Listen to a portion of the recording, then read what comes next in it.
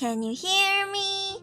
If you can hear me, say she's back. Oh, we're so back.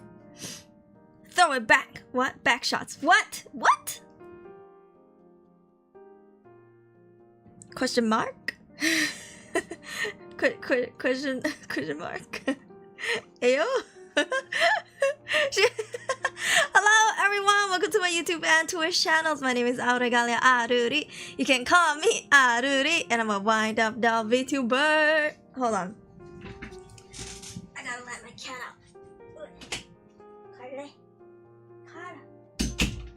Okay. Ooh, making some sussy expressions. But hello everyone! I took a 2 weeks break. It was gonna be 1. But I decided, why not make it 2? Because I was so busy.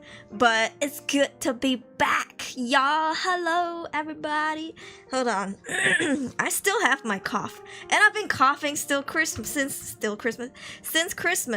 And unfortunately, well, it did go away for a bit.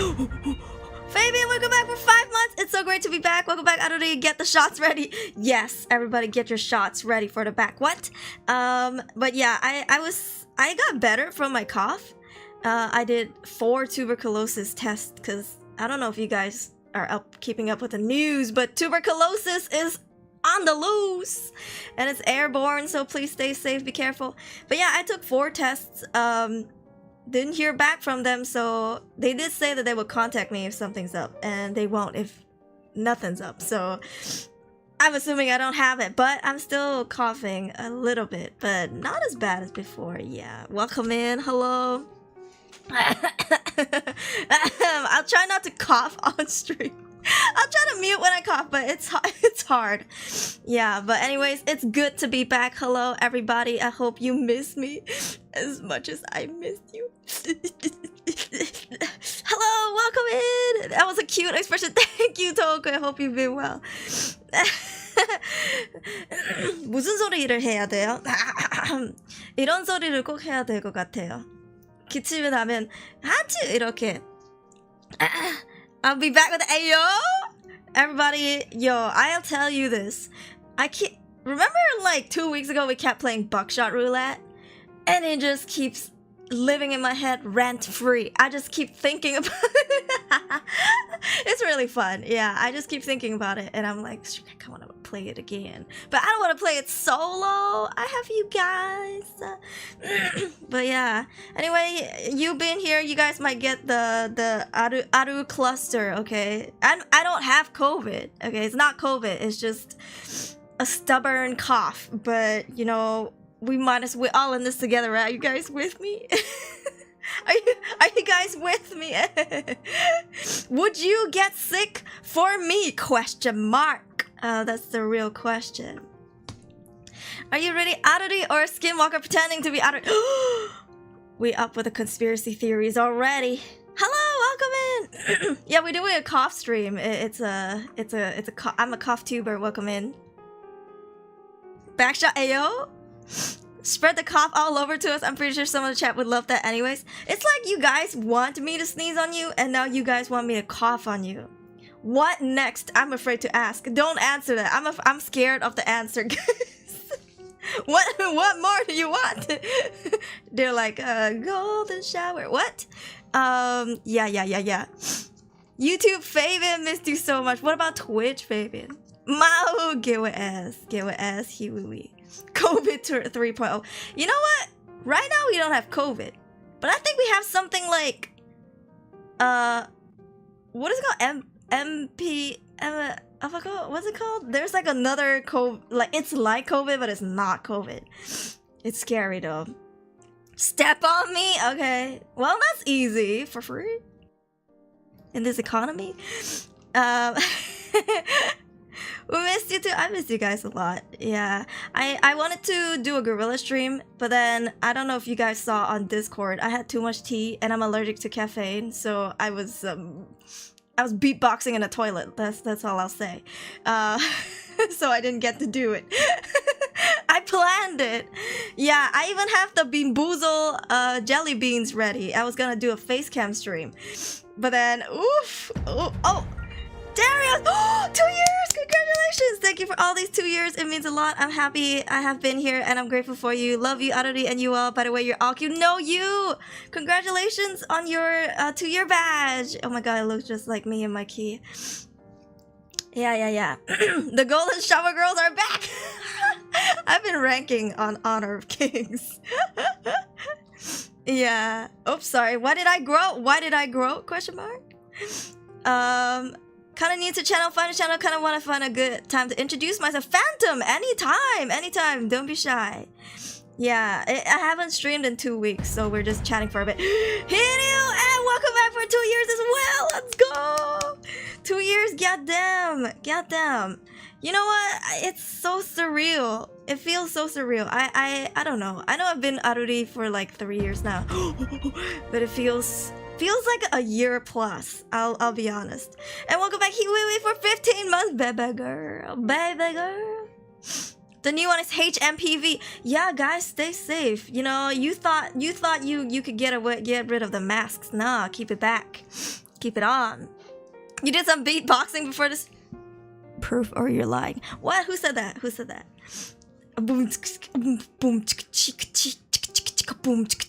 That's my best beatboxing, guys. Do make a remix. Yeah. Hello, welcome in. I grew because I was excited to see you guys. Here, I'll keep growing. Hey, eyes up here, eyes up here, eyes up here. Eyes up here. Look, I'm all grown. I'm fully grown just for you. What? That marathon felt like yesterday. It did.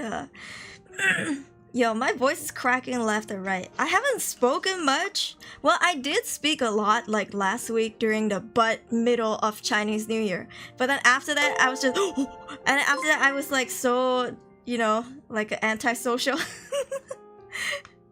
Thank you, Favorite, for 2 bitty. Boom, chicka, boom, chicka, boom, chicka, chicka, chicka, chicka, chicka, wak, wak, wak, wak. How's my beatboxing? Is it good? Boom, chicka, chicka, waka, waka, waka. People are gonna fail me. Winter and spring mainly. Oh Lord, 'tis spring. Spring is onto us. Spring is upon us, and so is the month of romance. So this month we're gonna be playing some cringy, saucy question mark romance games. We still gotta finish Bunny Garden, and I want to start some game series. I think there's one called like 5 Girls Under One Roof or something, and you gotta like raise them up and they're always in bikinis or whatever. Am I ready? No. To be honest, because of Bunny Garden, they kept flagging my channel as adult channel, and I'm like, I'm not. Well, I am, but like not really. I'm not a Vtuber. Hi, Jay, thank you. Beef boxing, ayo.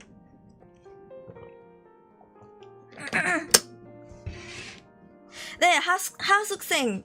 그 하숙집 같은 그 세팅인 것 같아요. Yeah. Groundhog Day, maybe though, maybe, but I wouldn't fully say that I'm an adult channel, you know, like I'm, yeah, but I guess my content's not really catered for kids, so yeah. Press X for Ayo. Don't tell them about my lewd alt on Twitter. 5 Ayo, Fabian? How does that work? 5 girls, 2 cups? How? No, you know what? I'm afraid, okay. What did you do during a Lunar New Year's? Hello, Brandon. My Lunar New Year, usually we just like eat a lot of hot pot. It's like, oh my god, almost every day was hot pot. I got to visit my relatives, a lot of which I haven't seen because last year, right before Lunar New Year's, my dad passed away, and in Chinese custom, you're not supposed to celebrate anything, including birthdays, New Year's, weddings, anything, for 1 year at least. I mean, the closer the person is to you, the longer you want to do it, but my dad was Christian, so we're just like, you know what, we could just do for 1 year, see how it goes. And then, so last year I didn't get to meet my relatives. Also, some I didn't meet in a long time. And I'll tell you guys, this is legit. Like, when one close family member passes away, everybody who's like overseas, which I have a lot of overseas relatives, like they move overseas, they would come back because it really gives you a reality check of like, you really gotta spend time with the people that you love as often or as much as possible before, you know, you don't get the chance to. So this year, shit, I met so many of my relatives that I haven't seen in like 15 years. 10, 15 years. I'm like, oh my god. And they have kids. Like some of my cousins have kids. I'm like, your kids are like freaking, they can talk and walk now. The last time I've heard, they were just like babies, you know? Yeah, so it was like a great time. We did a lot of dinner gatherings, lunch meetings. So basically my social battery was squeezed dry, just like my pee-pee. What? Who said that? It was fun though. I enjoyed it. And yeah, they're like, I don't think I can be back next year, but you know, whenever I can, I'll come back. And we're like, yeah. Enggak. So yeah, you're a wholesome channel with a W. But yeah, so guys, any celebration that you can, spend it with your loved ones or even treat yourself. You don't live forever, okay? Buy something yummy for yourself. It's just one day of the year, especially on your birthdays. Yeah, cherish life, everybody. This new year was a fun time. I really liked it. I got to play fireworks for the first time in ages. Because at some point in Malaysia, it was illegal to have fireworks. Yeah, so now it's fine, and everybody and their grandmas were playing with fireworks. So I was like, you know what? Why don't this grandma join you? Yeah, it's great. It's great. I had fun, but I felt bad for keeping you guys waiting because I did say I was only gonna take a break for 1 week plus. I said 1 week plus, but then, you know, just to really spend time with my family, I had a classmate gathering from high school and things like that. So I decided to do 2 weeks off, and now I'm back. I'm back for good. Yeah. I'm glad you have some relatives visiting. Thank you. It was, I think in Chinese New Year, you just like house hop and then they give you money. If you're married, you have to give people money. But if you're not married, then they give you money. Yeah. So I was getting some red pockets and some ang pao, we call ang pao. Yeah, so I may have some money saved up for a possible not safe for work Valentine's gift question mark. I'm not an adult channel. Meanwhile, I got not safe for work argue. Danger. Yeah, I'm gonna get demonetized again for this channel. Hello, welcome in! A lot of fireworks from different houses in Malaysia, entire area all release fireworks. Yeah, I think Singaporeans filmed like a video from Singapore filming Johor, which is part of Malaysia, and they saw freaking fireworks just rise up in the sky. It was beautiful. In the Philippines, there's still some firework incidents going on. Is that, oh my god, like accidents? Like I think right now they're still putting some fireworks because Chinese New Year is 15 days long. But I don't know. Prioritize your personal life is always good. Thank you. I knew you guys would understand, but I also still felt bad for keeping you guys waiting. I can see fireworks from her. I can see clearly now. Is that why the donation goal is half? Actually, the donation goal was already half fulfilled because you guys gave me pocket money. Yeah, and I did thank you guys. I haven't thanked everyone, but I did thank you guys on Twitter. People are sending me like ang paos from America. I'm like, do you know what you're celebrating here? But I always appreciate it, so thank you guys. Yeah, and I was like, I'm not greedy, you know, so I'm just gonna like put the remaining number up. I'm not gonna ask for like $600 on top. That's crazy. Yeah. There are only few. I've been busy too. Yeah. Us sending the big bucks. Thank you, Fabian, for the big question mark. Big D's nuts. What? When my friend passed away, took part for the funeral. We met my friend's father and relatives and other friends, but I didn't know them as well, so I knew my friend, so we didn't have any deep conversations with them. I don't know, in Finland, we like to stay in our own bubble. Oh no, I was talking about my relatives, like my cousins my dad's siblings, my mom's siblings. Because you know, when you get married with someone, you know their whole family, they know your whole family, and you see each other at least once a year. So, well, if you live in the same country, same city, you do. So yeah, like everybody knew my dad, obviously. So yeah, that's why it's like everybody's like, ah, glad you could join us this year. We're like, yeah. Dude, he stole my soul. Proof, are you lying? 15 to Ayo. We're all happy to see you. Thank you. That's the type of food you eat in Asia. Yeah, I think hot pot is popular all over the world, but for Chinese people, we eat it a lot during Chinese New Year or Lunar New Year, I guess. Yeah, it's yummy. Ayo. I don't know if I already saw this in the news, but the mall we got shooting incident was literally at my place and I work at literally 3 shops. Glad I was home when it happened. I'm sorry, what? In Malaysia? There's a shooting incident in Malaysia? You're kidding me. What? Yes, I take my meds. Do you? Proof that you take your meds? Wait, what? That is so scary. I'm so glad you're safe, Isma. In Selangor? Okay.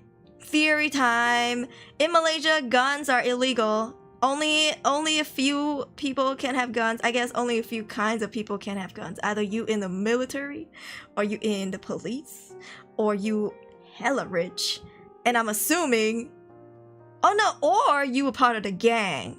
And I'm not talking about the willy-nilly on the streets gang. I'm talking about the big, you know, mafia kind of gang. So I'm assuming, it's the mafia kind. Ooh. Ooh! Fabian, thank you for 20 biddies. I don't know, that's $20. 20 buckaroos.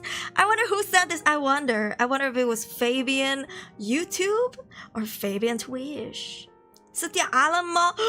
Yeah, bet. Hey, yo, if you guys want to find Isma, just go find that shooting store and then go 3 shops down. Hey, yo, Isma, so casually doxing himself. No, but seriously, I'm glad that you're safe. Yeah, that sounds absolutely terrifying. And you know, gunshots, they're not like pew pew pew. They're like boom, you know, freaking loud as hell. Ayo docs. So down in the mall, one foreign cleaner got shot at the leg and the butt. Why would you shoot someone in the butt? Backshot. Oh no, it's kind of scary how chill public reaction when it happened. I didn't even hear about it. Holy shit. That's scary. Oh my god. Like, lay low, everybody. Yo, not the back shot. You should try hot pot someday. You should. If you have Hai Lao near you, I think they went international. If you have Hai Lao, please get Hai Lao. Like, try it. There's been a lot of shootings in Malaysia for the past 3 months. I don't know if there's some conspiracy here. What's going on? That's crazy. Just happened a few days ago? Some people just casually recording instead of running. No, that's so scary. I'll back your shot. Hey, yo, Fuyu. Fuyu wasn't there for that foreigner. Otherwise, Fuyu's like, I volunteer as tribute on my butt. Right here. What? But scary. That's really scary, guys. You know, I'm glad I don't really leave my house. I'm a shut in. I'm just kidding. I mean, I work from home, right? This is my full-time job. So I don't really leave my house. I go out to eat and then I come back. But, you know, anything could happen. Like, shit. If you could just go out for the first time in 2 weeks to get lunch and then someone could have hurt you or you could have been in a car accident. Treasure life, guys. Today's lesson, though we're about to talk about some horror stories today, but the biggest lesson is to cherish life. Alright, don't let no ghost bully you. Alright, put your foot down. Respect them, but also don't let them disrespect you. Okay? Life is precious. Cherish it. I need more bullets. No! We're doomed if we whip out the phone and not run. What if an invasion happens? Yeah, like Chicken Little style. You can download guns and make it using a 3D printer, and you can make your own bullets at home. Why are people like this? Chinese New Year ain't over till you finish the leftover cookies. Arion, I've been trying to finish the freaking mandarin oranges. I've been eating too many mandarin oranges because every time someone visits you, they will bring 2. And if every family visits you during Lunar New Year, or at least Chinese New Year, because it's Chinese custom, they will give you, they will give you 2 Mandarin oranges.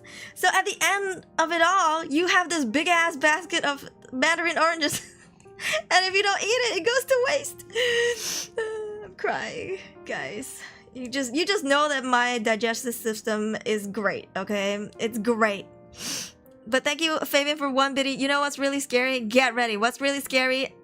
What's really scary is not being subscribed to Aruri and not following. Ah! Ah! That's terrifying. It's more scarier to me than to you. Oranges must be the first to go, because one go bad, the others will quickly go too. You're right. But so far, they're still okay. They're getting sweeter and sweeter, but that's when you know they're about to turn sour and then rotten. So yeah, you want to try the orange? You should. These are not like oranges. Well, I guess you should look up like tangerine, maybe like Mandarin oranges specifically. You'll be able to find the plump little juicy ones. They're known to be really, really sweet. The point of weapon ownership is to halt criminals and governments from doing whatever they want to you when they come to do bad things to you. The yearly Google Mandarin orange recipes and try to use them all. Oh yeah. Yeah, maybe that's a good idea. Maybe I can make like a tangerine, Mandarin orange jelly kind of situation. Oh, sounds good.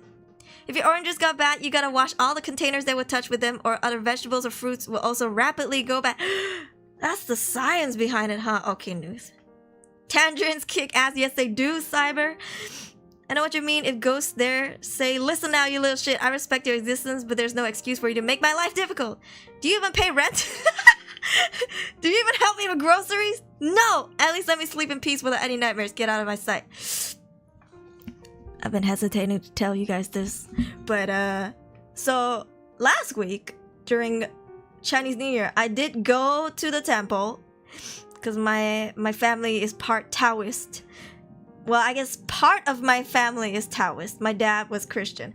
My mom's side was Taoist.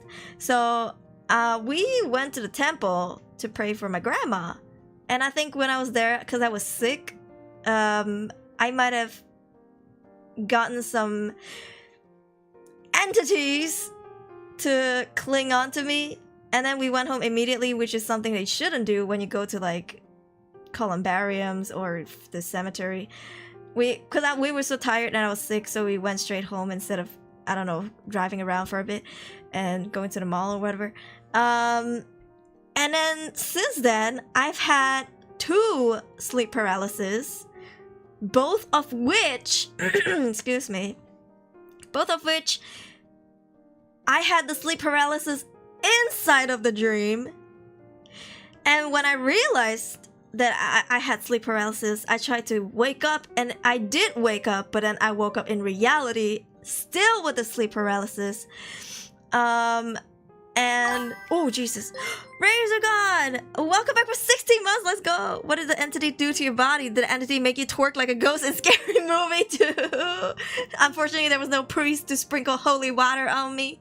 Thank you for the follow. Welcome in. So it was really scary because I remember my heart was beating so fast, and I was really trying to like get up, but you know, sleep paralysis means you can't move. And you just like, my eyes were open and I'm not psycho like a lot of people where I would intentionally look around to see if anything's around me. I just kept fighting sleep because it was trying to pull me back into sleep. And it just felt like something was pulling me down. I don't know, nothing, it doesn't feel like something was grabbing me, but it felt like my body was being dragged downwards, like by gravity. And then my heart was beating. And I was just so tired, and I was trying to fight the sleep. And then eventually I managed to like turn my body. The first time I managed to move my fingers, and then I managed to move entirely. The second time I had to turn my entire body. It felt like I was a piece of plank. I was planking in 2025. And I managed to turn to my side, and my heart was beating really fast. And then yesterday, yesterday I had a nightmare, and I dreamt of this black dressed lady with long hair, bloodshot eyes. She was like floating around my house where I'm currently living in, and from because in my dream, when I was conscious in my dream, the first thing I remember was that I was still on my bed where I was sleeping at, and then my door was open and I could see her roam around outside, and my mom was in the living room with her, but it seemed like my mom couldn't see her. And then my sister was in the room next to mine, and I could hear her like talking on the phone or something, like she was mumbling. I couldn't hear her clearly, but I could hear that. And I was trying to warn them that something was in the house, but I couldn't move. I couldn't get up. And I tried to scream, but nothing would come out. Like, I couldn't even open my mouth. I was just like trying to really push it, but I couldn't even make this sound. Only the energy. Like, I just could only just fight it. And I was trying to warn my mom, because she was just rubbing shoulders with this lady. I mean, she was kind of hot. What? But but I was just trying to like tell her, right? Like, because who knows what she's gonna do. And it was daytime. Remember, it was daytime in the dream. And I tried to get up, but I couldn't. And this is weird because I'm a lucid dreamer. Like, usually I know when I'm dreaming. But this one felt so like a trance, and I couldn't get up. Next thing I saw, so this girl had to like pass by my bedroom to go to my sister's room door, aka this room where I am in right now. What? I just got chills. But so basically, my current PC room is next to my bedroom, and to get into this room, I have to pass by my bedroom. Oh my god, who was that? Jesus Christ! Who was that? Atlas! Ah! Oh my god! Not just right when I say that. Christ, I'm gonna piss myself, you guys.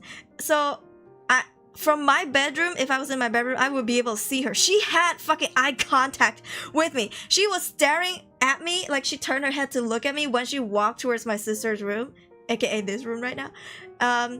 And the next thing I heard was a gentle, like you know, the door latch closing gently. And then the next thing I hear was my sister screaming at the top of her lungs, screaming, just constantly. And it wasn't like the scream stop kind, or scream and then say something kind. It was like the one straight, ah, like fucking just straight up. Oh my god! Ah, raise a god! Bro, I'm gonna piss myself, you guys. Literally like that, but like 2 minutes long, okay? The timing of it all. Y'all, you guys. Oh my god. I might just go, yeah, Tokei's right. I might just golden shower on you guys today, okay?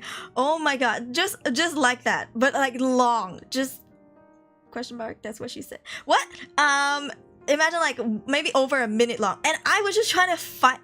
I heard that my hair stood up in the dream, and I was just trying to get up, but something was locking me down. I couldn't sit up, and then my mom was like, I hear her panic in the living room, but somehow from my room, like I said, from my bedroom, if my mom were to come into this room, I would see her pass by my bedroom. I don't see her come toward this way, so it made me wonder if she knew that my sister was in trouble, because it seemed like she was panicking around the living room where I couldn't see her. Like, I hear her, she was like, what is going on? But she didn't go towards my sister. Though, truth be told, I've never heard of my sister scream, so maybe she don't even recognize that was my sister. But yeah, it was just like a long scream, and then I was fighting to get up, and then I got up. And let me tell you, when I woke up, I was already in reality. Unless this is not reality. This is last night, okay? So I woke up this morning. I opened my eyes. It was still dark. I think it just hit 7 maybe or something like that. And then my heart was just beating out of my chest. Like, it was like thumping. I could feel my veins, because I sleep, you know, on my back. So I sleep like a mummy, okay? And I could feel my veins just pounding, like, and then I was sweating. My back was just all wet. Question mark. And then yeah, I was just freaking out, and then I managed to move a little bit. I sat up. I was so tired, and then I was, my first thought was, I need my cat with me. I need my cat with me right now. Okay, I'm a wuss. I'm a scaredy cat. My cat brings me comfort. Okay, he's a big chunker. So my first thought was, I gotta go look for my cat.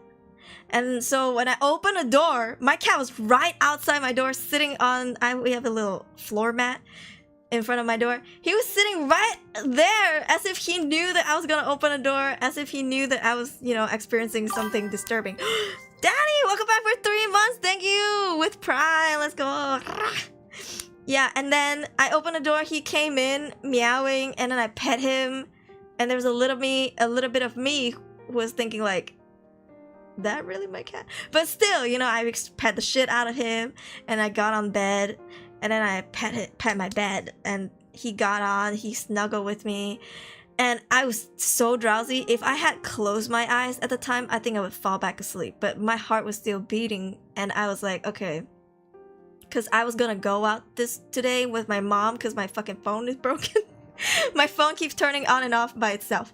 So, we were gonna go to get it fixed this morning. So I was like, okay, maybe I'll just stay up and then go out with my mom. We're gonna eat, and then we're gonna get my phone done, and then maybe we gotta go to some place that can get rid of this dirty thing off of me.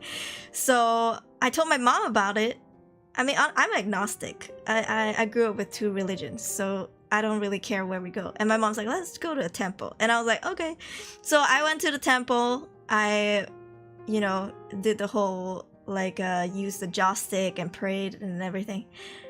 And when I got home, I was like, I'm going to try sleeping because I was so tired. So earlier when I got home, I was like, I'm going to take a nap.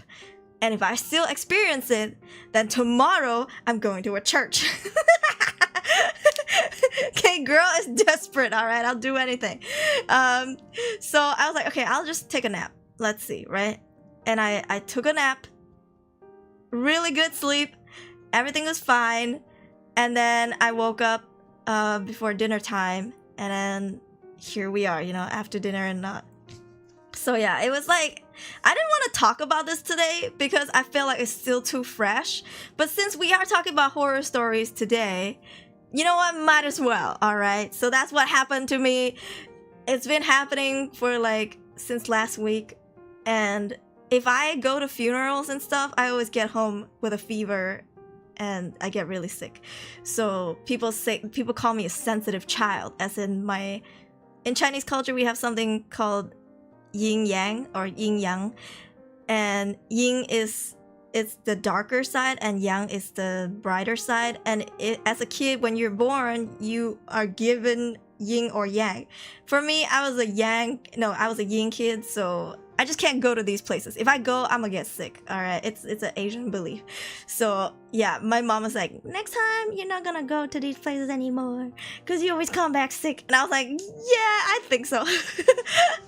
As much as I want to pray for my ancestors, other entities fucking curse me, okay? So I'm not going no more. Fuck that. I'll pray for my house, okay? It's a thought that counts. Hello, welcome in, and thank you guys for the follow. Yeah, I think these things are kind of trippy to people from a different culture, or if you've never heard of these things from your Asian friends or your Chinese friends. It's kind of something that we believe in since young. And if you really notice the patterns, you'll be like, ah, it kind of makes sense.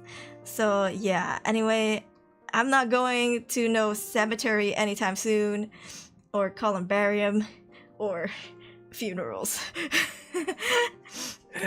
All my family has been haunted at least once in their lives. I've never been, so I can't believe in those things. It's cool for games, but that's it. Yeah, be grateful, I would say. It's a good thing. It's a good thing. Hello, Danny. Welcome in. Hold on. Is this the religion version of NTR? Yes. The R stands for religion. The R stands for religion. I can grind my game with it. We'll read some horror stories later on Reddit, but for now, that's my story. Also, Rosmo, welcome in. You're living life on the edge. I don't wanna. Yeah, being scared usually make them stronger. Going to the temple, that sounds cool. Yeah, in Malaysia, we have a bunch of mosques, temples, churches. You can choose whatever you want. I've been told I need to get more oranges in my system so I don't get sick often. You should, Fabian. The vitamins are good. Let's see. I had a distant uncle that fought his sleep paralysis demon because he wasn't scared. He was a shaman. Oh, okay. What kind of fighting are we talking about? Like One Punch Man style. Neutralize the religion. NTR, bruh. Yeah. I have one question. Would you want to go ghost hunting one day? If not, that's fine. I'm just curious. Not in real life. As somebody who's experienced paranormal stuff in real life, I wouldn't mess with that. Like, you guys know, I don't mind, like, you know, games that are horror games, horror stories, stuff like that. But if you ask me to play with a Ouija board in real life, if you ask me to go to a haunted house, like a real one, not at the amusement park, I wouldn't go. Because I know it's real. I felt it. I've seen it. It touched me. So, you know, I guess you could say that as a kid, I was molested by a ghost. I didn't see it, but I felt it. Pinching my butt. Ah! That's a story for another day. But but yeah, like it's too real for me. Like, I can't do that, okay? I will play Phasmo with you guys, but I wouldn't visit a haunted house in real life. Like, hell no. Bro, don't punch ghosts. Not nice. What's a good way to confront them? Like, physically. Naughty true religion, ayo. Ask for 4 digits. Actually, yes. In Asian culture, we do ask them for lottery numbers. Yeah, we ask them like, what's the next lottery number? And they will give you. And if you win, you have to give them an offering. If you don't, they will kill you. You will die. Like, people have died from like car accidents, freak accidents, because they won the lottery and they didn't give an offering. Yeah. He had the eyes to be able to see the paranormals. He saw it. He wrestled with it. And, you know, okay. One thing about... Okay, it's one thing that your uncle's cool. It's another thing that the ghost wrestled back. What was he, an MMA fighter? What's going on? They about to throw in some, like, jujutsu, you know? Shit. Hello, welcome in! 코아띠님! 보고 싶었어요. Yeah, 맞아요, 포코님. But yeah, John Cena, you can't see me. Yeah, and his name is John Cena. Bro, you think John Cena's ghost wouldn't be wrestling people? Psh, I think he would. Matter of fact, he probably wrestle everybody. Now that, you know, there's no walls between him and others. Yeah. You did it like it was nothing. But I think it's like, if you go to a cemetery, that's fine. Like, if you walk by a cemetery, and that's fine too. But if you disrespect the cemetery, then something bad will happen to you. Like, you know how people say shit like, I didn't think they exist. I don't believe in them. And some shit gonna happen to them every time they do that. So yeah. Ghosts have no class pinching booty in a shower. He did pinch my booty in the shower. I don't know if it's a he, but it did, sure as hell did, okay? And I remember it to this day. And I was underage, so, you know, that's a predator ghost, okay? It's a fucking predator. I think I was like 16 or 17. Yeah. Ugh. Scary as hell. My mom always said that she cursed at them too to leave, and they did leave, but as I said, I could never try. Actually, you have to taunt them to leave. Yeah. You can't just ask them to leave. You have to be furious and angry and taunt them to leave. But you can't be too aggressive with it, you know? I've never felt or seen real ghosts and gone inside haunted places, but I felt and seen the effects of it. Ooh, do elaborate. How can you be so sure that ghosts will not lie? I think they want something from you. So it's like, if you ask them for a favor, they want something back. Yeah, so if you ask them for lottery numbers, which is usually 4 digits, and you win, you have to give something back. Like, usually the best way is to give food offerings and pray to them. But if you don't do anything, you're in danger. He's retiring this year. I would never lie. John Cena might as well be a ghost after the loss he took. Oh, Yo, that's brutal. If I become one, I'll haunt girls. I don't want to fight a guy when I'm a ghost. You might be one of those butt pinching ghosts that happened to me. Yeah. Exorcism. I give them something. Me, hey yo. Ghost coming down from the bleachers. He was a head shaman that went to places to take care of spirits. I'm Christian, but that doesn't mean what shamans do are fake. They are real, just different. Yeah, you know, as somebody who's agnostic, I did grow up like listening about Christians and Taoism, Buddhism, and for me, I went to church on my own accord. My parents never forced us to do anything or go anywhere like temples or whatever. And so I wanted to go to church myself. So I would say I've learned a religion a lot. And that was when I was younger. And then I got bullied in church. I got kind of bullied out of church, I guess you could say. I still kept my faith, but I stopped going to church. And then later on, I started to learn more about other religion. And I was like, you know, maybe I don't want to personally put a label on it. So I do believe that there's a higher being, but I will not label it. And I do think that it's around, whatever it is, and so are spirits. Yeah, so like I'm not here to convince you, okay? I'm not trying to get you into a cult or whatever. No, I'm just telling you guys that that's my belief, and take it however you will, you know? Yeah, because my first paranormal experience was when I was a kid, so yeah. Malay's going cemetery for Minyak Dagu. What's Minyak Dagu? FBI ghost, where are you? Furiously double dares the ghost to leave. I very like to believe that when we go to the cemetery, we dig an ancestor grave, we don't find their body or coffin, we find a hidden door. And we go down and we find our grandma with a rave in the grave. Hey, yo! That sounds like a whole ass lyrics. But that would be... Okay, now what if it's not a rave? What do you think you will find if you go to your ancestor's grave and you dug it up? And you saw a door there. Before opening, what do you think is behind it? I don't know. I feel like I'd be afraid to open it. Like, I would be like, oh shit, I don't even know. Like, am I gonna find something that I shouldn't be finding? And who's bullying you? Who am I fighting? My angel's here to save me from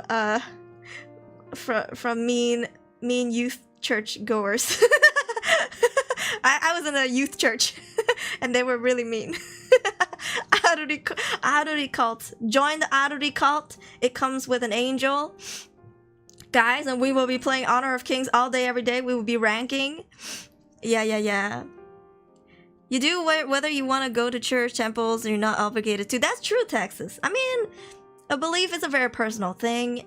For me, I've been to church. Well, I was going to church. I actually went to temples too with my mom, because, you know, I accompany her to a lot of places, and I was impartial, you know. I would still go through the ceremonies and stuff like that. I didn't, because I know a lot of Christians who grew up in Taoist families would not pick up the incense or pray and stuff. For me, I do it for my mom, so I'm just like, oh, it's fine. It's just a thing. Yeah. You already did? Sounds like something out of a Lovecraft story. Please don't do white people stuff, not being racist. Talk about white people, what white people do in movies. They never die first, so maybe we should take note. Why do Asians and black people die first? Maybe we should follow what they do. Question mark. Razorgun, thank you for gifting 1 membership to 80. Congrats, 80. Oh, Jesus. Minyak Dagu is like a love potion. Which potion when burn virgin male corpse's chin? Okay? How you gonna get your crush to drink? That is the real question. Thank you for the follow. How are you gonna... Okay, scenario time. What if... Okay, even if you manage to somehow acquire corpse... Wait, chin from a virgin male corpse, in which I don't even know how you can confirm that that's a virgin male, question mark, and somehow make a love potion from... How are you gonna give it to your crush? Do they have to just take a little sip? Or do they have to like chug, glug, glug? Like, what's going on? How do you check the chair? How do you... Do you fondle the balls and go, not quite dried yet? Virgin. Is that how it is? What's going on? Thank you for the gifted membership. We got backshots Ayo. Backshot called Ayo. Angel. I would imagine it's a time door where they enter the dead memories of their lives. The dead's memory? That would be kind of cool. It's like a portal into someone's memories. Ooh. For me, I think I'm probably gonna find maybe some...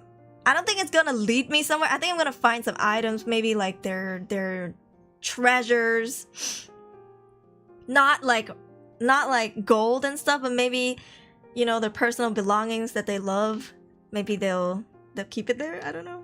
Like, my first thought wouldn't be like, oh, it's a portal to Narnia. I would probably be like, oh, maybe they requested for this to be here before they died, and so that they could put their personal belongings here. I don't know. You're gonna find heaven under someone's corpse? Hell, people, about if the news come out, there will be no graves undug. Yeah. Switch to my game. I hear Aruri say the most sussy stuff ever. I don't mind, it's silly. How dare! I'll never say saucy stuff. I'm never saucy. Just pour some in a drink and let them sip. That's the best part. You gotcha for the virgin. Oh my god. That's so wild. Imagine if, like, cause okay, in Chinese cemeteries, they, especially in Penang where I live in Malaysia, we are an island. So there was a time when we ran out of land and we wanted to build more condominiums, more housing. So we had to dig up cemeteries and flatten the land to build a house on top of it. Imagine doing that, and then there's just a bunch of fresh corpses without chins, and you're just like, someone out there is getting cursed, or these are all hoes and they're struggling to find a virgin. Like, what's going on? These are all hoes. You just need to swipe the minyak dagu to the target and she'll be yours forever, but there's a rule to follow it or it's gonna backfire at you. I'm sorry, what rule? Also, how do you swipe them? Is it like sprinkle? Is it like a holy water situation where you kind of just like sprinkle it on them? What's going on? Why are we talking about virgins, Dark Assassin? There's a love potion that is made out of virgin male corpses' chins. Yeah, chin. It's not the PP nothing, nothing but the chin. So specific. Hydrate, thank you. I drink. Also, I love you. Thank you so much for the jump scare. Jesus, the timing of it all, Atlas. Love potion is real. In certain cultures, I guess. It's not my culture. This is Malay culture. They have a lot of black magic. Yeah, like potions, spells. It's scary.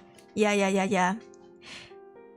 I don't like love potions or things that of that matter. They're real, but it's not real love. One of my distant aunts, oh, she was put in a love spell, got married to the person she hated. After many years having kids, the spell wore off. She didn't know she was under a how did she find out? That's so scary. I think for Asians, Taoists, if you feel like you've been cursed, you gotta see a shaman. And the shaman will tell you if you are or not. My grandma, my grand aunt, which is my mom's aunt, so my grand aunt, she got cursed when she was younger, and she started feeling really sickly, and then she started swelling all over the place. She went to see a doctor. They couldn't find why she was like that, so they gave her steroids and they gave her all kinds of medicine to kind of stop it from happening, but it was still ongoing. And you know, they're religious, so they went to a temple to see a shaman. The shaman was like, oh, you've been cursed. And they were like, what the fuck? And the shaman's like, let's go to your house right now. So they went to her house. At the time, she was married to my grand uncle. And she went to 4 corners of the house, literally put her finger down, dug and started digging on the ground, and they found like chunks of her hair, I think her nails, and some of her belongings buried in 4 corners of her house. And ever since they took it out and did some ritual, she felt better. So I don't know, man, it's the black magic shit is scary. Okay, don't be pissing nobody off, guys. Don't make no enemies. Be nice people so you don't get cursed, especially not by Asians, because these Southeast Asian curses, they don't play, okay? Thank you for the look, Emma Fuyu. Yeah. They really, they don't play. It's so scary. Yeah. They saw, my mom was there. She said she saw this lady dig up clumps of my grand aunt's hair. Yeah. Gacha will give you 1 love potion and give 100 dudes. That's too many. Hello, Amar. Kind of dead talk. You mean as a corpse? Yo. You put close to the eyes, especially the eyebrow, is more potent. The potion user needs to put it on their eyebrow. What the hell? You could go in there without thinking. You're like, I see a door, at least in Narnia. Oh my god. I'm scared. I'm going to sleep. Don't be more scared. What? Is it basically just drugs? I think the love potion is like, it's more like an ointment, I'm assuming. Here to tell you it exists. The shaman won't help to look. You literally need to find it yourself. That's crazy. I'm fascinated by Taoism shaman, despite it not being by religion. I might be influenced by the old movies, I guess. I mean, I don't know too much about it, but I only heard like, you know, testimonies from the people that I know that are around me and people I personally I'm close to. I don't really know too many cases that are happening outside of the family, but you know, I'm curious. I'm a busybody. I keep asking my mom like, has any curses happened? And she was like, oh, actually, yeah. And I was like, what? Yeah, you gotta rub it on target. Yes, apparently close to their eyes, eyebrows. Danny, welcome back for 3 stream streak. Want to know something scarier? I ordered Grab food, placed the wrong location. Thank God it got delayed. Decided to cancel it last minute. Otherwise, they would have sent my food to the wrong place. You know what's even scarier than that? Is paying for express delivery. You know, the ones that are like, oh, we'll deliver within 25 minutes. And then it gets there, and then you get the food like 1 hour plus later, and Grab is just like, sorry, we're experiencing a lot of order traffic. That's why. And they don't do nothing about it. You don't get no compensation, even though you paid extra for the express delivery. That is the scariest, okay? Don't mess with Asians, don't. You should watch Llama Arts, real amazing stories that have weird animations. It's a channel on YouTube. Ooh, drop the link in Discord. Yo. Yeah, the dark magic is dangerous. It's very fascinating, but it's terrifying. It's all fun and games until you are cursed, you know? Yeah. This is why I'm happy I live in America. Asians have too much black magic. White guys just have aliens. I'd rather deal with aliens than black magic or Asian ghosts. Valid. And you know, who knows? The aliens might look like a hot human. Because if we are aliens to aliens, who's to say that aliens can be hot too? Ooh, true? Apply directly to the forehead. Yeah. Imagine if it comes with instructions. Christ. You did a few months ago, do it again. I must have missed it. What are we supposed to do? I know. But yeah, if you guys have any like interesting videos about like black magic or like, you know, the spooks, drop it in a Discord server. A lot of us in this community are interested to hear stories. Yeah. I'm watching Supernatural. I know every race is cooked. I feel dark magic is dangerous not only for the victims, but also for people who do that. I mean, how do you know they don't come for you after you call them? I think you have to pay the price. Yeah, because I heard from my Thai friends, the shamans like to use this thing called the baby ghost. It's like a fetus. It's like a baby, and you have to raise the baby by feeding it blood. Yeah, raw meat, I think blood, like bloody raw meat, something like that, for it to do your deed. Like, a lot of casinos have these baby ghosts, and in Thai culture,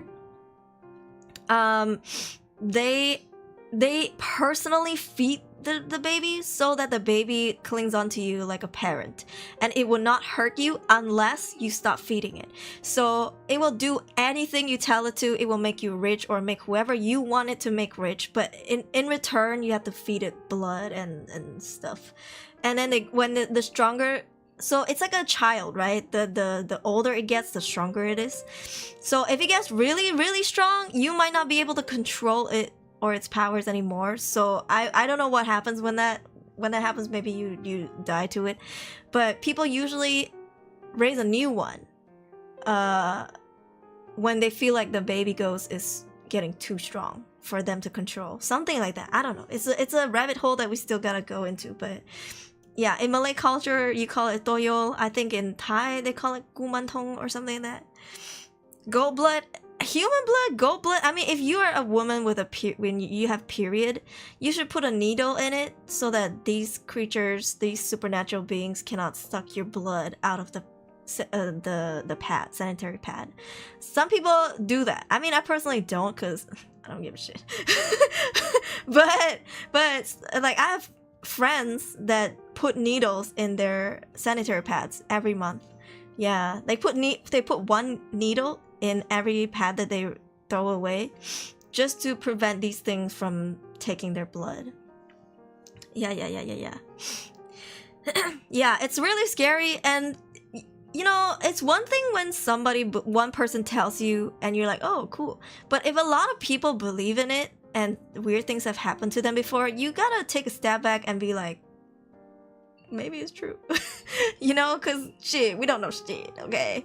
Who's to say we know everything in this world? Goddamn, we don't even know what's under the ocean. How about things that we can't even see? Goddamn. Oh, Sneaky Sushi. I don't really watch him because I feel like a lot of stuff he did are kind of cringe. Personally.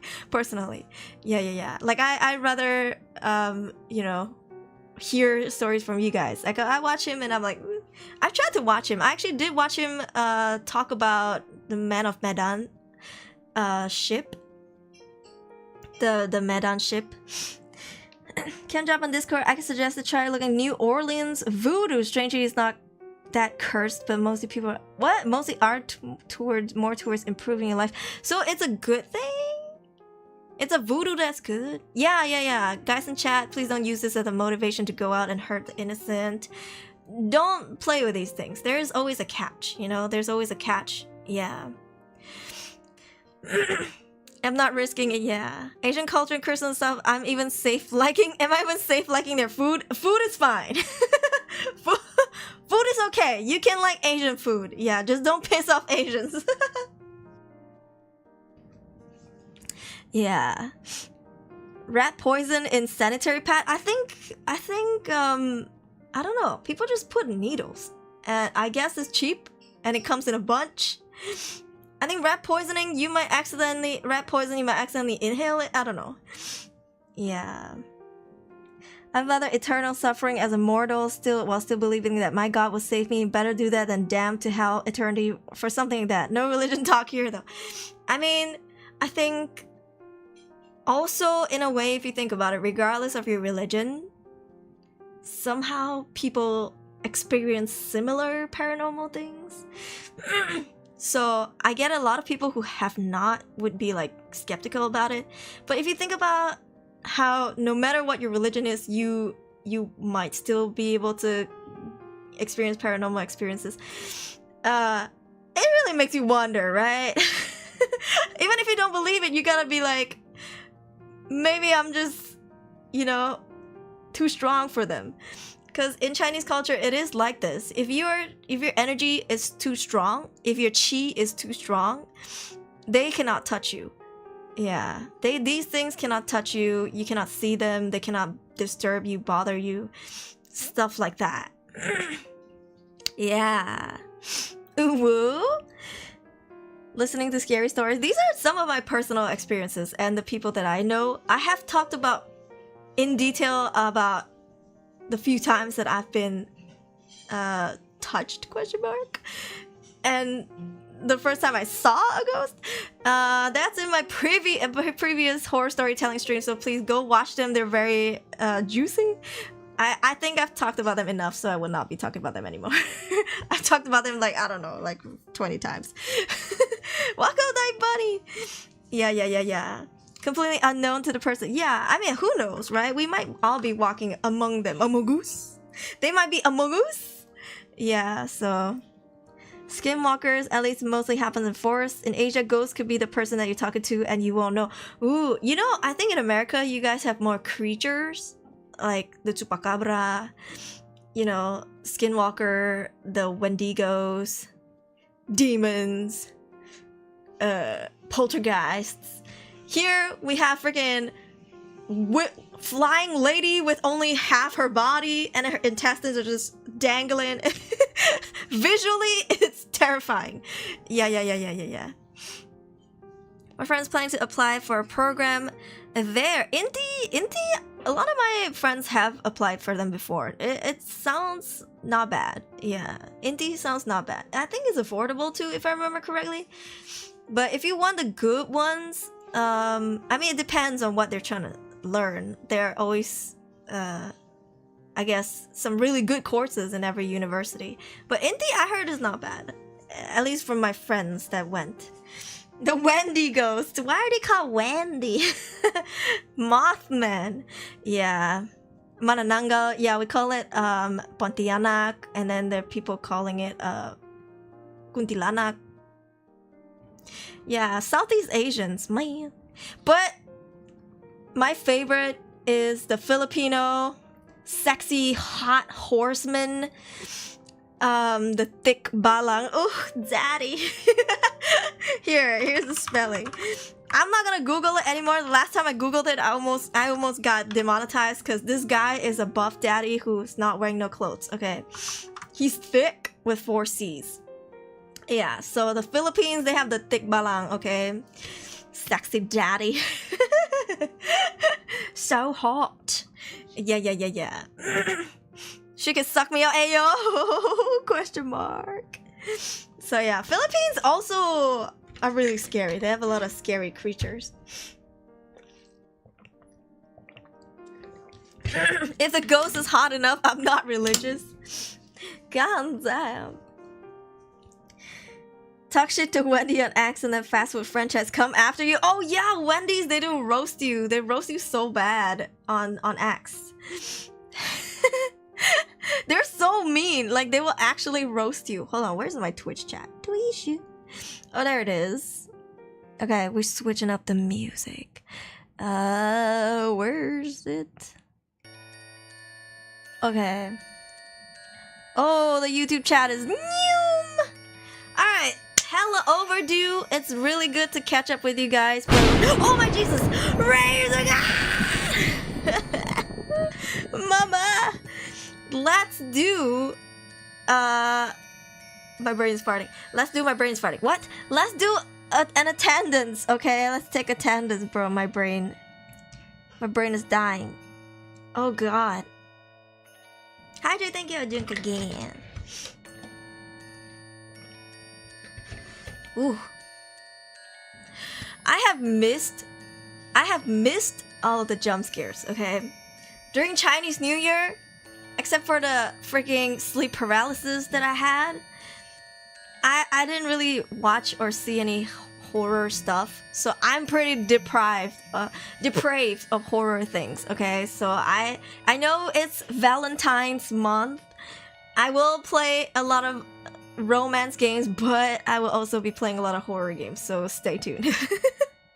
I missed it, okay? I needed thrill. The first 2 weeks was fine for me until I had an overtime. I was really tired. I was cooking a dinner at the very... Oh, do continue, Isma. Hey, yo. If you actually do your research into paranormal creatures of all ethnicity, you find that most of them are actually the same thing, just different names per language. And it's interesting because it's a continent, right? Southeast Asia, but we kind of share the same creatures. Okay.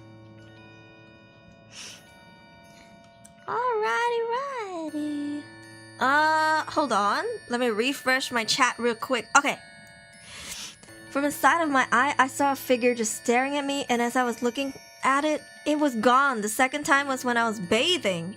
I sensed something was watching me really, and as I get uncomfortable, I hear a you freaking Isma with the cliffhangers. Tikbalang half human, half horse. Yes, Atlas. And also welcome in and welcome Verdant Craft. Butterflies in your stomach, adrenaline in your veins as your heart beats ever so quickly from love and horror, or horror love. Okay. And I wouldn't know. Ayo, so true. Alright. No, the Dullahan doesn't have a head, right? But the Kuntilanak doesn't have a lower body. She's just like head, shoulders, ribs. And then you can see her intestines just dangling. Like her whole lower half of the body is just gone. Yeah. In Chile, we have El Viejo del Saco, which would be the old man with a sack. Oh, Jesus! Rays are gone! And then I saw the Yule man, or Weisnak, in more Nordic places. What does the old man with the sack do? What sack? His sack. What? Fun fact, all continents, there's one supercontinent called Pangaea 200 million years ago. In 250 million years, all continents gonna join back together. It'll be called Pangaea Ultima. We'll be dead before we see it. Listening to while multitasking for now. Have fun with the stream. Aruri, thank you, Verdant. I hope you enjoy your lurk. Yeah, and the Manananggal can detach her upper body and grow wings. What the f... Yeah, Kuntilanak, Pontianak, Manananggal, very similar. But in the Philippines, they got wings. The Manananggal got wings. Yeah. Perfect mascot for head and shoulders. Because that's all they needed. Yeah. Pontianak. Yeah, Pontianak. But I mean, we don't have that in Chinese culture. It's a Malay thing. Yeah, the Pontianak is a Malay thing. Okay. You heard a knock on a doorknob. Get pulas, I forgot the words, at the front door. And of course, there's nothing as I check it. My floor was on the 10th floor, and yes, I saw a white figure literally standing at the... Is it a balcony? Just throw salt. If you find half the body, if you find the half body, the Manananggal will die. You have to find the Manananggal's lower body? They drink Red Bull or something? Ayo. Santa might be a predator. Is Santa a ghost? He might just be. He might just fall in the same category as the werewolves and the vampires. A Pontiac. Oh god. Exit stage left. Oh, and then pour salt over the lower half. So you have to find it? Bruh, that's effort. He breaks into houses and leaves gifts for kids. In this day and age, makes you wonder if Santa puts like gifts, and then if you open it up, there might be a CCTV in the eye hole. Terrifying. Yeah. Some folks say if you have a piece of Tikbalang's mane, you can control... Oh, I better go and look on Shopee if I find someone selling Tikbalang's mane. You think he would come all the way to Malaysia? Hey, yo! About to turn him into a unicorn. What? Stop. We're not gonna be down bad for the Tikbalang right now, okay? But Krampus basically the same. It's crazy how the stories move around the world. Let's say if you ever found her lower body, cook the shit. We having BBQ tonight, boys. Hey, I thought it was gonna go somewhere else with that. Like, you know, remember when we found Mita's lower body? Shopee! Grassy area that people can't go through. So how are you gonna go through and find it? That's crazy. Being down bad is inevitable. Damn. I mean, he's a sexy horse. So fine. I'll look for one photo, okay? I'll find a safe photo to show on stream that doesn't get me in trouble, okay? Oh, okay. Okay, wait. God damn! It's like they know exactly what they're doing with these sexy Tikbalang arts, okay? Save image. God damn. Okay. Like I said, the tikbalang is like a horse, a sexy horse creature, okay? Good God. What is Philippines doing? Here. Okay. So essentially, bro looks like this. Okay? God damn! What those rock hard thighs do. Okay? Okay, listen. He's not just head, horse, human body. He is horse head plus freaking bodybuilder body, okay? Y'all gotta relax in the Philippines. Filipinos, relax. What's going on there down there in the Philippines? Okay? Philippines be like, I'm gonna go into the woods because I think that I'm gonna do some cherry picking today. And then bam! You see this sexy ass, majestic creature. Is this the furry gateway drug? Blame the Philippines, okay? It's the Filipinos. It's the Pinoys. The Pinoys did this, okay? Balcony at the other side of the apartment just staring at me and then just gone, that's it. It's what I do. I go for treatment by Muslim doctors specialized in spirits and found out that the white? I wonder if they got reproductive organs. If they did, I don't know why they didn't draw it. What? But I definitely can't show you on stream. Chat meme. 말 버전. The chat meme, but the horse version. My culture has Tiger Man. No name to it in English. Hold up. Tiger head, sexy human body. Oh yeah. The ox head and the horse face, but they don't seem to be attractive. Like they're always wearing really baggy, you know, the uniforms. Yeah. Grandparents who wants to scare me. Visaya. Rawr. Lord, please forgive me for the sins I'm gonna commit. I'm gonna bang the tikbalang. You're gonna get tikba bang. Okay, that didn't work. You're gonna get banged by the tikbalang. Okay, what makes you think you're gonna ride him? He's gonna ride you. What? The only horse I wanna ride. What? Question mark? Tikbalang, no. Thick balang, yes. I love you, Slay Hunter. I was playing in a room when my bed grabbed me. Are you sure it was your bed? I let them all ride me. Oh, Lord. Lordy. You know what? Would. What? Question mark? You guys gotta do your own research, okay, into the beautiful world of mythical creatures in Southeast Asia.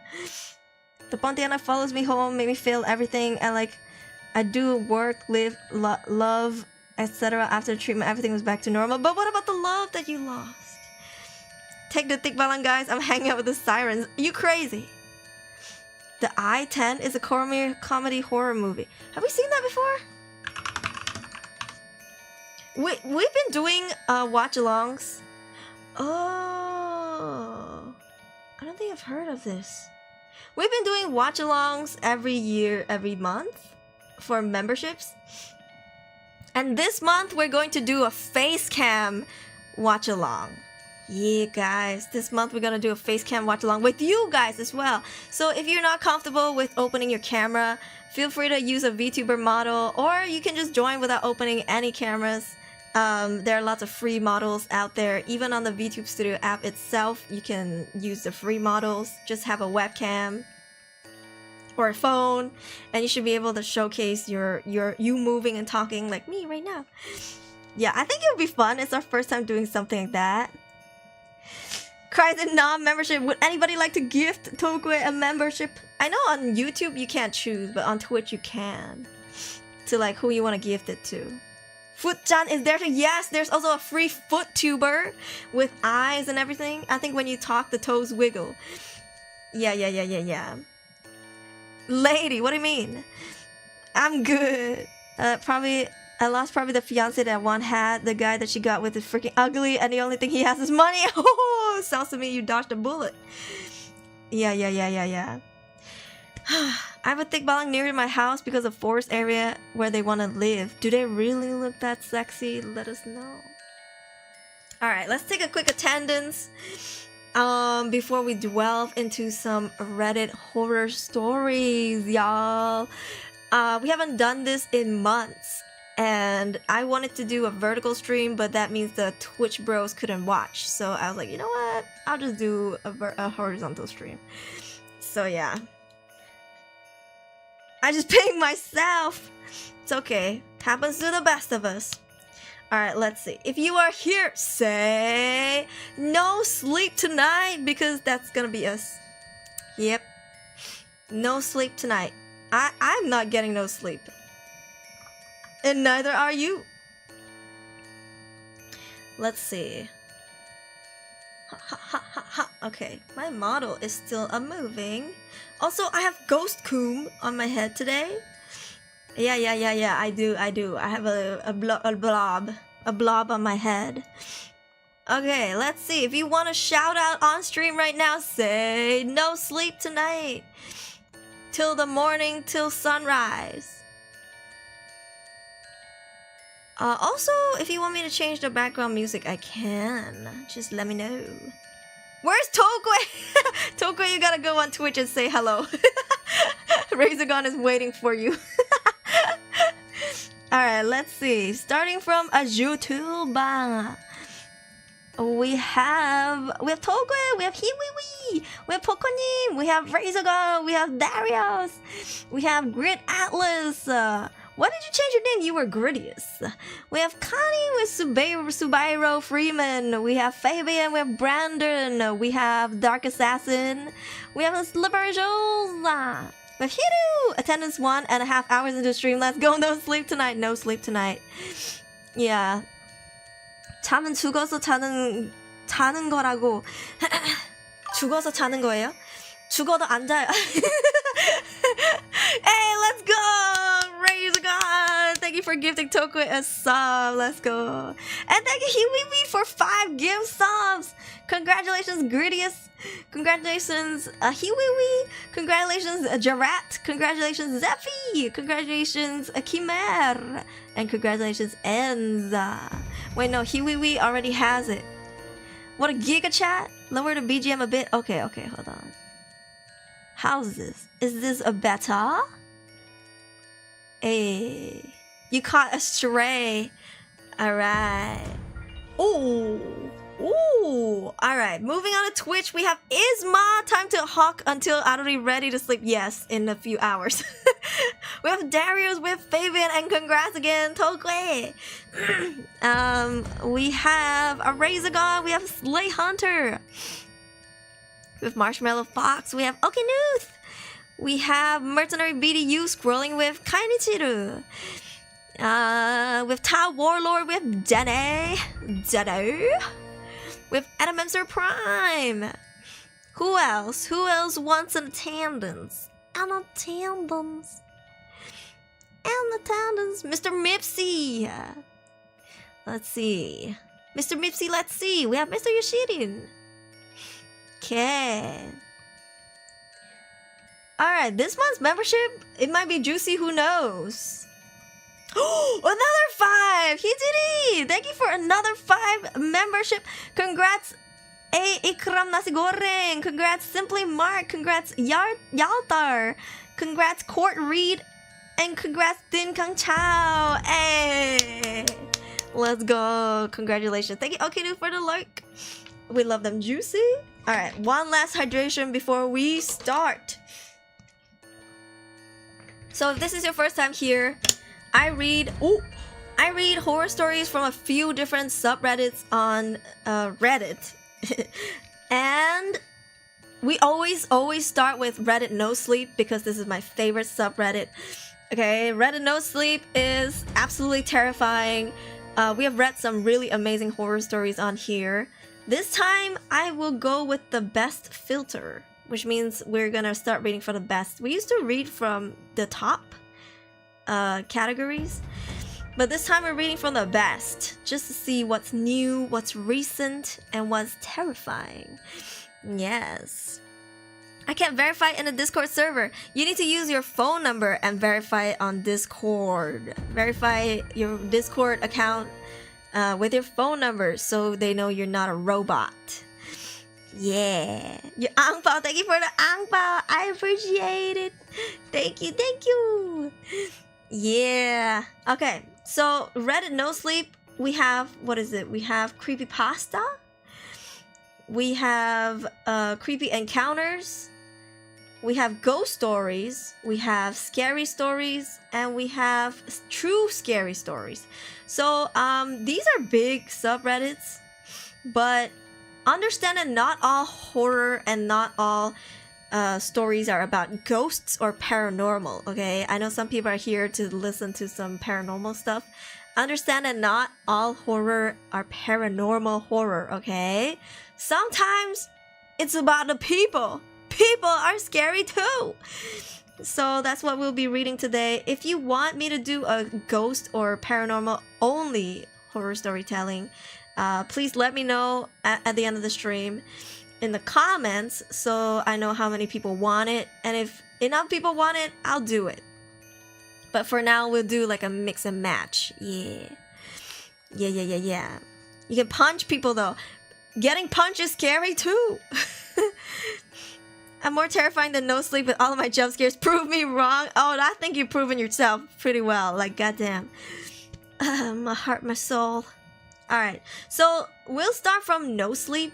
And the first story was posted 19 hours ago. Already 315 thumbs up. I don't know what to call upvotes. I'm Reddit noob. So don't judge me. Okay, so I think that, so I'll try not to read long stories. Some stories are hella long. They got part 2, part 3, part 4. But this one, I already scrolled down to the bottom without reading anything specific. I just wanted to see how long the story was. It doesn't seem that long. So we're probably good with this one, okay? So, first story. This is by Avalone T. Ew. Ew. I used to go to a website that was called Ass Fogs, but I think they changed it to Hongzai. What is that? Is that for like horror stories? This one is titled My Dog Spoke to Me. I need to figure out how to protect him. Interesting. I was drunk the first time I heard it. At least that's what I told myself. It was just past midnight and I was slouched on my couch, TV murmuring some late night infomercial. Baxter, my golden retriever, lay curled up beside me, his tail thumping lazily against the cushions. Good boy, I muttered, scratching behind his ears. Good boy, a voice whispered back. I sat up so fast my head spun. The house was quiet. The TV host droned on about non-stick pans. Baxter stretched, yawned, and settled back down. I stared at him. What? Thank you for the hydrate, Zeto.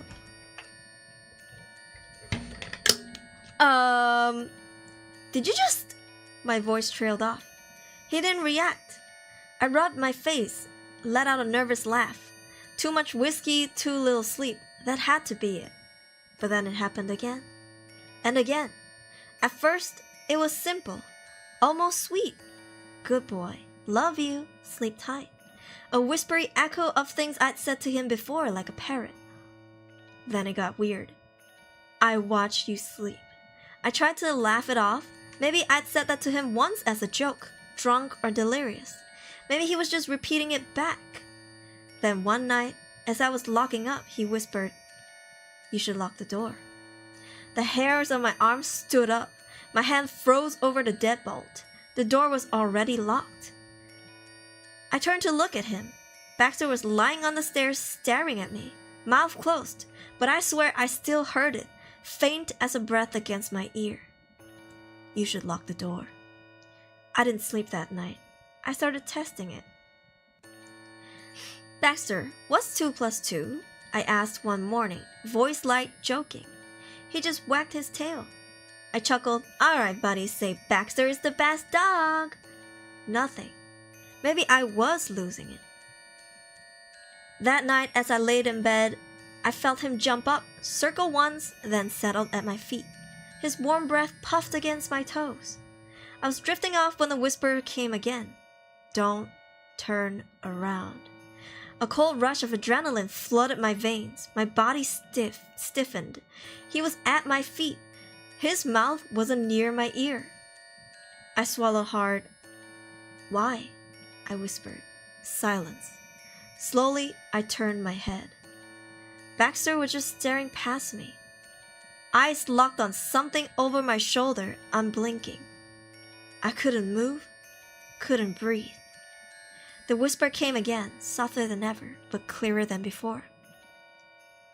Because it doesn't like to be seen. I shut up, flicked on the bedside lamp, heart hammering. Nothing was there, just my empty room, just my dog staring. But this time, his tail wasn't wagging. I didn't sleep. Oh jeez! Oh, Subera Freeman, thank you for 6 ringgit super chat. You see your dog sitting upright on the stairway. I don't want to see. Oh my God! Razor God, what the hell? You guys, I should have peed before I did this. I should have peed. When you shine, it's your golden shower. God damn! Dog is an alien disguised wanting to eat you, or skinwalker disguised as a dog. So the dog is speaking, but something else is there. Oh, it's a scary story, was it? Yo, bro didn't close the back door? I don't know.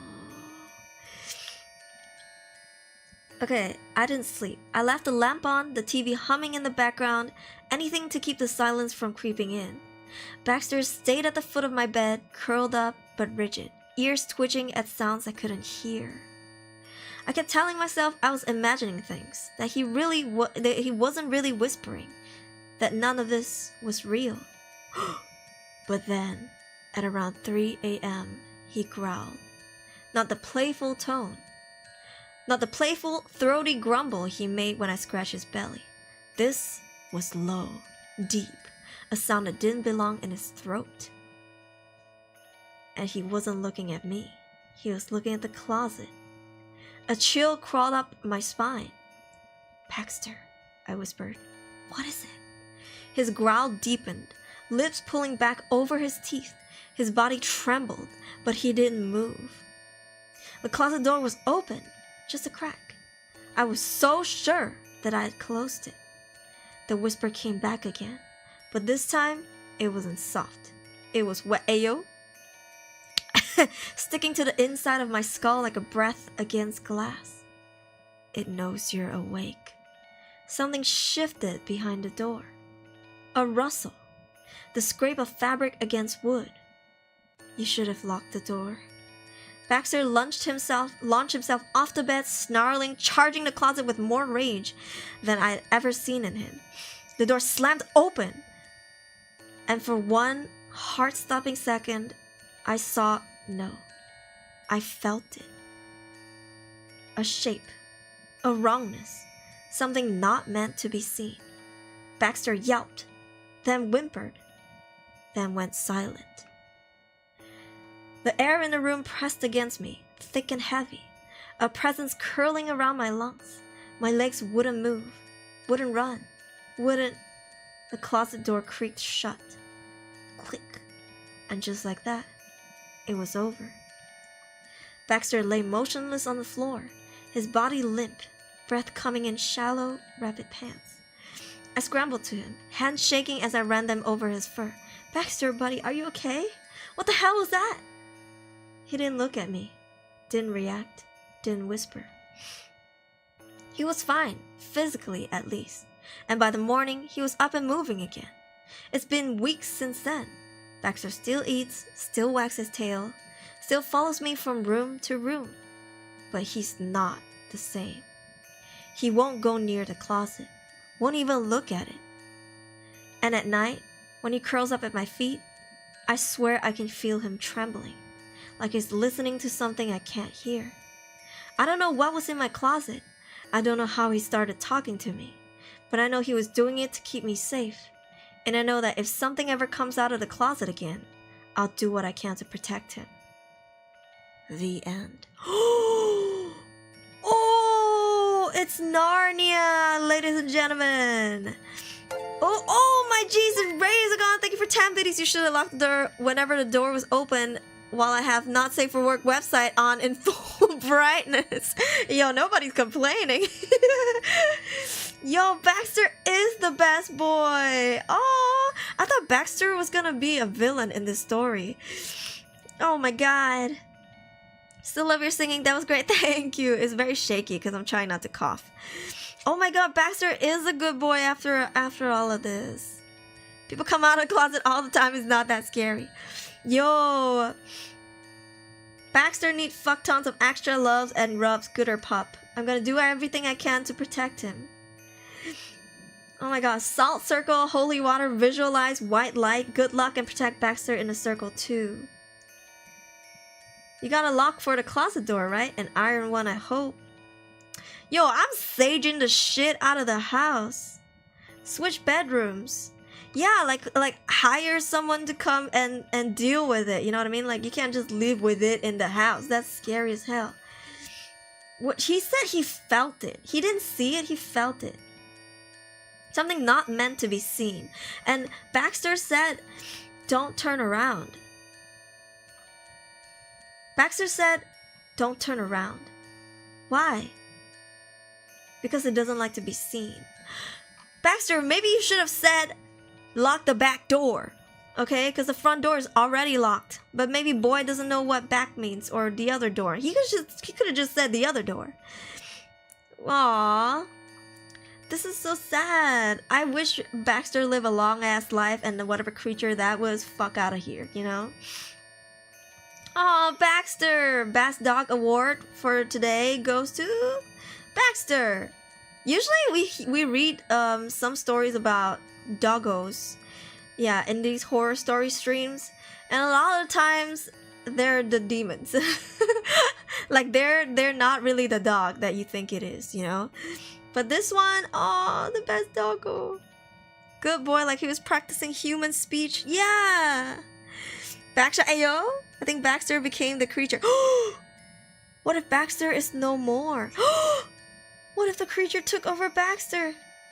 Hold up, that's like some Deadpool situation right there. You can be a good boy, ayo. They should ask it for rent. They'll make them think twice for scaring the bejesus out of you. Yeah, like what rent do you pay? You fucking living rent-free in my house? No electricity bill, no water bills, no nothing. You know, like you don't even pay rent. You don't deserve to be in the house. Goddamn. What bills you pay? Free rent in the closet. It's a squatter, okay? That's a squatter. Good God. I hope there's an update. This one was from 19 hours ago. I don't know. I hope there's an update someday. Ooh, I want to know. I hope Baxter lives. Oh, Baxter, thank you for the follow. Welcome in. Okay. Alright, we'll read another one from No Sleep. Okay, next story. Hopefully it's not a crazy long one. Oh, 3 days ago. Okay, this is by 11 Velociraptors. Okay, a stranger approached my car at night with the warning, check the backseat. Razorka, thank you for 10 biddies. Hey Baxter, is he inside of you? I'll make him come out now. I dropped the soap. Pick it up. Ayo? Question mark? He'll make you come out. What? Question mark? It's wild. Yo, imagine setting up traps for whatever that's in the closet. Like that whole room is just booby trapped, right? And then if he wants to come out and pee or whatever, it needs to get out of the closet. Damn. I'm coming, ayo, Fabian. That's why I never go to the free houses over in Japan. Most likely have some kind of seal curses there. Yeah, actually, people said that the houses that people have died in are hella affordable in Japan. And there are some foreigners who actually went to buy them. But who knows, right? What's going on? You know, but then we've read some doujins, question mark, of some really sexy big titty Japanese lady that's floating around those traditional houses, so who knows. Waking up to money next to you in the morning. Ayo, Who brought it there and why? Alright. Okay, what would you do before reading this? What would you do if the same thing happened to you? If you were getting into your car from the mall and you're just like, okay, you know, that was great. I watched a movie and I'm gonna drive home now, and you were by yourself. You're walking towards the car and someone stopped you and was like, you should check your backseat. What would you do? I would be like, can you come with me? Or I'll be like, oh, okay. And then I'll get a security guy to come with me. Like, I will walk back, get a security guy, and go to my car with me. Like, or if I'm really alone, I'll find a weapon. But all else fails, just take a taxi home. Leave your car there. Ha ha ha ha ha. You check your backseat? I mean, you know, think about how many times that we just get in our car late at night and then just start driving. We don't look around, we don't check the back. We do look at the rearview mirror, but we don't really look what's behind our chair or what's under, you know? I'll backshot into my seat with this, like, hey, yo! Make the car shake. A drive to the police station? What if on the way something happens? The one that go po-po-po. The po-po-po is Japanese folklore. What is po-po-po? Is po-po not the police? We're going to Valhalla together. Full on the gas to river. You know what? You should get in the car and start talking to yourself. Like, get in the car and be like... And say some alarming ass shit. Like, get in the car and say like, I should have wrapped my finger around her throat. I would have loved to squeeze the living shit out of her. Like, oh, I missed my chance. Oh, Fabian, thank you for 1 biddy. Popo posts on an 8-foot tall girl mix. Oh, Lady Dimitrescu. Yeah, I'd be like, oh, I would have like said some really alarming fucking shit. This guy's gonna jump out of your car. be like, oh, if only I had a weapon right there, I would have like loved to crush his brains. Like, I would have loved to just, ugh. And as you're driving, you get faster and faster, and you're like, oh, I would have, like, I missed my chance. And then you give crazy eyes. Oh shit, bro. What would you do if it heard a response from the backseat? Hit the brakes. I should have backshotted her. I'd be like, am I a Uber, sir? I'm like, excuse me, how can I help you? What do you want? I got nothing. I'm broke. All I have is this car, bitch. Like, I don't even have a house. I'm driving to find a good parking lot so I can sleep in my car, bro. You robbing the wrong guy. I'm like, I have nothing for you. It's like when scammers call you and you answer them and you're like, I literally have no money for you, okay? I don't know why you're scamming me. I have nothing for you. You can even have access to my bank account right now and see that I have no money. Okay, guy. Stop it. Go rob somebody else. Bruh. Start talking to myself when I enter my car. Why not just start shaking the car, make it look like someone's in there with Ayo? Imagine you enter the car and this guy's hiding in the back, and then suddenly the car starts shaking and they're hearing some really yabe noises, but it's you playing it on the phone and you physically shaking the car to make it seem like something's about to go down. And this guy's in the bunk like, ah! Make it stop! Oh, play the ones with grandmas. Oh my god, that would be so wild. Play the sound with a grandma, you know, the grandma stuff, and then see if they get uncomfortable. They're gonna be like, let me in. Yo, Hachishaku-sama. Is it a lady? What if he decides to join? He decided to match our freak. Maybe we should be friends. What? What? Double gills. Bro. Hot lady. Oh! I don't know. Every time someone tells me it's a big, giant lady, I always think of like Lady Dimitrescu. Or just blast a big fart the moment you close the door. You know what? Go back to the mall. You ever had those like prank farting things that you can crack it open and throw it? And it will smell like fart and poop and diarrhea. Buy a bunch of that, okay? Unlock the door, throw a bunch in, lock the door. Hotbox this guy. Hotbox the shit out of this guy. Let him have at it. let him have at it. Okay. Hold on, I gotta Google this giant lady. Hachisha Kusama. 8-foot tall woman who kidnaps children. Oh. So she's different from the slit mouth woman. Why did she kidnap children? She a predator? She's a mysterious figure who's known for her eerie presence and sinister actions. She's often depicted as wearing a ghostly white dress with her face hidden in the shadows. She's said to target and frighten children. Well then. Selecting her victims by quietly approaching them, chanting a poor sound, and then retreating. Within a few days, the person who was targeted is said to disappear. She was captured by monks and imprisoned in a ruined building, but somehow escaped.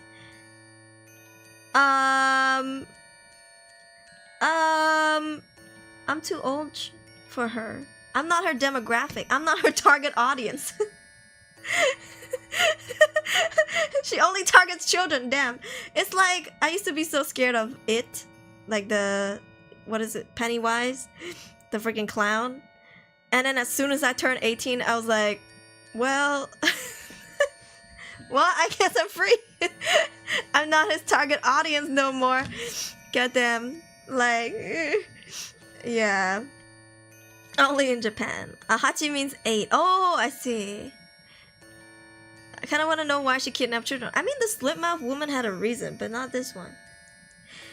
Watch him panic as he tries to escape. I'll film it. I'll be filming. As soon as I throw the fart bombs in, I'm gonna lock the door and I'll film this guy. Yeah. And if there's no reaction, imagine if someone just lied to you and you already threw the bomb in. So now you have to do the walk of shame. Because now you have to drive this smelly car home. Turns out the guy was just trolling you. And now you have to drive this smelly ass car home. Yo, welcome back. If you know, you know, no spoilers. True. Turning 18 1 second before Pennywise attacks you. Yeah, like he just deflates or something. Chris Hansen would love to meet this 8 feet tall lady. He would. Unfortunately, she would not meet him because he's over the age of 18. Yeah. You're free from Pennywise, but never free from adulthood. That is so real. Make it stop. Hey, yo, petition to change fart bombs with durian skins instead. I mean, personally, I wouldn't mind the smell of durian. But if you're using it to, like, bomb him, like, throw it at him, it would hurt. Yeah. Yeah. Give me a metaphor of murder. I think you'd die from the stink. True, that's your car just saying. Like, now you have to drive home a stinky-ass car. Even if the guy decided to leave and run away, you still have a stinky-ass car. Lord. Oh, Lord. Oh, you know what you should do? Throw eggs into the car, lock it, and watch it go for days. The rotten egg is gonna kill this guy. The smell of rotten. But then again, that's your car. It's worth it though. It's worth it. I would.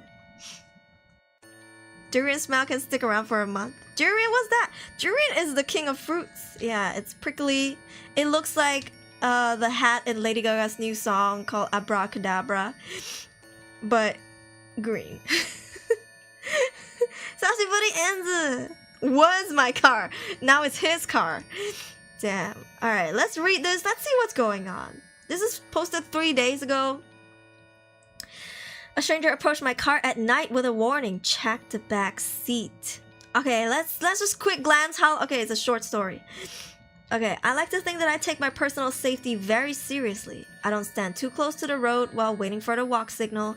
I have my location shared with my sister and mom. I keep my wits about me when I'm out in public, and I try not to dwaddle after getting into my car. If I had only been more diligent about the last rule, I might not be in the situation I'm in now. Early this morning, just after midnight, I was sitting in my parked car outside of my favorite grocery store. I was exhausted from picking up a friend's evening shift, so I stopped to grab dinner on my way home from work. The store is in an isolated part of town, but I had never felt unsafe in the area. Then again, I've never been so late at night. The second I exited the store with my purchase, the old cashier closed up shop for the night and turned off all the lights in the building. Ooh. For some reason, I did something I never do. I started eating in my car. As a precaution, I try not to linger in isolated parking lots, especially as a young woman who often has to run errands after dark. Maybe it was the hunger, or maybe it was the fact that due to a recent breakup, my house hasn't felt all that welcoming in the past few weeks. Oh, in any case, I was in no rush to return home. I pulled up an episode of The Terror on my phone and settled in to eat. Could happen to any of us. I enjoyed a few minutes of blissful peace and quiet before a shout pierced through the night. I looked up from my phone and I was surprised to find a woman standing in front of my car, waving her arms at me. My car was parked right in front of the store facing towards the building, and there was only a thin sidewalk separating my vehicle from the store's exterior. I hadn't seen her coming at all. It was like she had emerged from the brick wall before me. She rounded my car, coming to a stop beside the driver's side window. She then started pointing at the ground, the universal sign for "roll your window down." Fat chance, I thought. Though she looked sane and kempt, I have no clue what her intentions were. In fact, I felt pretty vindicated in always locking my car doors immediately after entering. She just like me for real. The woman, perhaps seeing that I was making no move to exit my vehicle, then told me something no one wants to hear. "Hey!" she shouted. "There's someone in your backseat!" My mouth went dry. Time seemed to slow as 1,000 horror movie scenes raced through my head. I could almost feel the piano wire digging into my neck, the barrel pressing into my temple. I undid my seatbelt and prepared to launch myself out of the car. Now that the intruder knew I was aware of their presence, would I even have enough time to run? With one hand on the door handle, I stole a glance into the rearview mirror and saw no one. My car is a compact hatchback, meaning there's very little room for a person to hide in my cabin. What is this, compact hatchback? Even in my exhausted state, I would have noticed someone upon looking into the mirror, my terror fading to confusion. I turned around in my seat, surveying the cabin with my own eyes, and confirmed that there was no one in my backseat. Click. When I turned back around, the woman had taken another step toward my car. Her body was barely a foot from my door and her fingers were wrapped around the handle. There were a few more deep clicks as she tried, unsuccessfully, to open the locked door. I raised my gaze and she gave me an odd smile, as though she and I were sharing a private joke. For the first time using the faint glow of the street lamp, I took a closer look at the woman's face. Her skin was stretched tightly across her skull, making her thin mouth and nostrils appear as though they'd been cut onto her. Her eyes were deep-set and ovate, and her teeth seemed both too small and too numerous. I allowed myself a brief moment to gawk at her face before me, and then I threw my car into reverse and hightailed it out of the lot. For a few disheartening seconds, the woman held onto the door, keeping in step with my vehicle as I backed up. Luckily, she soon let go and I drove away, my mind racing with the realization that the woman was trying to bait me out of my car. Even more disturbing was the fact that it had almost worked. I wonder if she had others with her that I simply hadn't seen, and what she had wanted from me. I hope I had narrowly escaped a robbery as opposed to something much more sinister. I got back to my house 20 minutes later, still shaken from my encounter. I rushed inside the house and made sure that all my doors and windows were locked. My exhaustion did little to soothe my nerves. My mind played tricks on me as I got ready for bed, conjuring up flashes of the woman's face in the dark corners of my house. Once I finally fell asleep, My fears followed me from the waking world. I had a long, vivid nightmare, most of which I've either forgotten or is irrelevant to this account. All I know is that when I jolted awake some hours later, it was the sound of frantic banging on my door. Konbanwa, hello! Welcome in, bands. I sat up in bed, unsure if I was dreaming or not. My alarm clock read 4:17. It was far too early for someone to be knocking on my door, unless there was some kind of emergency, which, given the forcefulness of the knocks, there may have been. Slowly, I rose from my bed and inched towards the entryway. I'd never been in such a situation, and was at somewhat of a loss as to how to react. I didn't smell a fire, thankfully, but that didn't mean all was well. Suddenly, I heard a man's voice calling out my name in a questioning tone. It sounded vaguely familiar, but I couldn't immediately place it. "Who is it?" I called back. "Brian," answered the disembodied voice. A relief washed over me. My neighbor, Brian, lived in a house across the street. We weren't close exactly, but I often saw him walking down the block with his dog, Bailey. I turned on the entryway light, but as I was still in my sleepwear, I didn't want to open the door unless I had to. Instead, I called back to him. "What's the matter?" "Well," he began. I heard his voice crack, and then he cleared his throat. "Do you have someone over right now?" "What?" I asked, my heart skipping a beat. "No, I don't. What do you ask?" "Well, the dog had to go out, and while I was in the yard with him, I thought I saw someone in your front window. Someone who didn't look quite right." I stilled, feeling as though I were in some terrible dream. Turning around and glancing down the dark hallway, I wish I had turned on more lights on my way to answer the door. "She followed you home," I thought. "She's in your house with you right now."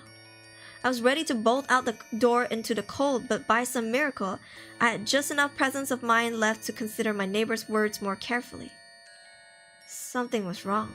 I stepped away from the door. "Are you alright, Brian?" He cleared his throat again, and when he spoke, his voice sounded slightly different from before, as though he were testing out a new timbre. "Of course, I just got a bit of cold here, but I still wanted to check in on you."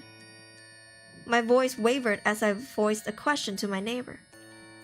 "But your dog, isn't it a girl?" Brian didn't respond. My mind reeled into the torturous silence, trying to discern whether the threat was outside the door or inside the house with me.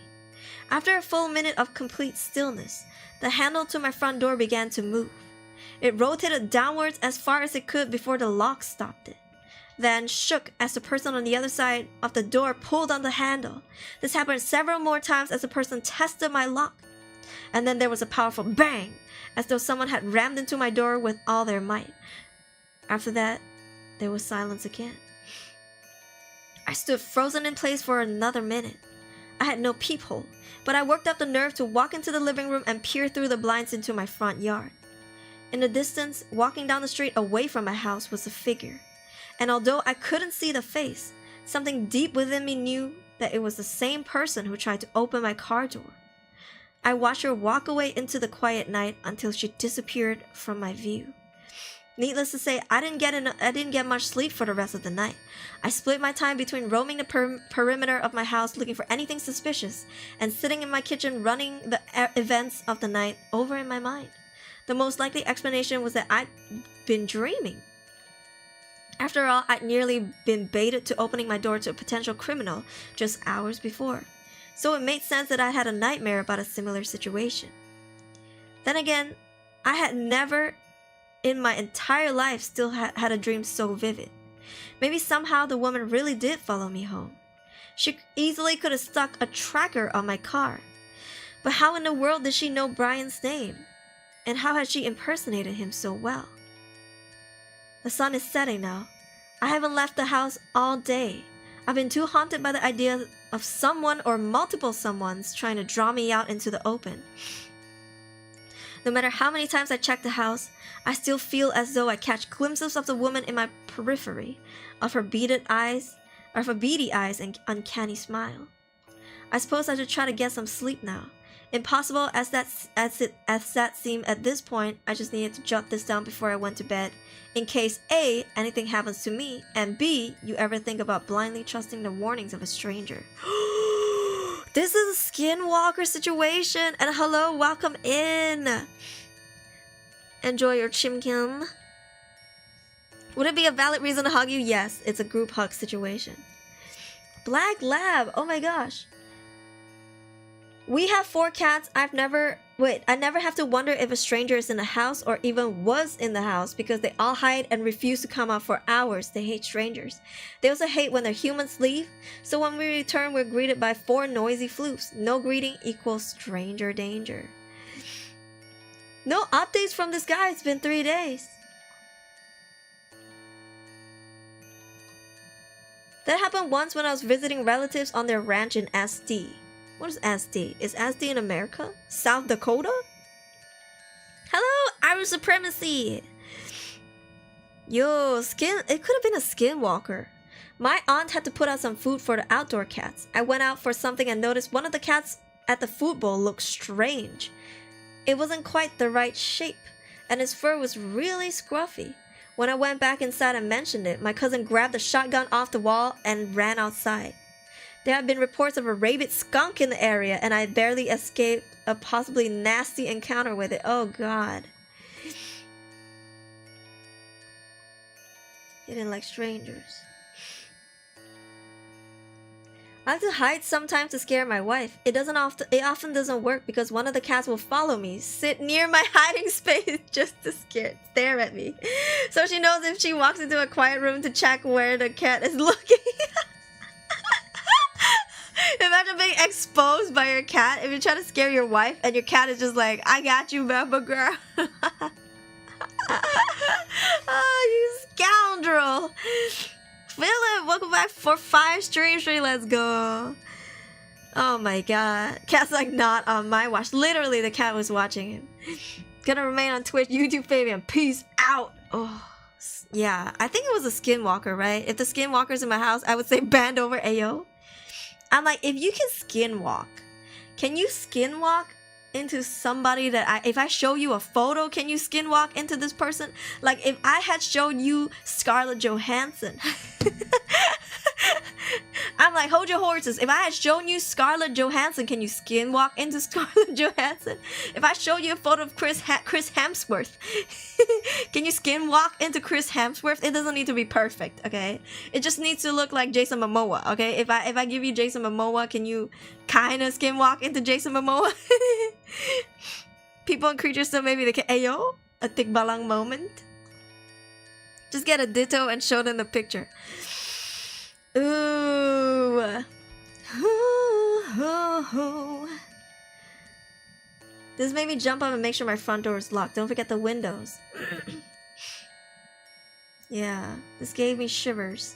This person never said anything. It's been 3 days. Shit. You know, I have this habit where as soon as I get in the car, I lock the door. As soon as everybody, even if I'm with other people and we get in the car, even with them, as soon as we get in the car, I would tell them, lock the door. Like, if I'm not the driver, I would tell the person, lock the door. It doesn't matter where we came from, where we are. Like, as soon as everybody gets in the car, I say, lock the door.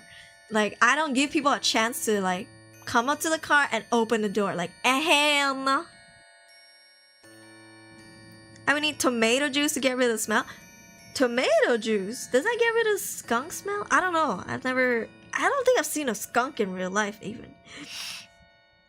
It's normal to do that. No. You'd be surprised. Most people get in the car, they're like turning on the engines, looking at their phone, checking for GPS messages, and then put their phone slowly on their dashboard or the magnet thing before they lock the door. Like, as soon as I get in the car, I'm like locking the door. If I was alone, I'd get in the car, I close the door, and then the next thing I do is just lock it.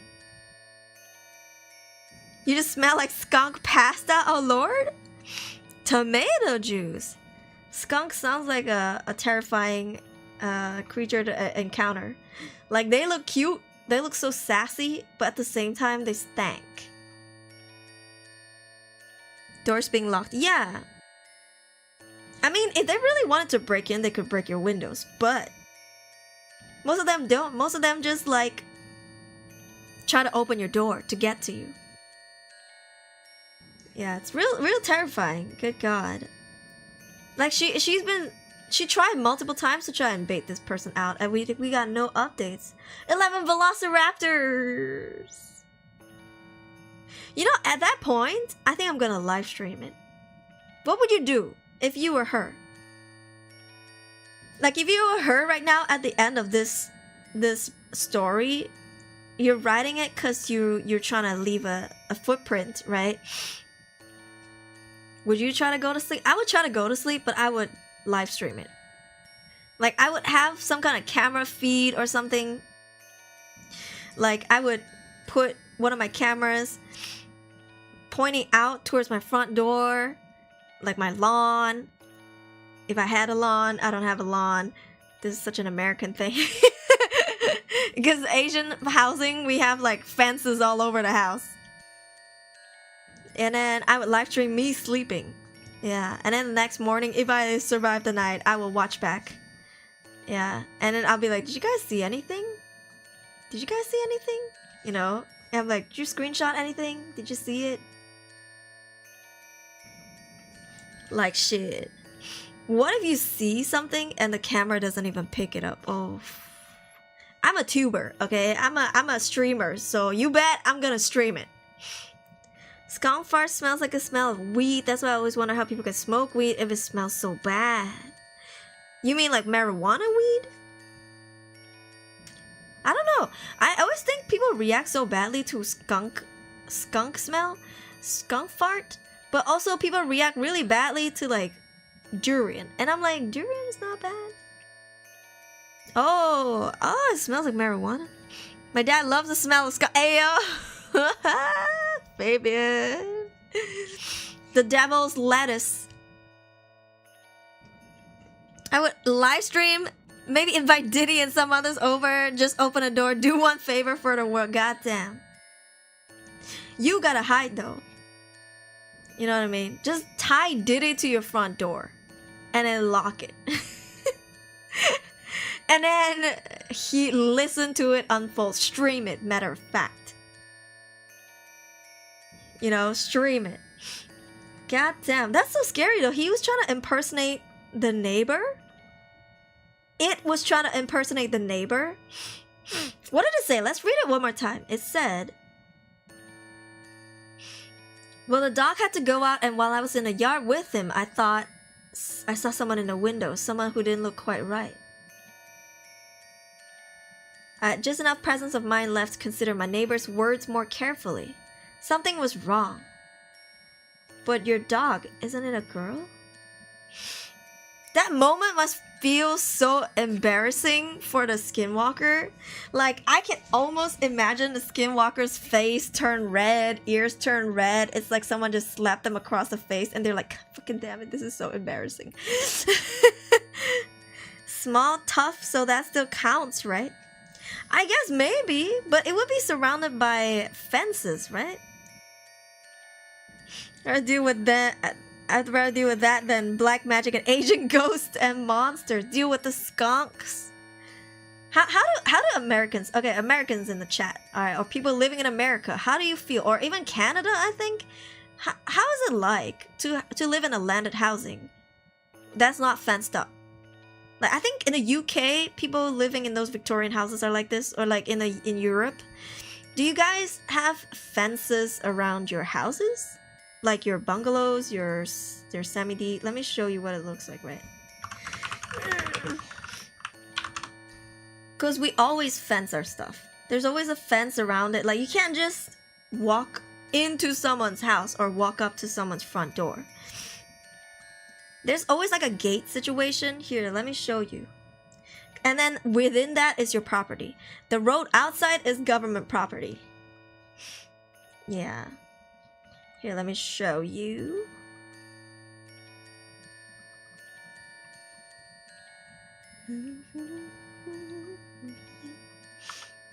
Like, I know a lot of people don't have this. Some people do. in America, but most people don't. Like, do you see that gate outside? Like, it's open right now, but you can close it and that's your property. Or something like this. You see that? Like, you can gate it and that's your gated, like, that's your property, that's your house. Like, it's not just your lawn, it's not just out, like your garden is not just out, and nobody can just willy-nilly walk up to it, step on it. Yeah. Oh no, the skinwalkers. Depends on the area. You soon see bars and windows than fenced properties. It's more for private communities and apartments. Depends on relocation. Some places don't allow fences for a reason, but why not?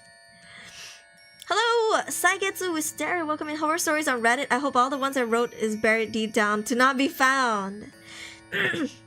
I would love to read yours. My house has no fences. My college has no fences. I'm on the first floor and I sleep by a window. I think I'm cooked. Oh, that's some rich person's house. This is the norm here, though. Like, this is common here. Yeah. Or like, say if it's let's see.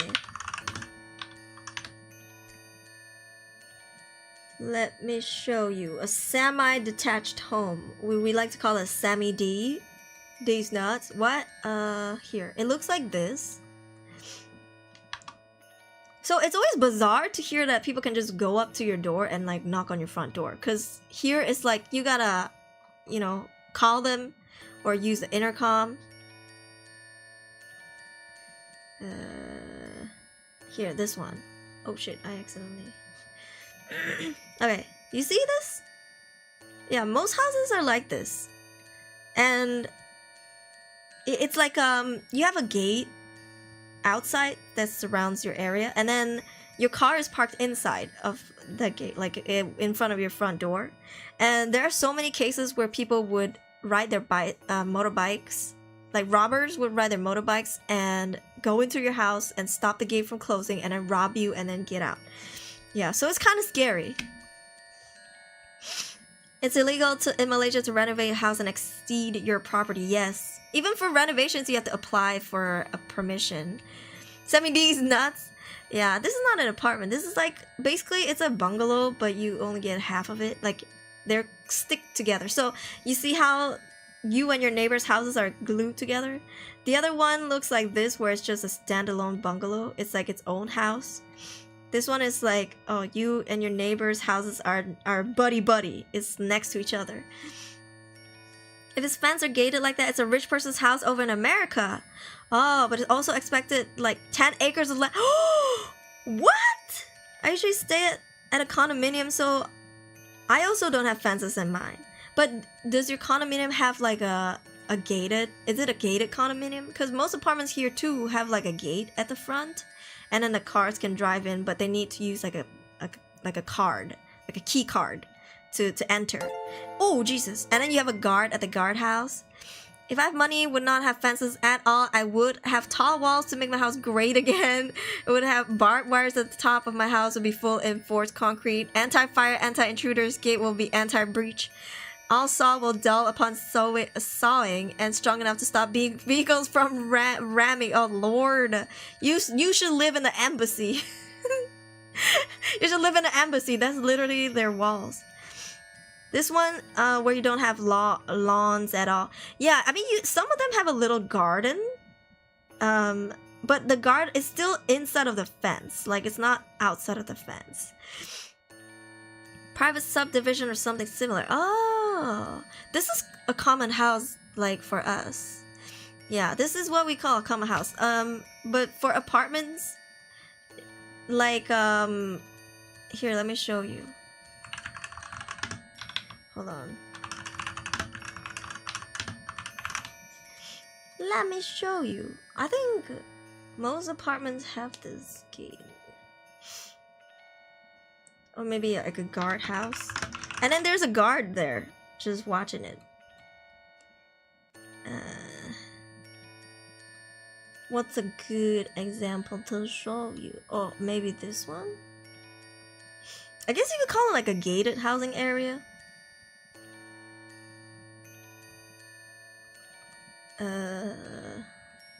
Something like this. This is what our apartments look like.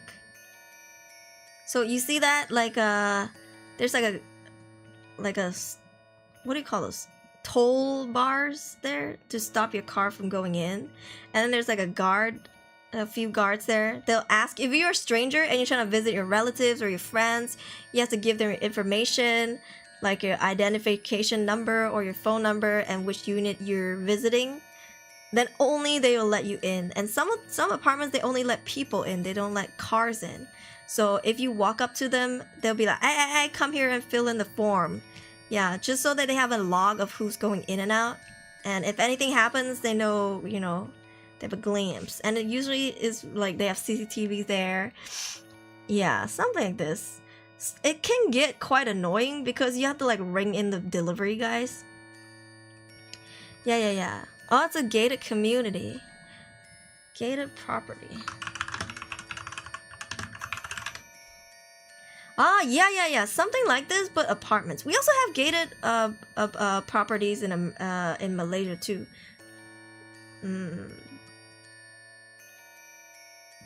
Very safe, especially a parking lot. Lots of empty spaces. Semi-D walls in Malaysia, so thin you can hear your neighbors doing stuff. It was so awkward when your parents was with you.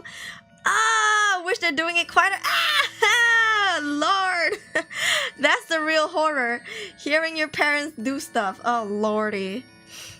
Embassy's not good enough. I need a doomsday level bunker strong enough to call an embassy an pussy. Oh, yo, watch out, embassies. Razor Gun is gonna out embassy you. You live in a semi-D. Get a community complex right there. Type of structure is like rich people's houses right there. Oh, really? Here it's like common. It's just common housing. Yeah. And so that's why every time I watch a movie about America or even Canada, I'm like, you guys just have your lawn out. Like somebody could just walk up to your front door and just knock on it. And they could like, if they wanted to, they could leave stuff outside of your door. They can just literally touch the walls of your house, and that's so bizarre to me. Like, goddamn, like if they wanted to spray something, like or paint something on your walls, they can. They could just walk up to it. That's crazy to me. Like here, the most you can do is, I don't know, do it to their gate or try to throw it and see if it hits the house. Yeah, it's crazy. I did some research about getting skunk smells. You must mix hydrogen peroxide, baking soda, dish soap to get rid of skunk smells.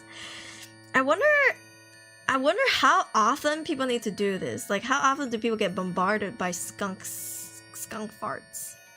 America has guns. God damn. Yeah. I don't know. It's a culture shock. Every time I see like foreign housing, I'm like, oh my god, that's so bizarre to me. Cause here, nobody gets to just walk up to my house and touch the walls of my house. That's crazy. Yeah, apartment is a different situation, but like houses, oof. Cute though. But yeah, this is crazy. Your dog, isn't it a girl? I mean, how common is it in America or in Europe even to have a peephole? In Malaysia, I guess some has it, but it's not that common. Like most doors don't have a peephole. Like I think I see that more in hotels here that has a peephole, so you can be like, peekaboo, who's there? But not at houses, I don't think. Yeah. How else is my neighbors supposed to see all my flowers in my gardens if I have a fence blocking the way? It's common here. Well, you can have the kind of fences that aren't like a piece of wall, you know what I mean? Or like a whole block. It can be like a tiny little metals, you know, like the skinny metals. But it's still a gate. You know, people can't just walk unless they climb over the fence. Yeah. I love you. Oh my gosh, you had to spam that. I didn't want to reply because you were spamming. Don't spam that anymore. But thank you. I think it's safe to have a peephole. My dorm door has a peephole, so I think it's a good idea, but I don't think it's common here in Malaysia. Like, I think most people's houses don't have a peephole. Yeah. Shit, if I get a new place, I might want a peephole. I think it's good to have a peephole. Or like an intercom with a CCTV where like if somebody rings your doorbell, there's a camera that like a door, what do you call it? Door camera? that will show you who's at the door. Yeah, it's common. I got a story about the time after graduating, working part-time delivery center officer. Heard some scary stuff. One courier needed to deliver a parcel as big as a body pillow, but it found 2 parcels of bojang. What the fuck? People are delivering bojang? I love you. Thank you, Isma. Do you like roller coasters? Yes. Ring doorbell, like a doorbell cam, like a door cam? Question mark. I think that's getting more and more common. In Korea, all of my apartments had it. Like, I could see who was ringing my doorbell. Yeah, like if it was a delivery guy or whatever, I could see them. And I'll be, okay. And then you press the button, and then the gate opens. Yeah, people in every house I've ever seen is more uncommon if it doesn't have a peephole. Oh, this person doesn't have a peephole. Like, if you don't, you should probably change a door or like drill a hole and put a peephole there. Security gate that you pass through looks abandoned, something messed up for the place not being able to hire guards. Yeah, they should be able to. Supposed to get rid of skunk smell, only temporarily covers the smell. Please forgive me. Oh no, it's okay, it's okay. But I'm glad now you find out, because you probably encounter a skunk more than me. I don't even know if most Malaysians have encountered a skunk before. Hell, we don't even see raccoons in our trash cans. We probably see more monkeys. Yeah, like rumbling through our trash than raccoons and skunks. Yeah. Door window as well. The window that's by the door. Isn't that kind of risky? Don't people just smash it? Like, if you just smash the glass, you could get in, right? You can like unlock the door. Yeah. A ring. Oh yeah, the ring camera. I'd rather there be a raccoon. In my area, peepholes are a rarity for most houses. The voice outside tells us all we need, whether to open a door or not. Like, you know, sometimes you hear some noises and you're like, what the fuck is that? And you're like, I gotta see. But instead of opening the door to see, you can just go, just lean into the peephole and be like, oh god. But it's like a jump scare. It's like, you ever played a horror game and you know that there's something in the room, so you have to brace yourself to open a door to go into that room to see what it is? It's that feeling. You hold your breath every time you gotta look at the peephole. You're just like, I wonder what's on there. One parcel found another one which is bojang, so it confuses which one's real one, which one's the shit. Bro, if it ain't anime, don't deliver it. Yeah, that sounds so risky. Sounds so scary.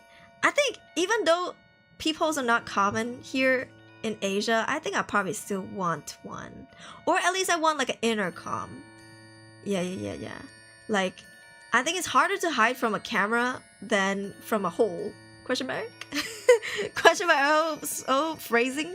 Like, I think if you look at the peephole, you might not be able to see the person because they're crouching down. But in a camera, at least the cameras that I've seen that I used in Korea, the ring cameras, oh, they really like capture a lot, even to the ground. Like, you can see everything around the area. Yeah, even though the camera's on the wall, it's quite fascinating. But I think people you see lesser. Like, you gotta like, the person's gotta be standing up. If they're crouching, then you're like, oh, nobody's there. Yeah. Same day shipping. Abstract Sig, thank you for 40 rupees. Phasmophobia is also a scary game. Yes, it is. And I do love me some Phasmo. Thank you. Oh, it's a god. Thank you for being here. Do you think you ever come visit us in America? Or just maybe move here? Moving, probably not. But visit, yes. My brother lives in America. I haven't seen him in a long time. I would love to see him again. But he's in California. Although he's in California, I do want... Oh, Jesus! Oh my god, Razor! That's so loud! I had forgotten how loud my freaking sound alerts were. Jesus Christ. Oh my god, I jumped. What was I saying? Oh yeah. Although he's in California, I do want to travel to the other side of America to go to like Disney World. Yeah, these nuts. What? Florida, right? I want to go to Florida. One of my roommates that live with me in Korea, she's from Florida. No, she's from Georgia, but I don't know which part. Yeah, she said she would always go to Disneyland though. Yeah. Remember there was a horror story regarding the voice beyond the door? I wrote it in the past after getting inspired when a voice called out my name from outside the door at midnight and there was no one. Oh my god. Saigetsu, I think you kind of relating to this story a little bit right there. Watch out for install at my door a capture system to see if it's a human or not. Oh god. Some people see a cat at their door, like ring camera. The peepholes are usually fish-eyed, seeing pretty low, but not the floor. Yeah, that's also what I've seen too on peepholes. I remember the first time I looked at it, it was so scary because it's like you always see it in horror movies, and you know they always do like how someone would stab the peephole and then you would get into your eyeball. Scary part of the parcel is COD, so when you fail to deliver, they will send back to the distribution center so that they send the parcel back. Good news is he bring one return, not both, or I will resign. Christ. Heard that there's some good haunted places in America. What's the most haunted city in America? I think it's New Orleans? Question mark? At least I hear about like a lot of witchery and spooky. Yeah, that's what I heard though, but I guess it's scary all over. Old Jersey? Where's old? I only know New Jersey, and even then I don't know where's New Jersey. Where's Old Jersey? Where's okay? Here's what I know about America. Okay, California on the left, Georgia on the right, Detroit on the top, Texas on the bottom. Hold on, stay with me. Colorado somewhere middle to the top on the middle left side. Washington somewhere in the middle, close to the right side. Wait, let me actually saying thank you for 100 rupee. Worst thing that happened to me was when I clicked the picture of camera in a church. I saw a blue figure behind us. And not 1, 2, but 5 pictures? Wait, what do you mean a blue figure? What do you mean a blue for puppy playtime? What kind of blue are we talking about? Like fully blue? Or like a blue outfit blue? What do they keep making new cities? Old York? New York? Texas is at the bottom? And what else is on the top? Maybe, okay, hold on. Maybe... what's that deserty ass place? What's that? Utah? Maybe near the top? Question mark? I don't know. Okay, and that's all I know about like American maps. I don't know where everything is. I know Arizona is next to California. Yeah. And then I know like Texas at the bottom. Yeah. If I had to guess, probably cursed item museums. They have haunted and cursed items like dolls there. I don't know though. You're talking about the Wayne's couples museum, right? That's the Wayne couples museum. The Waynes is the couple from the Conjuring series. Georgia borders Florida on the map. Headless Horseman. I'm blue, double D, double da. Utah is next to Nevada. Utah is never in northern. Where's Utah? St. Francis Church in old GOA in India. It was scary blue figure, just like a human. Yeah, the Warren Occult Museum. That's it. That's the one. The Warren Occult Museum. Ooh, you know they didn't even let their daughter down there. They told their daughter like, you can't go down there. And the daughter's like, why? Everybody lives in at the state of California. That's so cool. How do they live in USA at the state of Wisconsin? Where's Wisconsin? Okay, give me directions. Middle of America or middle left, middle right, top left, top right? I know Detroit is at the top. Next to Canada? Question mark? I forgot that Alaska was a part of America. Hey, where's Hawaii? Where's Hawaii? Where's that? I think it's like near... I think it's at the bottom to the left in the ocean, right? It's close. Is it close to California? I think it is. Middle. Oh, you're in Wisconsin. Middle-ish, fully top. Middle-ish, fully top. Ooh, okay. Are you close to Detroit? Detroit is kind of near to the right, though. I think it's like middle right? Top middle right? Hawaii is in the middle of the ocean. Or close to which part of America? Wisconsin is next to Michigan and borders Canada. Oh. Moreover, the shadow doll is scary because it says keeping his picture too enough for her to come in dreams and kill the person IRL in dreams. You talk about Annabelle, right? You're far from Detroit. Hawaii is never south of California at all if you're looking at the US map. School of the USA. Hold up. Where's Hawaii? Hold on. Map of America. Alright, let's have a look. Let's have a look at America. Oh, it's not close to California as I thought. I guess it's close to Texas. It's close to the look, it's at the bottom. Is that it?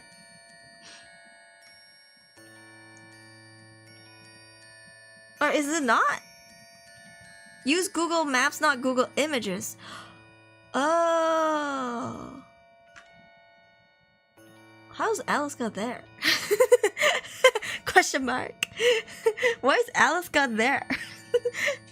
Wait, what? So where exactly is Hawaii? Where is it close to in America? Is it not close to America? Oh, there's a shadow doll? I'm curious about, have you ever felt even by chance that the gaze is staring at you in any obscure corner of your periphery sometimes, especially when there's a dark corner? Yes, but not a dark corner. Yeah, I have actually caught glimpses of this lady. I talked about this before. My brother saw her too. And then she was wearing a white dress, long black hair, not covering her face. And then I would see her a lot in my house. And then every time I walk by my bedroom, I would just catch a glimpse of her, and I look, and then she's not there. And it would happen over and over again. And then one day my brother told me, he said, last night I went to, because we have a master bedroom toilet, and then we have an outside guest toilet. And my brother was like, last night I went to our parents' room's toilet, which is the master bedroom toilet. He said, open the door, he saw her staring right at him. Yeah, and he froze. I don't remember what, I gotta ask him again, but he basically saw her face to face. Yeah, and when we went to a shaman later on, they said that it was like an entity that's, cause okay, when I was in so I'm from Penang, it's like an island in Malaysia, and then Kuala Lumpur is the capital city. Yeah, Kuala Lumpur is the capital city, right? Hold on, we take a pause on this map. So Kuala Lumpur is the capital city, and we do have an apartment there. I've only lived in apartments. So we do have an apartment there, and I talked about this before. So I remember we were young, and then I shared a bunk bed with my brother. Like, he's on the upper bunk and I'm on the lower bunk. And so the layout of the house is like this. If you want to go from the kitchen to the living room, you would pass by 2 bedroom doors. One on the left, one on the right. And my brother's bedroom and mine were on the right side.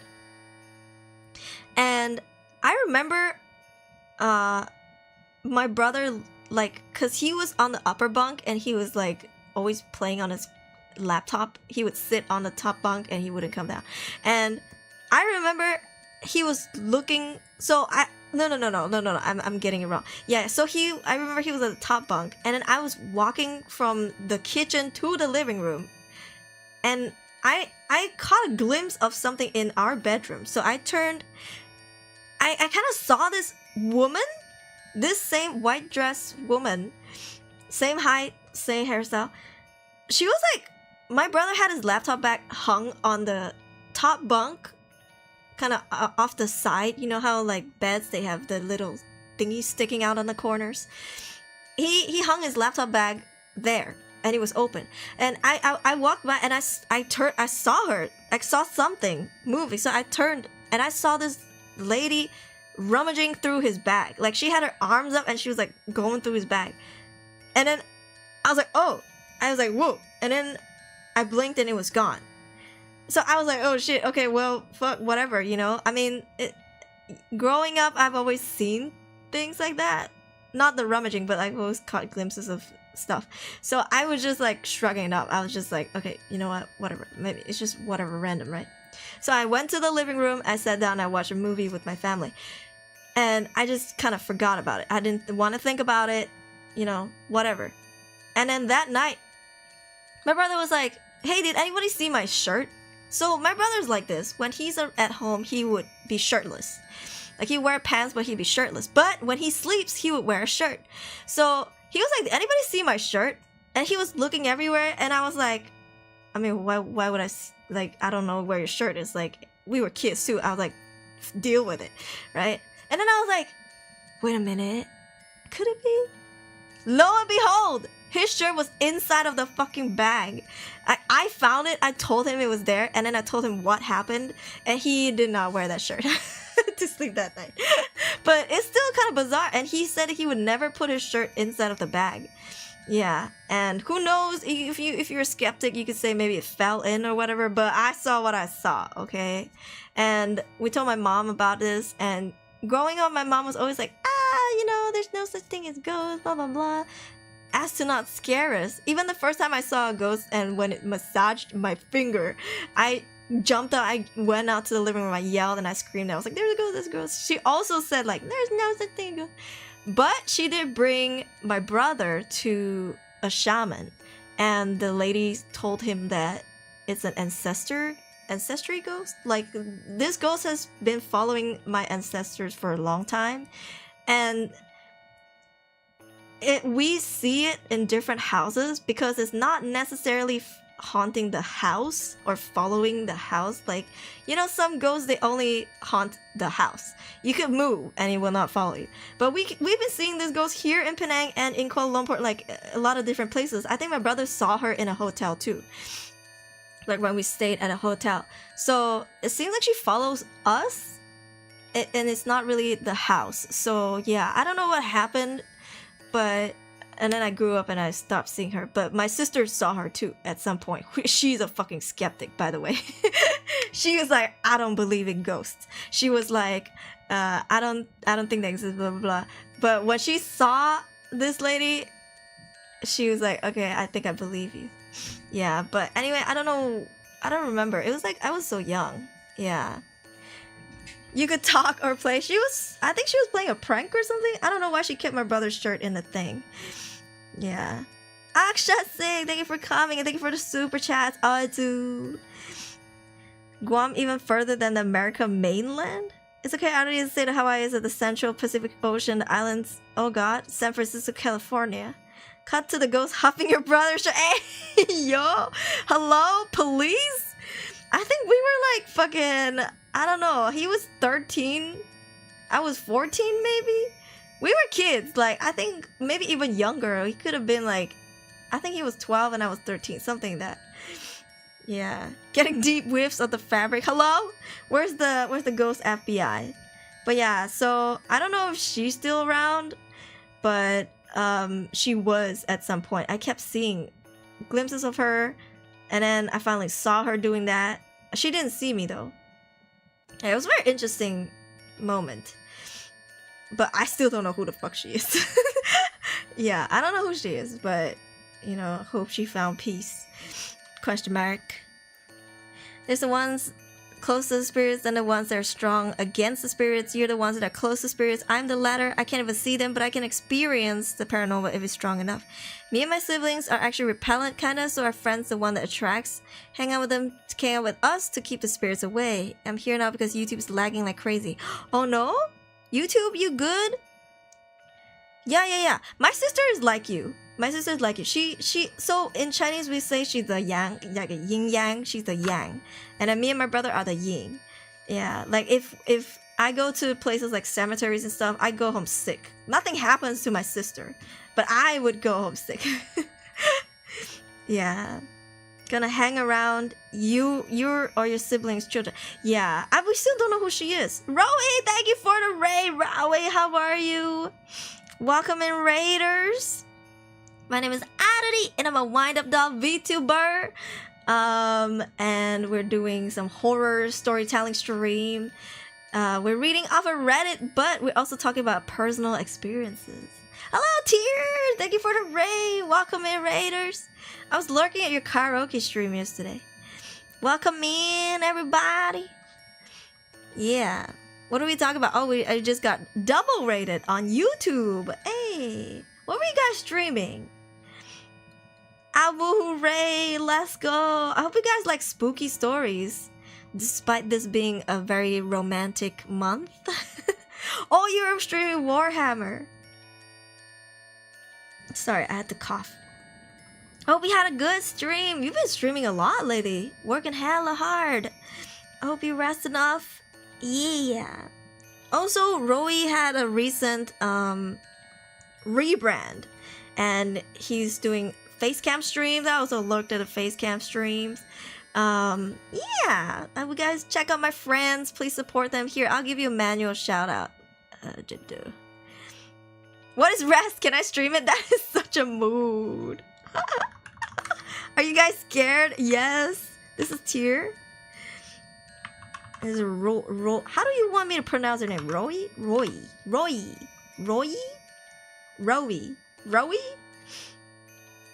Hey. But yeah, I hope you guys enjoy your stay. We're reading some spooky stories. Hello, Rio! What's your favorite thing to do with friends? Mobile Legends. Watch movies, I guess. I love watching movies. I can still experience the paranormal, but it's not as intense it's not as intense. The worst I've experienced is a ghost clearly calling out to me and my cousin when I was walking back home from the park. We were like, nope, and went back to the park. Yikes! What, did it call out your name? That's why in Chinese culture, they say when you go to places like cemetery or near the jungle, you don't even have to be in the forest. If you're walking, say if there's a lake, and then next to the lake is a forest, do not call each other by your names. Like it's a taboo. Like if you do that, then the spirits, the supernatural will learn your name and they will call out to you. Yeah. It's Roy, but British accent. Oh, it's like Joel, but like British accent. Joel. Hope Spooky Reddit stream is going good. Yeah, I haven't streamed in 2 weeks. This is my first stream in 2 weeks, so we're just half yapping, half spooping. Yeah. Hello, Zeno! Just dropping by to say hello. How you at work? Yeah. Are you friends with Regina Red by chance? That's his ex-gen mate? Company mate? He's an indie now. But yeah, welcome in. Rest, I've never heard of it. What is rest? Can I eat it? Oh my god, this is so unserious. The Headless Horseman holds a New York driver's license. It's like when you ever seen like those videos where people are driving and they are filming the car next to them and it's a dog driving. Oh, you're back with your parents. Oh my god, I'm so happy you left that toxic place, Zeno. I'm so happy. God. Is that a hit or a miss? We'll see. You know, sometimes I click into these stories and they sound whack. The titles sound so whack, but the more you read it, you're like, oh, this might be the best one yet. Congrats for Zeno. Yeah. Yo, because we all know if you've been around, you know, Zeno's been struggling with his job, so I'm really happy for him. Life is so much better now. Yes. Did you say a dog was driving? Yes. Yes. Yes. Like they would see the dog is at the driver's seat. Yeah. All right. Let's see. This is on a long one. Let's take a quick peek. No, not bad. Not bad. Okay. This is from 11 hours ago. Yo, so recent. This is by Snargle Huff. We're still on no sleep. After this, we're gonna move on from no sleep. The Headless Horseman holds a New York driver's license. Hello? Anybody in New York can confirm? Oh, Jesus. Thank you, Phoebe, for one bitty. I don't trust dogs driving. They always double bark.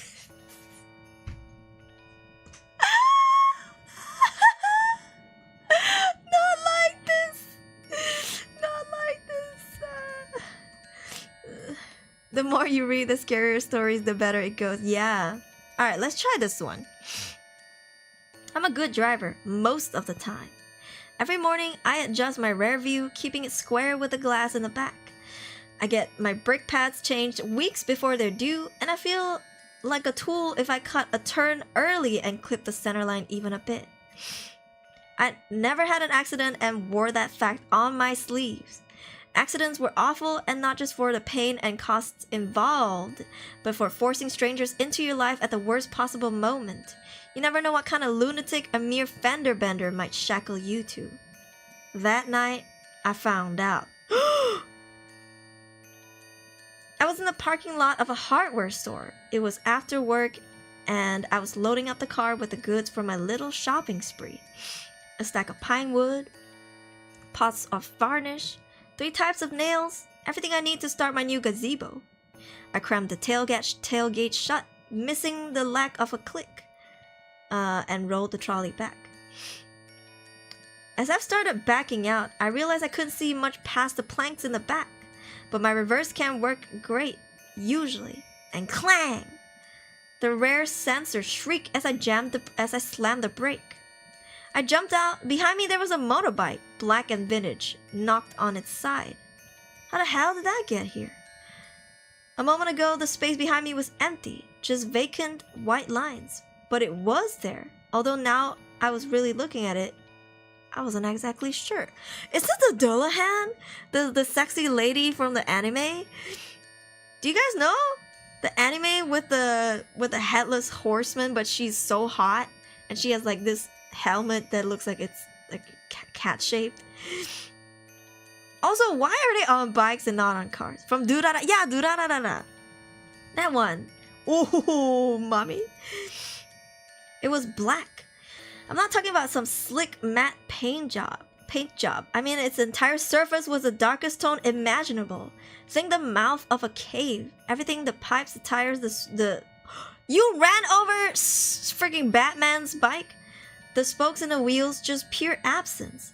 My fingers found the little dent I pushed on its side before my eyes did, as I stroked the surface, testing its corporeal reality.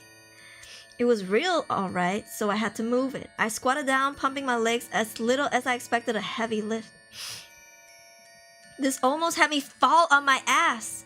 It was light, like it was, I don't know, empty.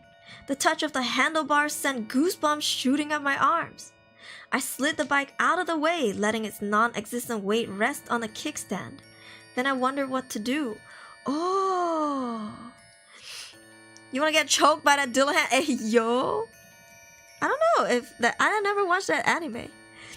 Is now a biker? I know, right? Yo, listen, I've tried to be a biker. I tried to buy myself a scooter when I was working in a full-time job.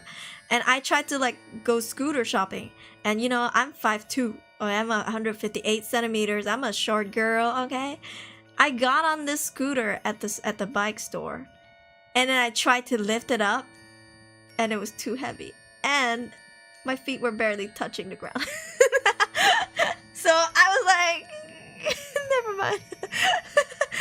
Because, you know, I felt safer on like a scooter. And it's low, right? Closer to the ground. But even then, I couldn't fucking reach. And I was like, you know what? So shit, Dullahan, tell me where you got your bike, because I would love to ride it. I would love to be one of the cool bikers. Yeah. Okay. Being such a great driver, I haven't gotten my insurance detail memorized. For the same reason, I don't remember I don't remember how to do long division. And it being the 21st century and all, I don't carry around a notepad and pen. Use your phone, damn. I looked around the lot, not seeing a soul. The shops had their rollers down, and there was nobody creeping about the yellow-lit aisles of the hardware store to give me dirty looks. At that point, I noticed the bike wasn't entirely pitch black. Mounted above the rear wheel was a standard New York license plate. I punched the number into my phone notes, 1790. Oh really? All you guys have is just number? There's no alphabet? Great. Having my ways, I could at least find the owner. We'd sort it out on some sunny day, but for now I have to leave no harm, no foul.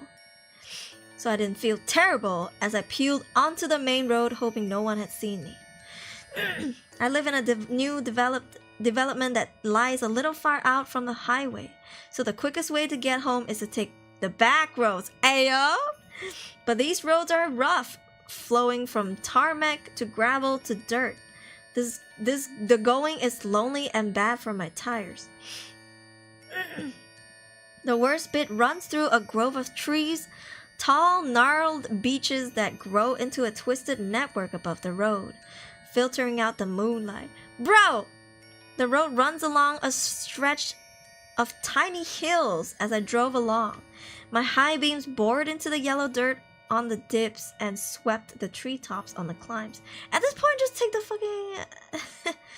But you can't. It's far from the highway. I had the road to myself, but at the crest of every bump, I started to notice something in my side mirror. Behind me, there was a light. And at last I see the light. Bright, alone. And with every bump, it was burning brighter in my mirror. My hands wound white knuckle tight around the wheel. I knew it was the bike I knocked down. The angry owner following me home. Trapped there in the dark, hemming in by the gnarled trees, was the last place I wanted to have that confrontation, but there was no way around it. He'd be pissed off, might even be some violent lunatic, but I had to be a man and own up to what I'd done. That was always my curse. Oh my god, really? What if he had a freaking gun, bro? But hey, you a man, so you have to own up, right? So scary. Hi, Watermuse, I'm back. Don't go towards the light. And at last I see the light. You see Aruri with a leather jacket and sunglasses sipping a cup at a bar. Ayo. Yo. Talking about Headless, a friend still couldn't get over when we had him stay at a confessional at an abandoned church for a night. After a time, we heard her scream, claiming she saw a headless nun. Usually, yes, I wouldn't remember for that case being so unique to me. Yo. Pausing on this story real quick, but there's a high school here in Penang. Okay, back in the war days, my island, there was war obviously, and the Japanese people took over, and they would use schools for like hospitals, bases, and a lot of Japanese people used them. And so this is an all-boys school, so I've never attended it, obviously. I've attended an all-girls school, but I've heard from my friends around the same age, they've always said that they've seen like headless Japanese soldiers marching around the field. They had a big field, and also the hallways, they would see it in a reflection because they had a really big mirror in their ground floor hallway.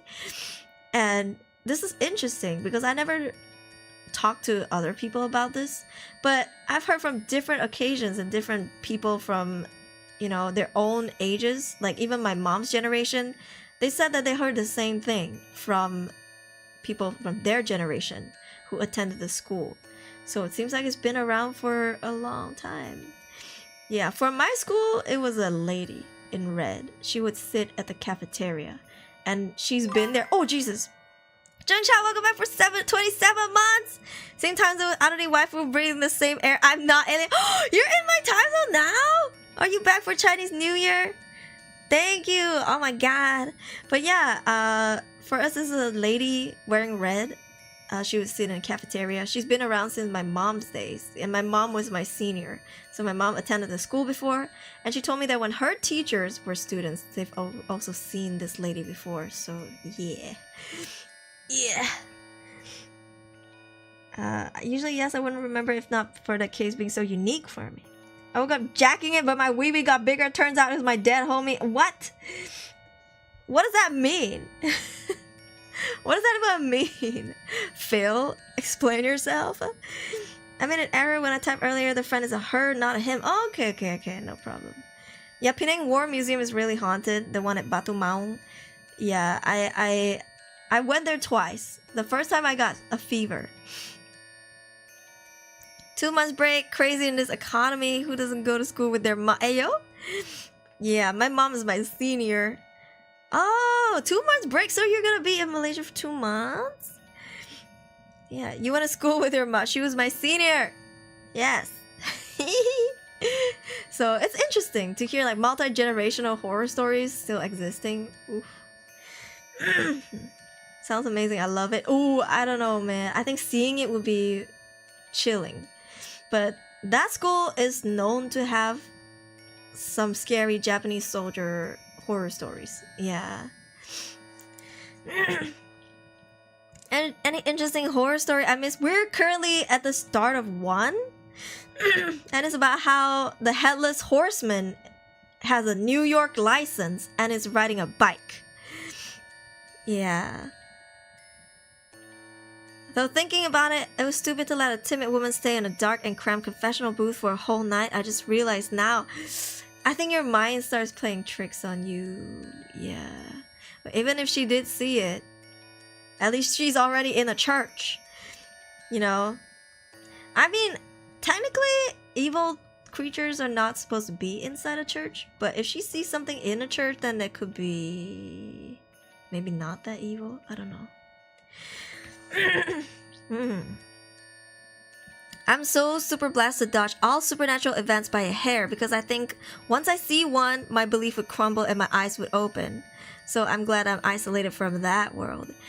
For me, I think it intensified my belief of, I don't know, shit. You know, because you grow up and you're so cocky, right? You think you're so smart. You think you know everything. You're like, psh, I think I know facts. But then you see it and you're like, oh shit, I don't know shit. Like, there's so much that I don't know yet. And then nobody's talking about it. Like, nobody's quote-unquote confirming it, especially from the government sector. And you're just like, they make you feel like a crazy person because they don't talk about it, you know? And then people just go by the theory that it just doesn't exist entirely because the government doesn't talk about it. Yeah. Alright, Phil, you gotta go. You a weirdo. you a weirdo, brother. You gotta go, Phil. Phil, you gotta go. There's a time and place for everything. Even then, there's lines you don't cross out here making people uncomfortable and shit. I believe it. I never saw one, so I treat it with respect but no fear. I feel like if I experienced that, then I would fear that it would be no good. But that's supposed to be it, though. You're supposed to respect it. And I think fearing it is a normal reaction, but as long as you respect it and you don't disturb it, it should be fine. Yeah. Ooh. What's that sound? Really curious thing was, the more eerie for me personally, was that there was supposed to be no confessional booth there at all. We haven't found it again when morning came. That just gave me chills. That's crazy. As kids, you're afraid of adults. As adults, you're afraid of ghosts because you know they're real. I used to want to go to Japan. Not anymore. I just stay in my house. I mean, Japan for the most part is okay. I think if you attend temples as well, like even if you don't believe it, if you just go to those places, at least those ghosts believe, right? Here's the thing, for me, like, I go to whatever temple or churches or whatever because I think that's what the ghosts might believe in. You know, like for me, if a demon was bothering me, I guess I would go to a church because I think that's from that culture, question mark. Yeah, and I think if you saw one in Japan, you might want to go to a shrine. Then maybe the shrine would be able to do something about it. Maybe if you even go to a church, I don't know if they could do something about it. But who knows, right? If I met her, I'd be scared and afraid, lose motor function in my legs. Aruri is my supernatural entity. That's funny because I actually do meet people in real life. It's not that hard to meet me in real life. I attend conventions all the time. Yeah. I'm a fan of Japanese. They have a lot of amazing places and food. We'd like to visit there someday. For you, it might be expensive because it's far for you. For me, I live in Asia, so it's not that bad for me to travel to Japan. Yeah. Have you ever had any horrifying nightmares? I actually talked about it earlier in this stream. You should watch the VOD later. I talked about, because recently I've been experiencing, what's that thing called again? Sleep paralysis. Yeah. But try Japan. Japan is good. Just stay at like non-spooky looking hotels. I talked about this before. You can go watch it again. This is probably the last time I'll talk about this. But I went to Japan 2 years ago in October. And I went there for a month.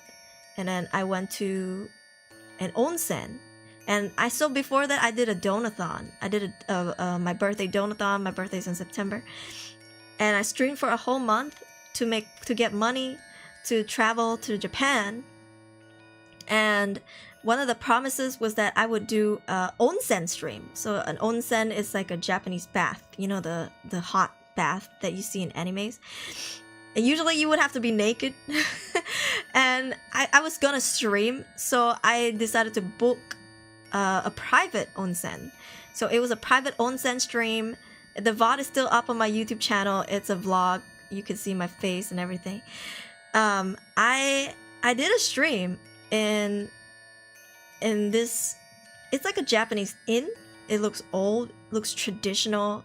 They have the tatami floors and the futon beds and the sliding doors and everything. So I remember this was around like 11:30 Japanese time, which was my slot for my solo onsen, because you have to book and they give you time slots and you have to pay extra for it. So I actually paid extra to stream at this time, and I knew that there would be no people around, so because it's my private onsen, right? Obviously I didn't stream naked. Y'all wish. Maybe on my OnlyFans. What? I don't have one. But you know, I did do a stream regardless, my feet and everything. And there was a point in this live stream, because this inn was next to like a bamboo forest up on a hill, and I was streaming. You could just go watch the stream so you know more context, but I held up my phone and I was streaming from my phone, and basically holding up my phone, and with the lighting, I was facing the bamboo forest. Yeah, you could see the forest from the onsen. So basically the onsen is like, only half of it is closed, and then the other half is open. Like, just, if someone was in the forest, they could see you bathing. Anyway, I was facing the bamboo forest, holding up my phone. Here, I'll give you guys the link if you want to look for it. I was holding up my phone, and then there comes a point, if you noticed, my eyes looked, because I was looking at my phone when I was talking and I was reading chat, and at some point you would see my eye go past the phone, and I stared at something for a second, and you would see there was a pause, and then I looked back to my phone, because I'll tell you what I saw, but I saw something, and then I looked back at my phone and I kept yapping and yapping. And then I streamed, because my session was an hour. I think I streamed for, let me see, did I stream for an hour? I think I streamed for 30 minutes. Yeah. Here, Japan onsen live stream. Okay, here's the link. Yo, face reveal for the people who's never seen this before. I did show the bamboo forest at some point. It is fucking terrifying. If you look at the VOD, there's a tree, there's a bamboo tree that was toppled over. It's like leaning on another tree or something like that. Okay? And I'll tell you right now what I saw, okay? And obviously I'm a professional streamer, and there's this rule where if you see something, don't mention it, because otherwise they know that you see them and they'll come and bother you, okay? So I pretended that I didn't see anything, and I just kept yapping, and then I ended my stream after 30 minutes, right? I could have gone longer, I think, because I had 1 hour slot. But anyway, what I saw was, on that tree that was leaning, I saw something humanoid leaning on the tree, but it was covered with pitch black fur. I wouldn't say it looked like a monkey. I guess in a way you could say it looks kind of like a monkey, but imagine if you don't see the monkey features and the fingers, because you know monkeys don't have fur on their fingers or their legs, right? I saw it was like maybe the height of a person, not Bigfoot, not something super big. It was just like, it looked like a human. I can't tell you exactly if it was a big or small human, but I caught a glimpse of it. You can see me catch a glimpse of it on stream. I saw it was leaning, and I knew it was watching me because its head was turned. I saw no facial features, but I knew it was looking at me, leaning on that. And I just kept talking. I think I was just trying to yap my way out of it, you know, because I'm a yapper, okay? So I was like yapping and yapping, and then I kept my cool, and then after that, I ended the stream and I fucking bolted out of there, okay? IRL furry. He was like covered in black fur. It was so pitch black, like it was so scary, and I bolted out of there when I was done.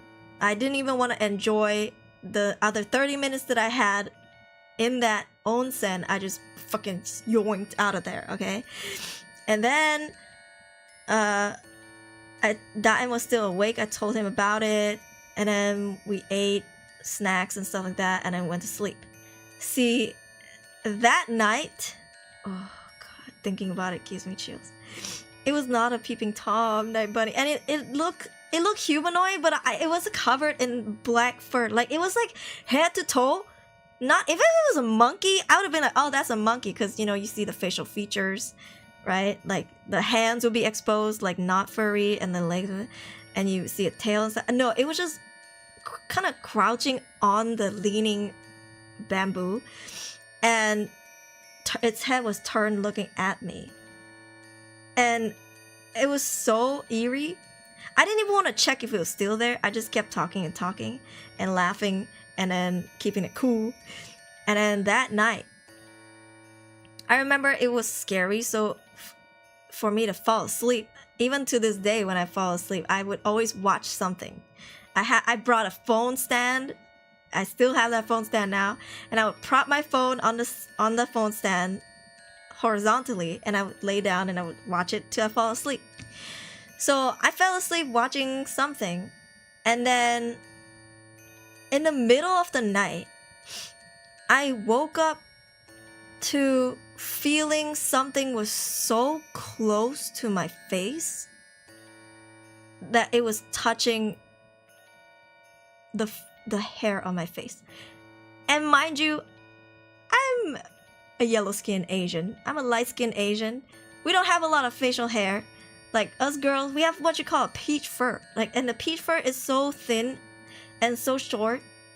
I'm telling you, I woke up feeling like something was hovering over the right side of my face. So close that it was touching the hair on my face. And like, it was literally hovering on the right side of my... I opened my eyes, like I jumped open.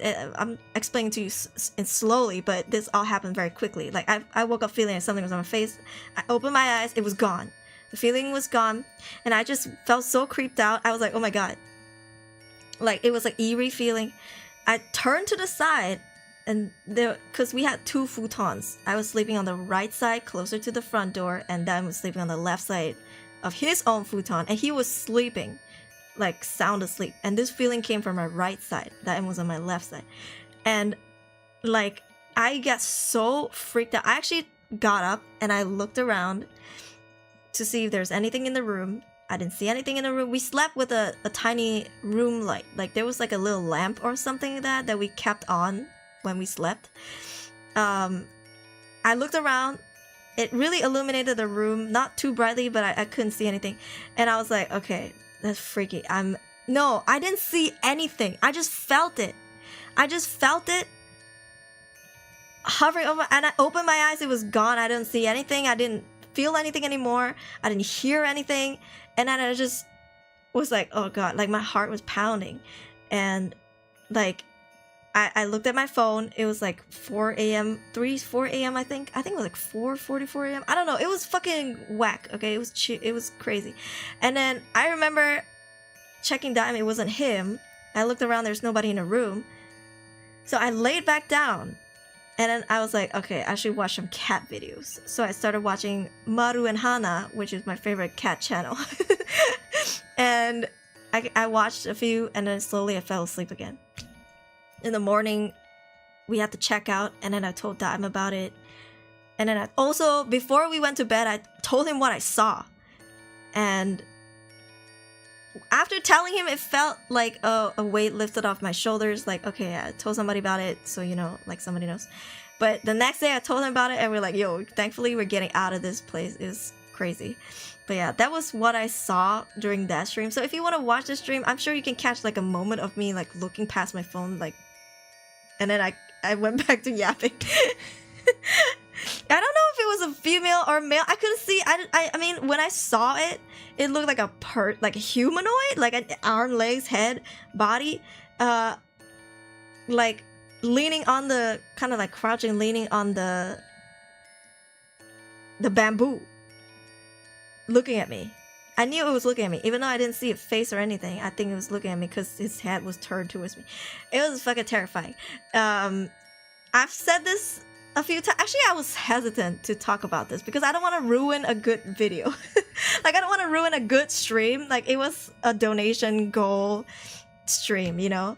And in hindsight, we had fun talking and chatting while I was dipping my bare feet into the onsen for free on stream, you know?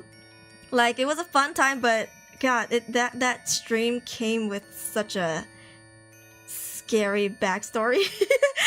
And I remember finally talking about it in one of the horror storytelling stream. It was like, yeah, I think this will be the last time I talk about it.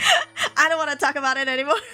Even thinking about it makes me feel I'm rubbing my face because I really, really don't have facial hair. I really, really don't have body hair to start with. I'm like a dolphin.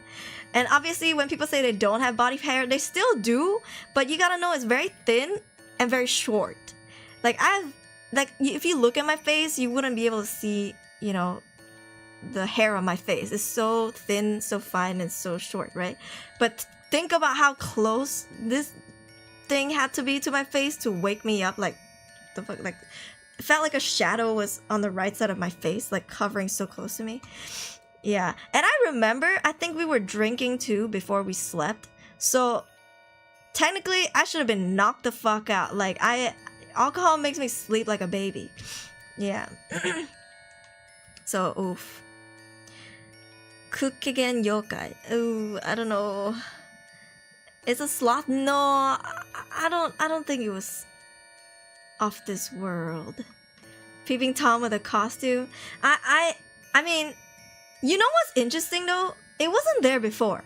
If you watch the stream, like, when I showed the surroundings, heck, I think the thumbnail was even pointing at the let me see. I think that even the thumbnail was pointing at the tree. Yeah, at the forest. Like, I didn't see it there before. It went there when I was streaming.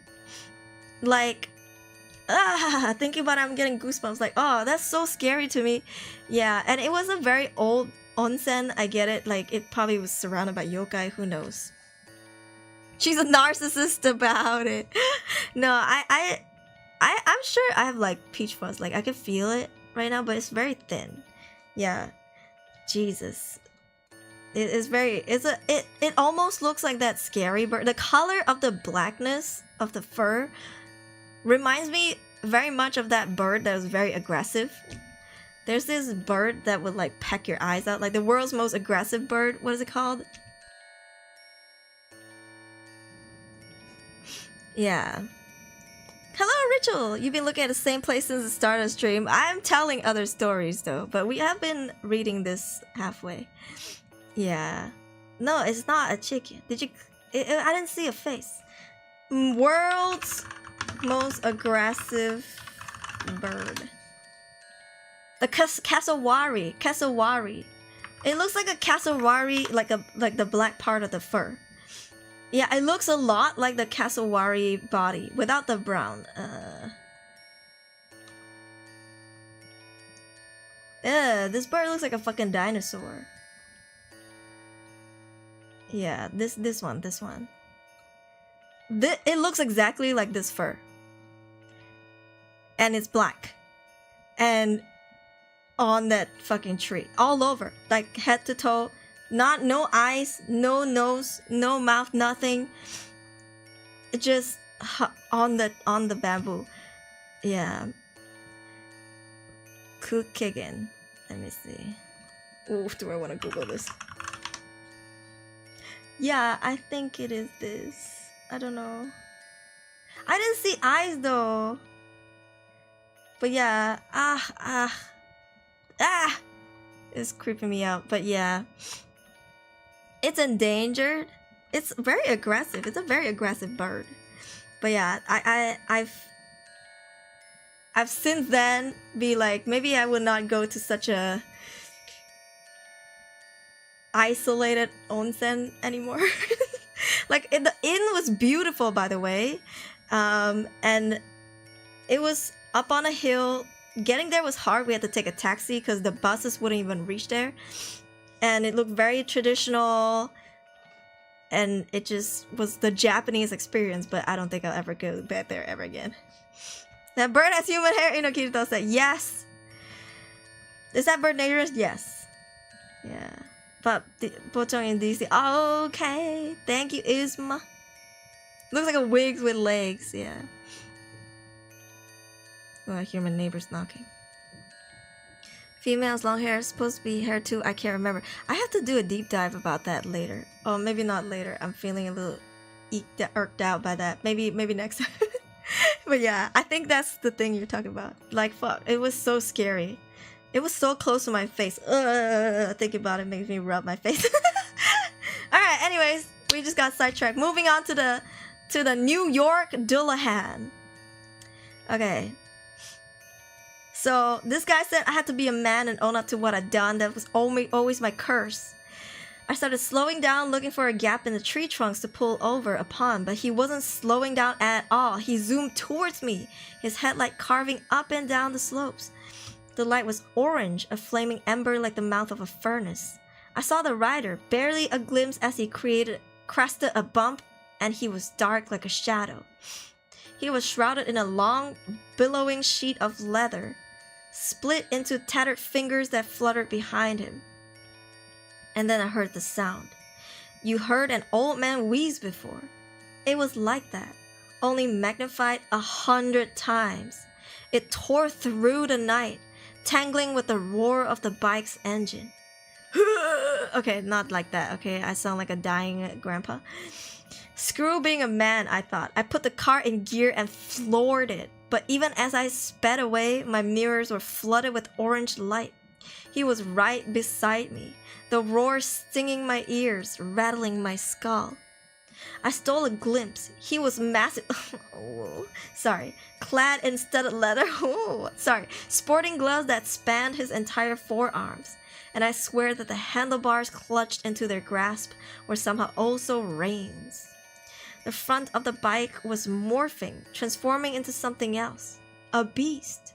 Then he started reaching for something inside his leather mantle. Whip it out. What? My driver's side window shattered, spraying me with glass. I felt something long and metallic swoosh inches from my face. He had a blade, a sword. I could still see the steel flash in amber as he wielded above himself, prepping another strike. I stomped the accelerator down to the floor mat, urging the car to go faster with sheer willpower. I was getting air as I rose over the bumps. The chassis shuddered as it met the ground again, but I pushed the car as hard as it would go. Still, the orange light blazed behind me. I watched him in the mirror for just a second. He was pointing something long and tubular in my direction. There was a momentary boom of sparks, then a burst of smoke, and my mirror was gone. He was shooting at me! Just as I realized how screwed I was, my own carelessness saved my life. After every bump, the stack of pine wood in the back had been slamming into the tailgate, working away at the catch. Now it sprang open. The planks, pots, and boxes of nails all launched out at the back, collecting both bike and rider behind me. I heard the wheeze rise into a gurgling shriek, and the headlight cast its glow upwards into the trees before fizzing out. I kept flooring it until I reached the little concrete bridge that marks the end of that awful road. I slowed just enough to squeeze through the narrow ford, then stopped as I reached the other bank. Sticking my head out the broken window, powdered glass spilling from my hair, I watched. He was still coming! Oh my god! Powering down the last hill, but he skidded to a halt at the foot of the bridge. Had he given up? I wasn't sure, but something compelled me to keep watching. I got a good look at the quote-unquote bike. Have you ever seen one of those magic eye pictures? At first glance, it's just patterns and colors. But squint and you will see a sailboat or something. It was like that. From straight on, I saw the pipes and the bodywork of a bike. But if I let my eyes lose focus, it wasn't a bike at all. It was a horse. Snorting, stamping, rippling with muscle. Oh, sorry. In one last display of rage, he reared his metal steed on its back tire, howling. The front wheel eclipsed the moon before flowing like mercury into a chiseled horse head, nostrils flaring, eyes burning like hot coals. And now that he was silhouetted entirely in the moon's light, I saw what should have been obvious from the start. Between the rider's broad shoulders there was nothing. He had no head. Only a kind of mangled stump remained.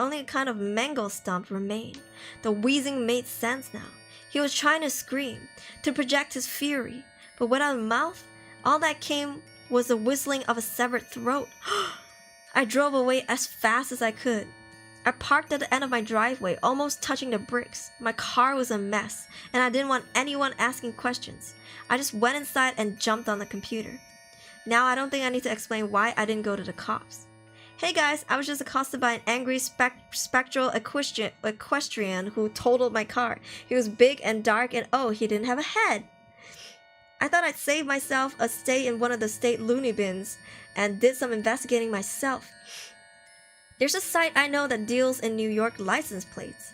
Enter any plate number in the state and you can retrieve all kinds of details. Oh my god!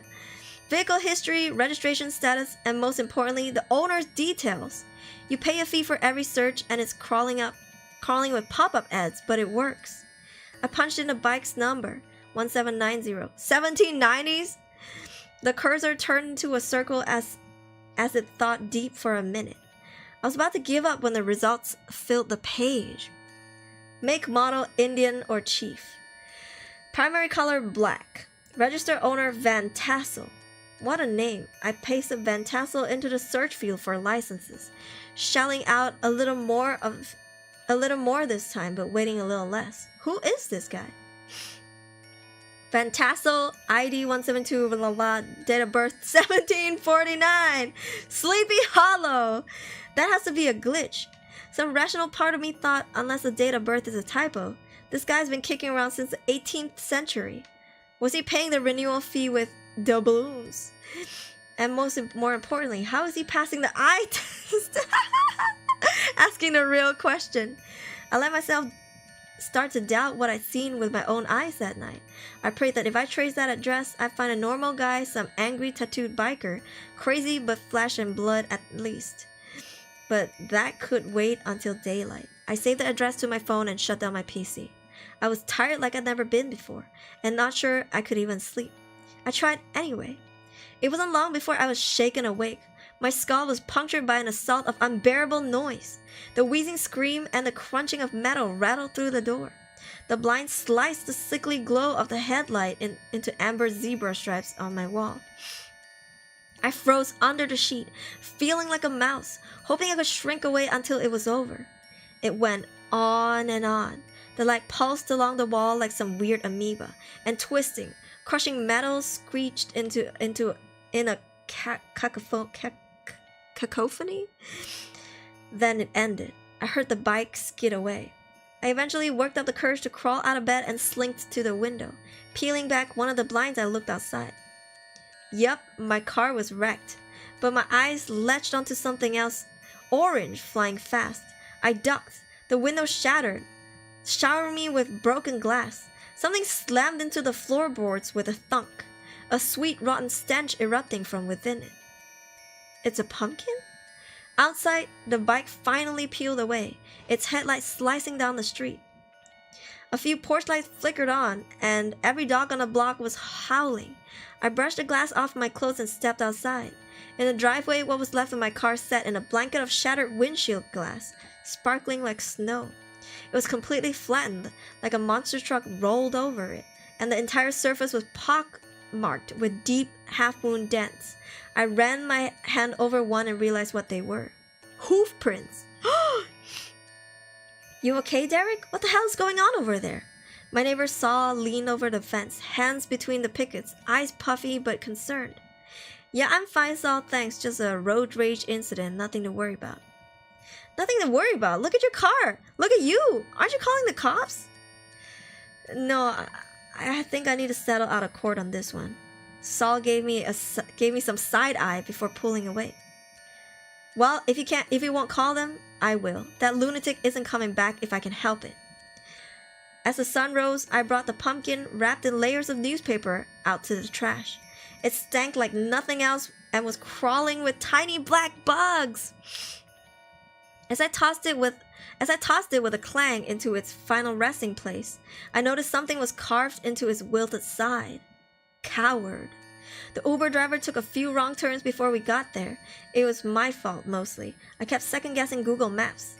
This can't be it. It's a cemetery, dude. You want me to drop you off or not? It's getting late. I thanked him and got out. An ancient stone church crowned the hill, which was swept with uncut grass. Crosses and headstones popped up in rows like crooked teeth. I started up the path, nervously fiddling with the envelope in my hands. Why do I have to be like this? I thought. So foolhardy and stubborn. I guess I get it from Dad, although he never had to make good with a ghost. I walked between the rows of graves and started searching for his name. They were old, belonging to plowmen, wagoners, and carpenters. The most recent dates I saw were the 1910s, and they counted down steadily as I stumbled up the hill. I worked methodically through the 1800s, and by the time I reached the crumbling gravestones marked 1700s, the sun was sinking behind the church steeple. Eventually, I found a headstone that was odd. It was eroded to the point of being little more than a rock, and sunken halfway beneath the dirt, but I could just see the remains of its original shape, a horse head. Stripping away a blanket of moss, I found the faintest inscription lingered on the stone. Van Tassel, 1949 to 1990. I placed down the envelope carefully on the grass. Inside, there was a wad of cash wrapped in plastic. I did some research, found a price point for repairing a dent in a vintage Indian, and stuffed in more than enough. There was also a printout of my insurance info in case he was a real stickler. There you go, you son of a bitch. We're even Stevens. Now leave me alone, please. At the bottom of the hill, I checked my phone. No service. I lumbered around for a bit until a single blinking bar appeared. Good enough. I called an Uber. The map pinwheeled for a moment before confirming the ride, but no driver's name appeared, nor any vehicle. You did not call a freaking Dullahan Uber! The wind picked up, rushing past my ears in steady gusts, but underneath the whooshing, I swear I could hear something else.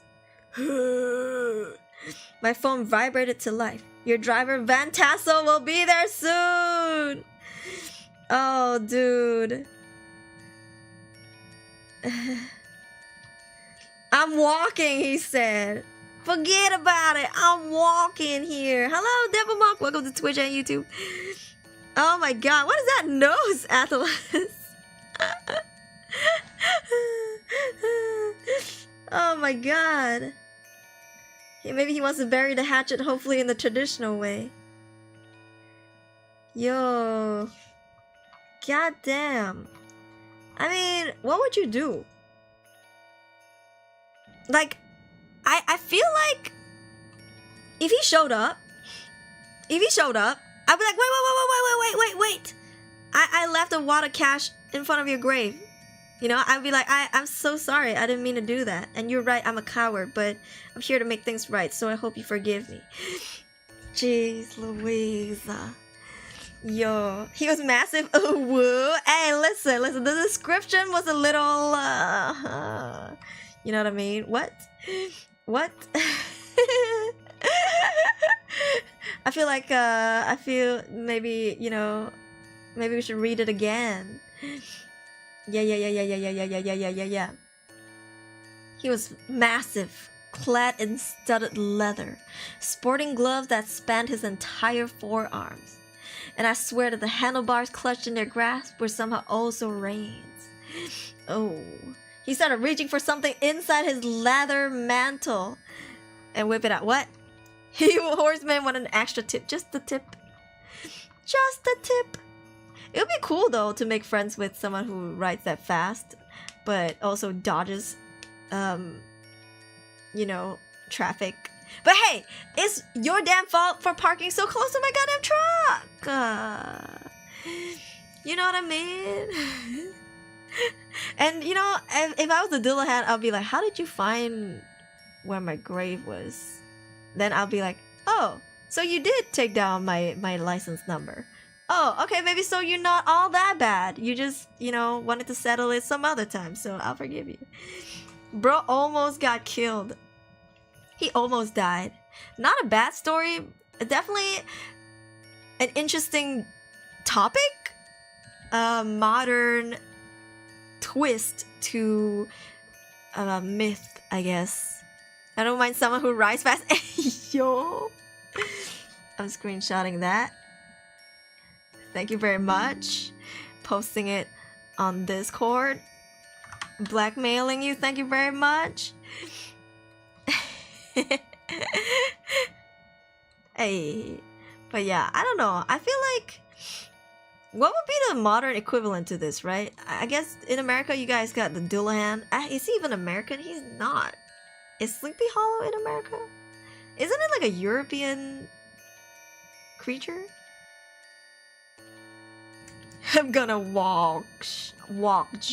I would walk too. Honestly, at some point I would just go into a diner and just rest there for the night. You know? Heck, even if it means I have to fall asleep on the diner table. Like, goddamn. Crazy. Now you want to see a modern day Dillahan? Imagine if it's a woman, right? Because you know history, there's a lot of misinformation. There's a lot of confusion in the details. The headless horseman could be a woman, you know, just like in Durarara. Yeah. Wood. She's so hot. I haven't seen the anime, but I've seen photos and screenshots of her. Let me show you. What's her name? Characters. She's hot. Salty.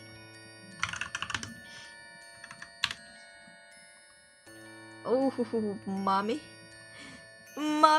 Sorry. Oh, why did they have to do her so dirty? In a good way. Hold on. I'm not gonna get demonetized by this, right? Right. Wait.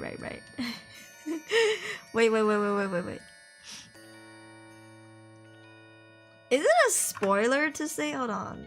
Screenshot.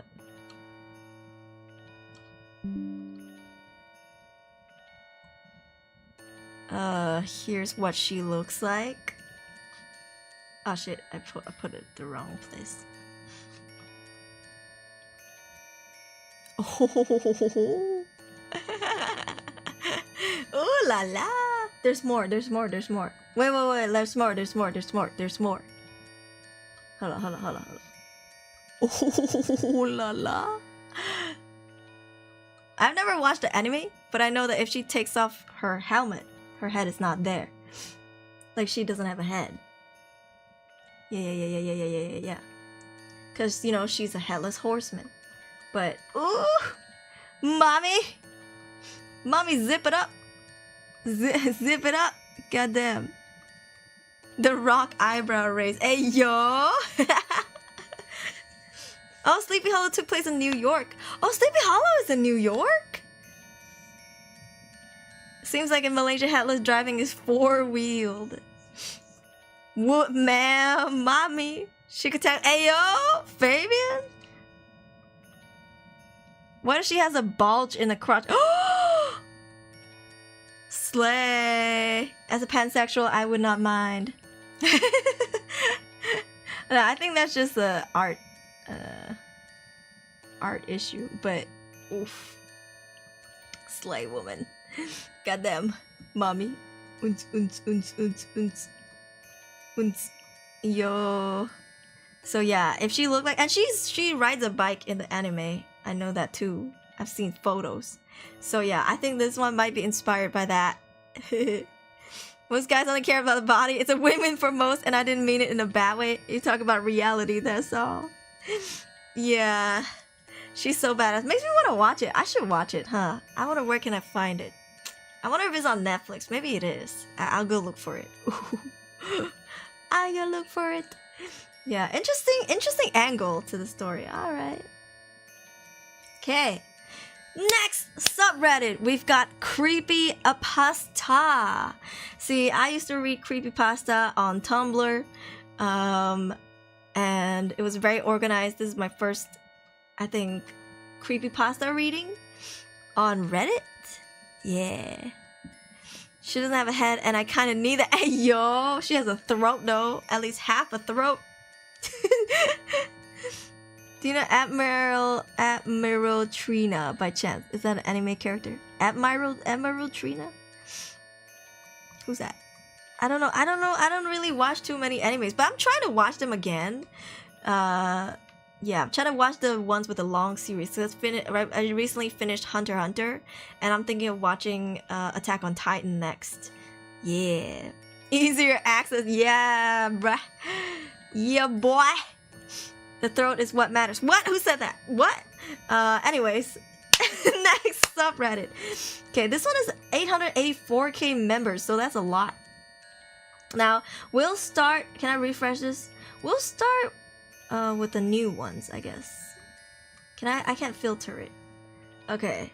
Text story 35 minutes ago. 42 minutes ago. This one was the last one that I saw 6 hours ago. Meathead. But okay, I guess we can read this one. It has no rating. How do I choose the one with ratings? I don't think I can. At least we'll find one with a good rating. The Hollowing. Because these are so new. Oh. 27 likes. Oh, she's a VTuber. No, I don't. But you should read the chat rules, because you shouldn't mention any VTuber unless I bring him up first. Hey, yo! You wonder hey, yo! Me too. What? Hey, getting to learn about creepypastas back in the day. I'm happy that they're still ongoing. Yeah, if there's a hole, there's a goal. Let's read this one. 27 thumbs up. Emergency alert, do not sleep. Let's find another one later too. Let's read 2 at least from each subreddit. Early morning whispers. This is like don't sleep, and this is like don't wake up or fight the morning. Yeah. Alright, let's read this one from 14 hours ago by Brief Trainer 6751. Emergency alert, do not sleep. Okay, how long is this one? Okay, not bad. Let's start. Hello, Tyler, welcome in. Okay. It started with a loud, shrill tone, the kind that instantly throws your body into panic mode. My phone vibrated so violently that it tumbled off the nightstand and clattered onto the wooden floor. The sound sliced through the darkness of my darkened room. Wait. The sound sliced through the silence of my darkened room, yanking me out of sleep so fast that my heart felt like it was slamming against my ribs. My ears were ringing, my breath was uneven, and for a split second I thought I was dreaming. But the glow of my phone screen, stark against the darkness, told me this was real. I knew that sound. It was the emergency alert system, the one usually reserved for extreme weather warnings, Amber Alerts, or national security threats. My mind raced through the possibilities: an earthquake, a storm, something urgent. But as I grabbed my phone with trembling fingers, my groggy brain struggled to make sense of what I was seeing. Ooh. Yeah, I watched a movie about that too. I think it was called Stay Awake or something. Awake? I don't remember. It was on Netflix. Emergency alert. Do not sleep. This is not a test. Do not fall asleep under any circumstances. Stay awake until further notice. But I can't. This is my favorite thing to do. The bold red letters glared at me, the message burning itself into my brain. My first reaction was confusion. Do not sleep? What kind of alert was this? My mind scrambled for an explanation. A prank, a system glitch, maybe even some bizarre government drill. My vision was still blurry from being yanked out of sleep, but I forced myself to focus on the time at the top of my screen. 2:43 a.m. Before I could even process the first message, another alert flashed across my screen, the same piercing sound making my whole body jolt. Repeat, do not sleep. They are present. A cold shiver crawled down my spine, slow and suffocating. They are present? The word made my stomach twist with unease. Who were they? I sat up straighter in bed, my pulse thundering in my ears. My apartment was still, wrapped in the eerie, suffocating silence that only exists in the dead of night. The only sound was the low hum of the refrigerator from the kitchen. I quickly checked my phone for more details, news updates, emergency broadcasts, anything that could explain what was happening. But there was nothing. No reports, no social media posts, just that warning. I wanted to believe that this was some elaborate hoax, but something about it felt wrong. It wasn't just the message itself, it was the way my body reacted to it, like an unspoken instinct was telling me to listen. Then I heard it. A sound, faint at first, but undeniable. A wet, dragging noise. I'm sorry, what? Bands, feel free to go to bed, don't push yourself. It's okay, Brandon, just go read the chat rules again so you don't make any mistakes anymore. But yeah. Tyler, I see. I hope you enjoyed them. I'm wet. Hey, yo, this is you. You're wet and dragging. It came from outside my bedroom door. I froze mid-breath, my entire body locking up. It was slow, deliberate, unnatural, like something heavy being pulled across the floor, but with a sickening, sticky quality that made my skin crawl. My apartment wasn't big. I lived alone in a small one-bedroom unit on the 3rd floor. There shouldn't have been anyone else inside. For a moment, I considered calling out, asking if someone was there, but something inside me screamed not to. My body tensed, my heart hammering so loud I swore whoever or whatever was outside could hear it.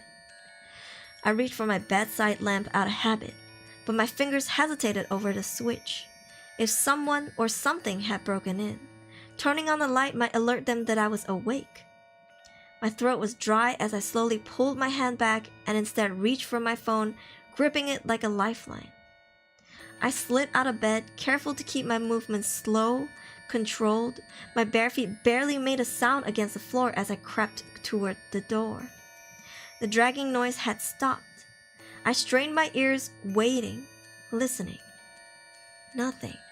Hi, Manyo! I love you! I love you! Yeah.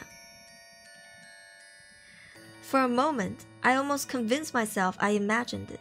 Maybe it was the pipes, or the neighbors upstairs moving furniture. Maybe I was still groggy and my brain was just playing tricks on me. I exhaled, trying to calm myself. Then my phone vibrated again. Another alert. If you hear them, do not open your door. Do not let them know you are awake. My entire body went cold. Them. You don't think they would have heard your phone vibration?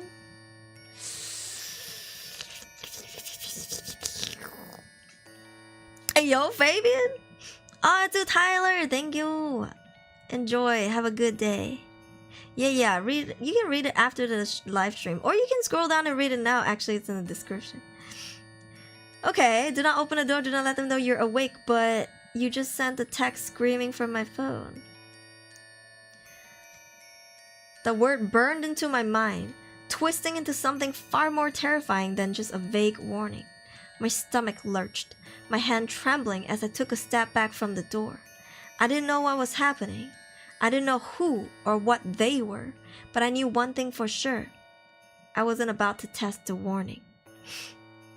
Moving as quietly as I could, I locked my bedroom door and shoved a chair under the handle. My breaths came in short, ragged bursts as I backed up, my legs finally giving out as I sank onto the bed. My heart was ramming against my ribs, my body rigid with fear. One thing was certain. I wasn't going to sleep now even if I wanted to. A soft knock broke the silence. It wasn't loud or hurried, just a gentle, deliberate tap against the wall. But even that small sound sent a spike of panic through me. My entire body tensed, my fingers tightening around my phone. My front door remained closed, untouched. That wasn't where the knock had come from. No, it had come from the wall. My neighbor's apartment was right next to mine, separated only by a thin layer of drywall and insulation. The knock had come from his side. The realization made my skin prickle with unease. It wasn't some random noise from the building settling or pipes shifting. It was intentional. Someone was trying to get my attention. I didn't answer. For a moment, silence stretched between us. My mind raced, torn between dread and curiosity. And finally, I heard his voice, muffled through the wall, but unmistakably human. "Hey," he said, his tone hushed but urgent. "You're awake?" My throat was dry. I hesitated, my pulse hammering before forcing out a whisper. "Yeah." "Did you get the alert?" I swallowed hard. "Yeah." A pause, then quieter now, almost as if he was afraid someone or something might overhear. "You know what's going on?" No clue, I admitted. My voice was barely more than a breath. Another pause. Then with an edge of fear creeping into his tone, he said, "But I think there's something in my apartment." A chill swept over me, deep and immediate, like someone had emptied out a bucket of ice water over my head. My fingers curled so tightly around my phone that my knuckles ached. "What do you mean?" I whispered. "I heard something," he said, "in my living room."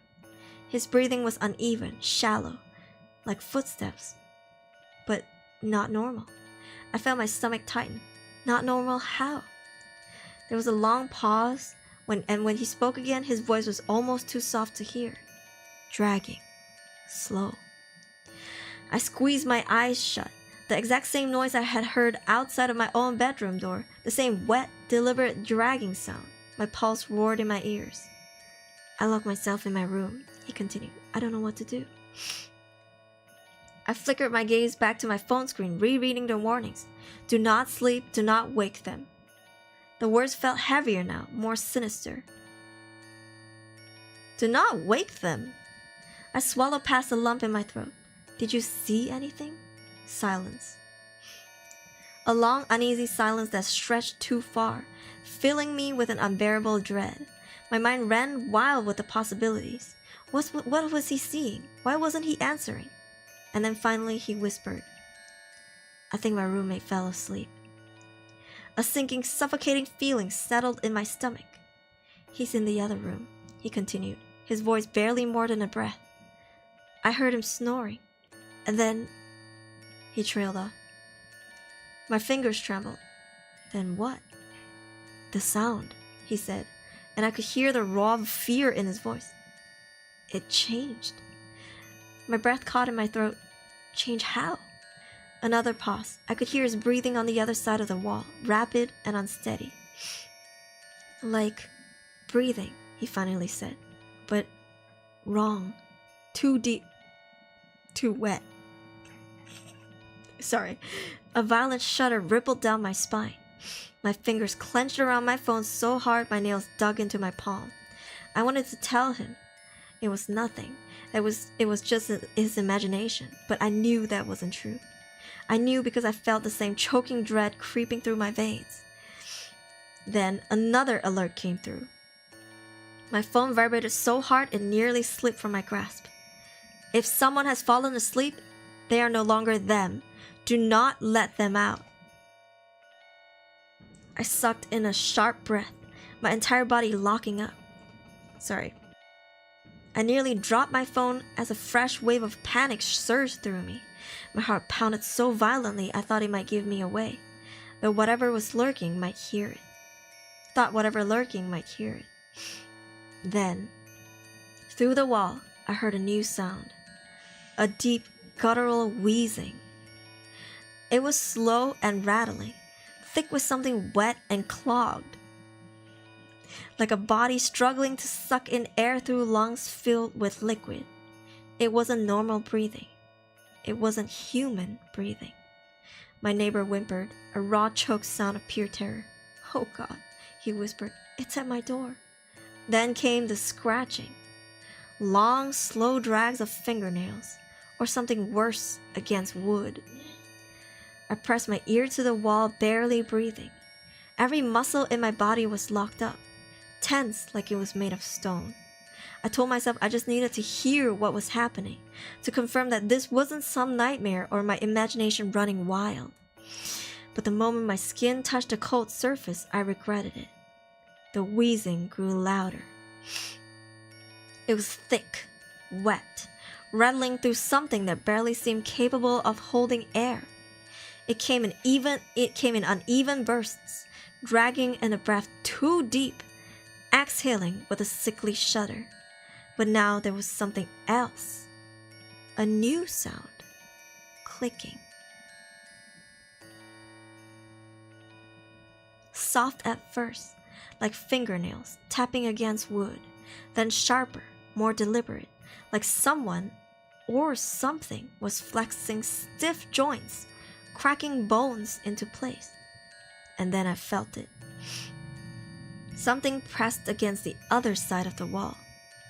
A shape, solid, tall, a head. Sorry, my stomach turned to ice. It was right there, inches away from me. I jerked back so fast I nearly fell. My skin crawled as if something invisible had brushed against me, and my entire body recoiled in disgust. I didn't want to know what was standing there. I didn't want to know what was breathing so close to me. Through the wall, my neighbor still whispering frantically, his voice shaking with panic. "It's trying to open my door," he said, his words barely more than a breath. "It knows I'm in here." A heavy thought rattled the wall. I flinched, then another. It wasn't just knocking, it was ramming the door hard. I clenched my fists, my pulse hammering so fast it felt like my chest would burst. My mind screamed at me to do something. But what? I didn't even know what we were dealing with. A home invasion? A hallucination? Something worse? Then my phone vibrated violently in my hand. Another alert. Do not interact with them. Do not speak to them. They are not who they were. A wave of nausea rolled over me. I didn't want to believe it. I didn't want to accept that what the message was saying, but deep down, I already knew. This wasn't just some emergency drill. This wasn't a joke. Whatever was in my neighbor's apartment, it wasn't human anymore. His whisper came again, even more desperate now. "I think I can make a run for it," he said, his breath hitched. "I can get to your place." "No," I hissed, cutting him off. My fingers gripped my phone so hard they ached. "Don't," the alert said. A loud crack shattered the air. I jolted. His door had splintered. The noise that followed made my blood run cold. A step. A wet, sickening step. Like something heavy, something drenched in fluid, had stepped into his room. My neighbor inhaled sharply, then silence. A long, horrible, suffocating silence. I pressed my knuckles to my mouth, biting back the urge to call his name, to do anything, but I didn't move. I barely even breathed. Then, just when I thought the quiet was worse than the noise, a click, right against the wall. My stomach twisted into knots. And then I heard him, breathing, but it wasn't him anymore. I sat frozen on my bed, my phone clutched so tightly in my hands that my fingers had gone numb. My body felt like it wasn't even mine anymore, as if I had turned into something hollow, something incapable of movement. Every part of me screamed to run, to hide, to do something, but all I could do was sit there, paralyzed. I didn't move. I didn't breathe. The wheezing beneath The wheezing breath on the other side of the wall filled the silence, slow and rattling, thick with something wet. Okay. Each inhale dragged in too much air, too deep, too unnatural. Each exhale was worse, like it was forcing something wrong out of its lungs. Then my phone vibrated again. The sound, even muffled, felt deafening in the silence. My stomach twisted as I forced my gaze down the screen. Do not make noise. Do not let them know you are awake. A sharp jolt of panic shot through me. My breath hitched as I turned off the screen, plunging my room into darkness once more. My entire body ached from how tense I was. I pressed my lips together, forcing my breath to slow to quiet. Then the breathing moved away from the wall.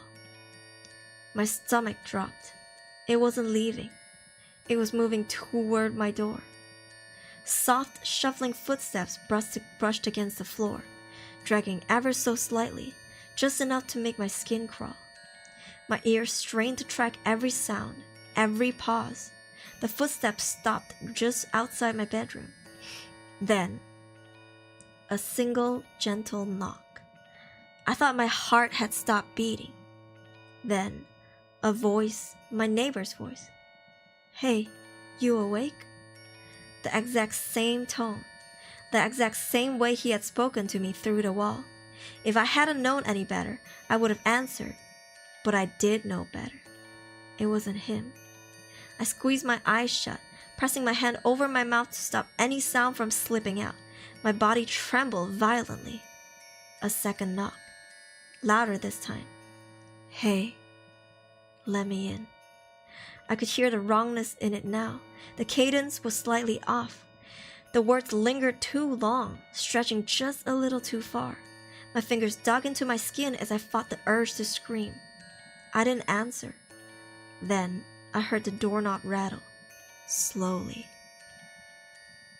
Testing.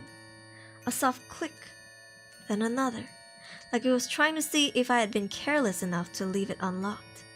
My gaze flickered to the chair I had braced under the handle. My mind raced. Would it hold? The rattling stopped. Then a new noise. A long, dragging scrape. I bit down on my lips so hard I tasted blood. Something was being pulled away down my hallway. Something heavy. The sound was slow, deliberate, stretching out in agonizing, unnatural intervals. My imagination ran wild with possibilities. What was it? What was it carrying? I forced myself to stay still. Every instinct in my body screamed at me to do something. Hide, run, push furniture against the door. But I knew better. I knew that at any moment, any noise would let it know that I was awake. Then, my phone buzzed one final time. They can only stay until dawn. Do not let them in. Stay awake. I clamped a hand over my mouth, my shoulders shaking as silent tears welled in my eyes. So that was it. If I could just hold on, if I could just wait, they would leave. For the next few hours I listened. The thing outside my door never knocked again. It didn't call my name. It just waited. Every now and then I heard it shift. The soft, sickening wheeze of its breath. The faint clicking sounds, like something moving wrong inside of it. Like it was just adjusting itself, waiting for a chance, waiting for me to slip up. The night stretched on, endless and suffocating. I didn't dare to check the time. I didn't dare to move an inch. Then, just as the sky outside my window began to lighten, silence. I didn't move. I couldn't move. An hour passed. Then two. Finally, when the sun was bright in the sky, when I could hear birds chirping and distant cars rumbling down the street, I forced myself to move. My entire body ached from staying in the same position for so long. My throat was dry, raw from holding back my breath. Then I moved the chair away from the door. My hands shook violently as I unlatched the lock. I hesitated. Then I opened the door. The hallway was empty, but on the floor leading away from my door were long, wet footprints. I stared at them, my breath caught in my throat. They stretched all the way down the hall, disappearing around the corner. I couldn't tell if they were barefoot or something else. The news had no answers. No one did. There were whispers online, forums, scattered social media posts. People were sharing the same experience, the same alert, the same warnings. Some people didn't make it. Some doors weren't strong enough, and some let them in. I don't know what happened to my neighbor. I never saw him again. I never heard him again. But I know one thing. Since that night, I don't sleep easily. And when I do, I always wake up to the sound of breathing, even when I'm alone. Ooh. Yo, this whole article was about being moist. This whole article was about being moist. Yo, all of the innuendos. When being asleep in this scenario would be better than being awake, it's not like they would know you're sleeping in there. And being quiet is basically the same thing, but harder to maintain. Yeah, actually, I was constantly thinking, the whole time I was thinking, like, what's so bad about falling asleep? Do they teleport into your room if you fall asleep? Right? Like, do they have to force their way in if you're awake? So what's the point? What's the mystery here? You know? Snoring. Oh, you make a noise when you're sleeping. Huh. Sounds like a good night. Too deep, too wet. Also, thank you for the hydrate I would drink. Yo. Too lazy to name. Too deep, too wet. What? Isn't it all along just a ploy from your neighbors to keep you quiet? I mean, Jabba the Hutt paid you a visit, is all I'm saying. You know, Jabba the Hutt went through the rain just to come and knock on your door and just wanted to chill. The whole time I was picturing Jabba the Hutt because it's like massive, wet, long, dragging. Like it's like a fucking slug. Jabba the Hump. They don't call it creepypasta for nothing. Yeah, it's creepy, but it's not the best I've read because there's so many holes to fill. Question mark. I have so many wet questions. What? So what? It's Overy's POV, but the story change didn't make sense to say that anymore. Hey yo! I am posting that in the Discord server under blackmail. Hey yo. Lordy. Oh lordy. No, but for real though, what is it even? Jabba the Hutt? Jabba the Hutt paid you a visit. What more do you want? Why are you complaining? Right? If you're a Star Wars fan. Let's see. Great job. This one really creeps me out. There's too many questions, no answers, you know? Like, why? They can only stay till dawn. At first, I thought it was an alien thing. Like, I thought it was like an alien invasion thing. There was this movie on Disney Plus that I watched. I'll give you the name. I'll find it. It was quite interesting. It has aliens and stuff. Disney Plus for me. It's called No One Will Save You. Yeah, it's called No One Will Save You. You guys should watch that. It's very interesting. It's like let me read you the plot. Yeah. Bryn finds solace within the walls of the home where she grew up until she's awakened one night by strange noises from unearthly intruders. Yeah. I mean, I remember watching it and thinking it was not bad. I don't think it was a good movie, but it was not bad. Yeah. This one was mid. And there's so many questions. I feel like my mind wasn't really that blown. I guess it's just a scenario to put you in. These kind of stories make me feel like it's a simulation story. Like it's trying to put you in that situation, make you imagine what it's like to be there. Not all the details are important, and all the questions do not have to be answered. It's just for you to feel what this person's feeling at the time.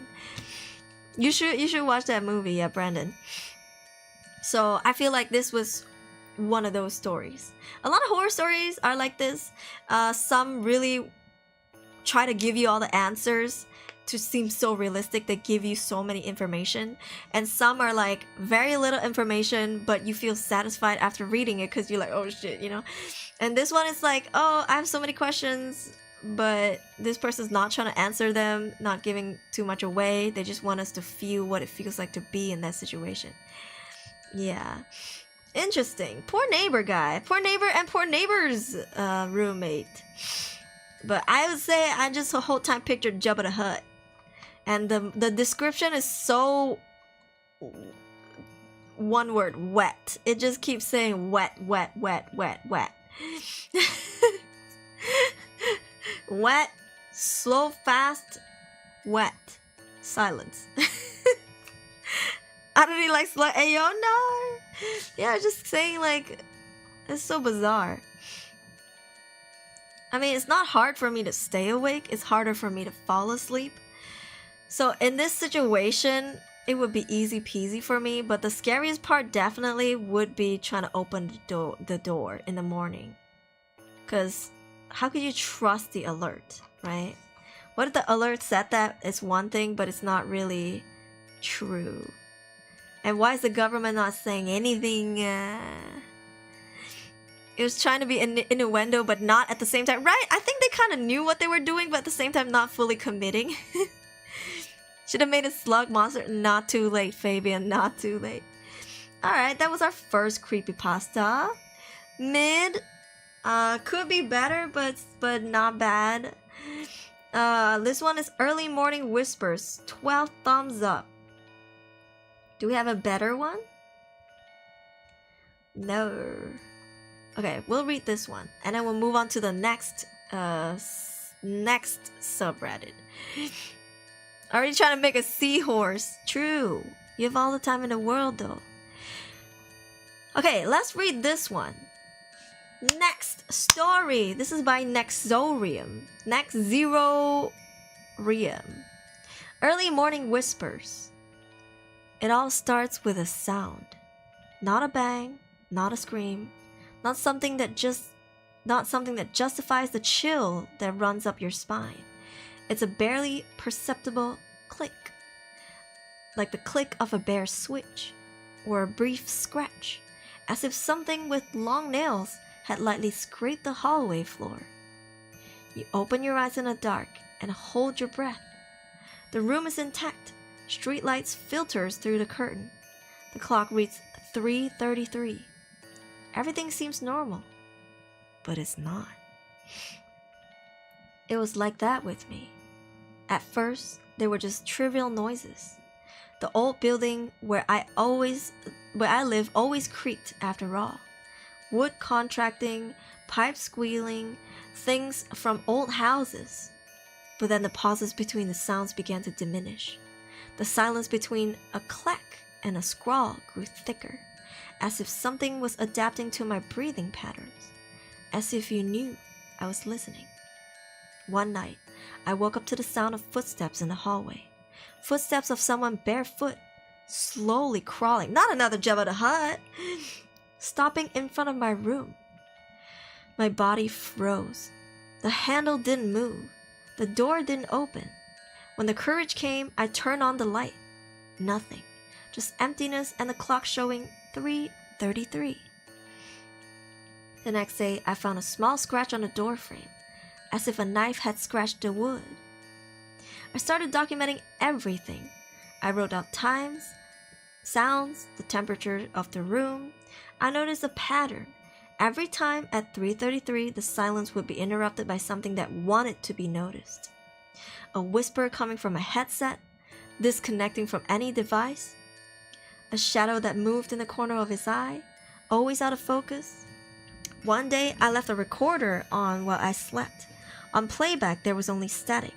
Until at 33 minutes and 33 seconds, a voice appeared, distorted and childish. Have you ever realized that you're not alone when you think you are? I deleted the file. I didn't tell anyone. Who would believe? The nights became a game of patience.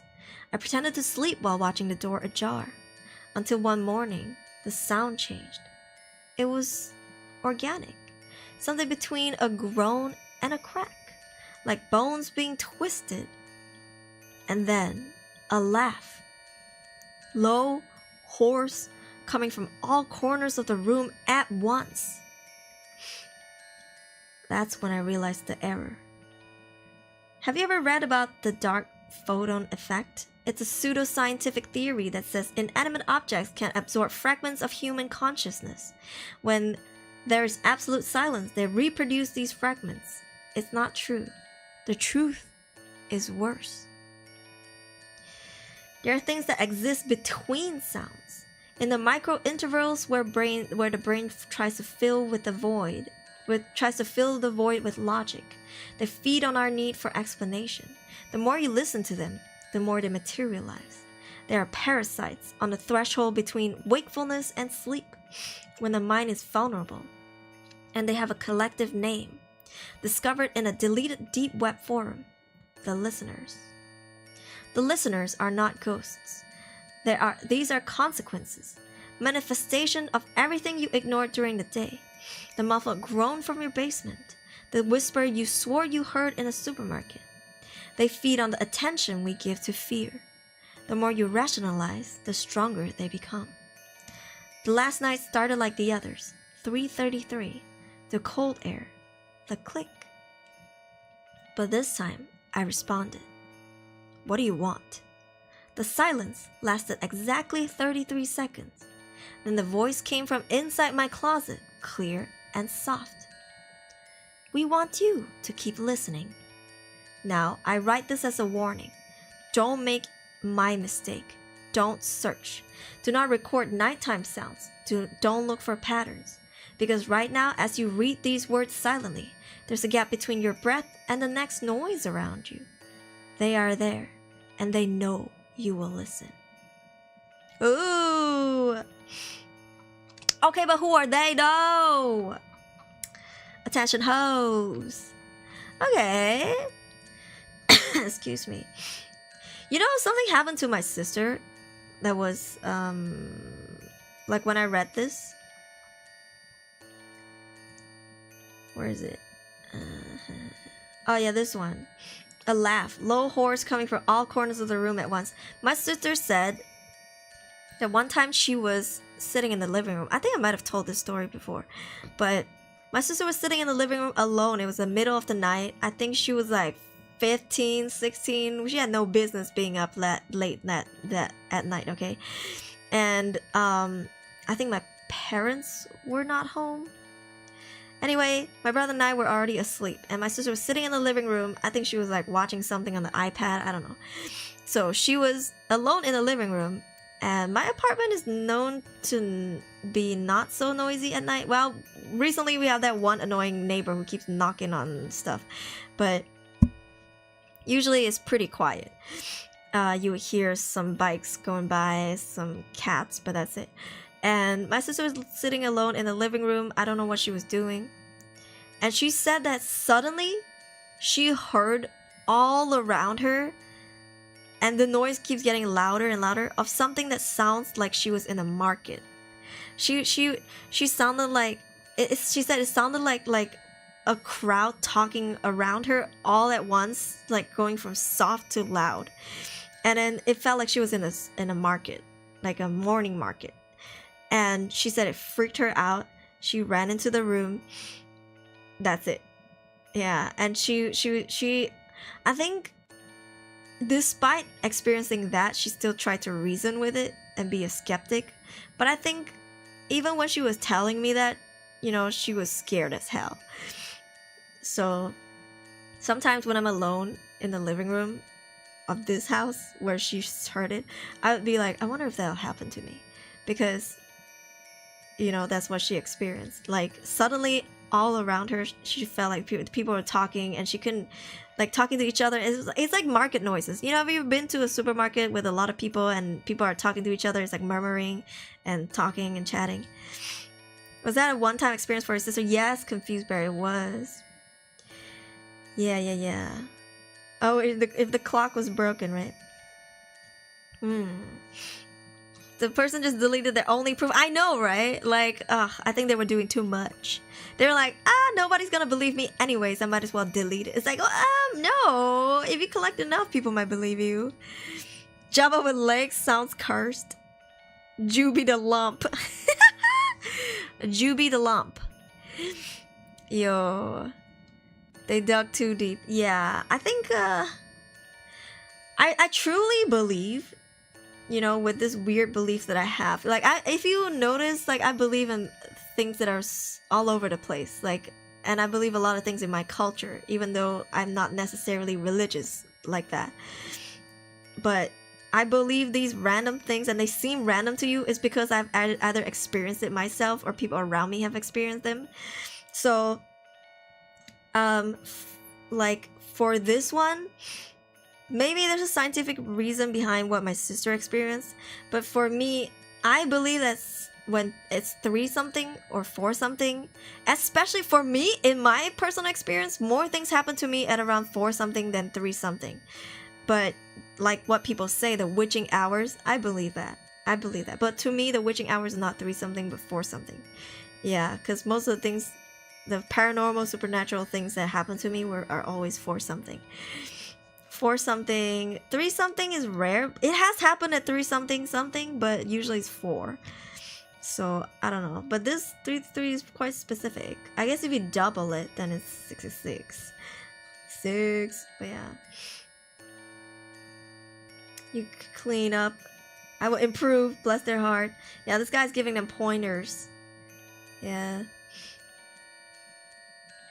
Pretty cool, pretty cool, pretty cool. Not bad, not the worst, but you know, not that great. It's just, I think it's something to think about. It's something to try to be a think piece. Okay, here we I do. Demon hours 2 a.m. to 5 a.m. here in America, if I can remember correctly. I think they say like witching hour is like 3 to 4, right? 3 and 4? Yeah.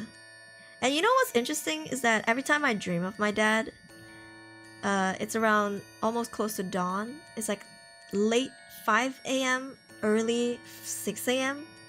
Usually when I dream of my dad. And then when I wake up, it would be like almost the sun is about to rise. Yeah, quite interesting. And maybe I'm the last person that he visits before he goes back to wherever he is. But yeah. There's like a pattern, you know? Like something, I believe, comes often in patterns, right? Like if something happens to you once, you don't really think about it. You kind of shrug it off. Second time, you can kind of shrug it off too.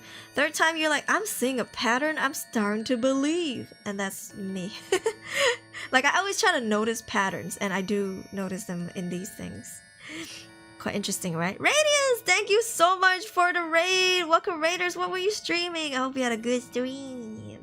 Yeah. Ratty Ray, thank you. Let me give you a manual shout out.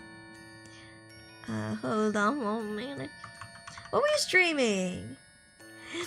Thank you for the raid. You were playing Minecraft? Oh my gosh. Was it fun? Wukong Uproar and Minecraft in Heaven DLC. What is that? What is that? Sounds interesting. I gotta go watch the VOD. Yo, I'm invited to 3 Minecraft servers. I know I played it a lot last year and then suddenly I stopped because they closed down the server. But I'm invited to 3 new ones and I think they're all Pokemons too. So we got a lot of Minecrafting coming up. If you want actual scary stories, you can visit. Oh, I don't know if they'll actually be scary or not. Hey, they censored it, Tokwe. Can you drop it in the Discord? Here, any channel. I guess like you can do it in stream suggestions. Double it, give it to the next person. Oh, it's a free DLC. How do you play Minecraft DLCs? Ratty Ray, welcome in. Something tries to protect you each day but only lasts 1 hour, hence late witching hour then rests. Each time the witching hour gets closer to 3. Yeah, my witching hour starts at 4. But I have had things happen to me at 3 something before. It's just more, if it seemed to me, because I always check my phone. Every time I wake up, the first thing I do is check my phone. It's always like 4 something. Yeah. Oh, Bedrock. I've never played Bedrock. I'll go check it out. Thank you. Free. Oh, we love free stuff in this house. I also want to play like the Hello Kitty DLC too. I think there's like a Sanrio DLC going on. Hey. Alright. I think creepypasta is hard to filter the good ones because the ratings are so low. Anyone's afraid of mirrors.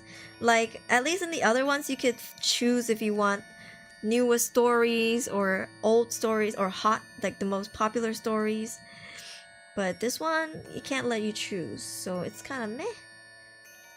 Also, first time play Bedrock because they have a lot of DLC. Oh, you should explore. I hope you enjoy exploring all of the DLCs. I will join you soon enough. Drop the link in DC. Thank you. Yo, it's not a Reddit thing, huh? Is it a Reddit subreddit? A Hongzai. Oh, this is the one you were talking about. Ooh, you know what? I want to do deep dives again for like horror stuff, supernatural stuff. I want to do more of these horror storytelling. I want to do more of outside of Reddit horror stories. And I think I thought about it because you guys kept requesting it. I might open again the forum for people to drop in their horror stories and read them. I don't have enough right now. There's not enough horror stories to read from for now. But the reason why I stopped was because there were too many trolls. Like, they keep you really engaged in the story and then they drop it like a hee-hee at the end or like a psych and it just kills the whole mood. Let me see. Let me see if I can find my form.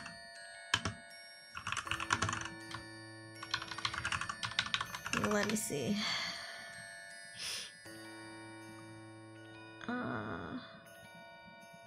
Where is it? I'll find it. I'll drop it. I'll post it around on my social media and on Discord when I think the form is ready to be used again. Bedrock, that's a game. Minecraft has different versions. There's Minecraft Java and there's Minecraft Bedrock. Bedrock. It sounds so yabe. Who's rocking my bed? What? Question mark? Yeah.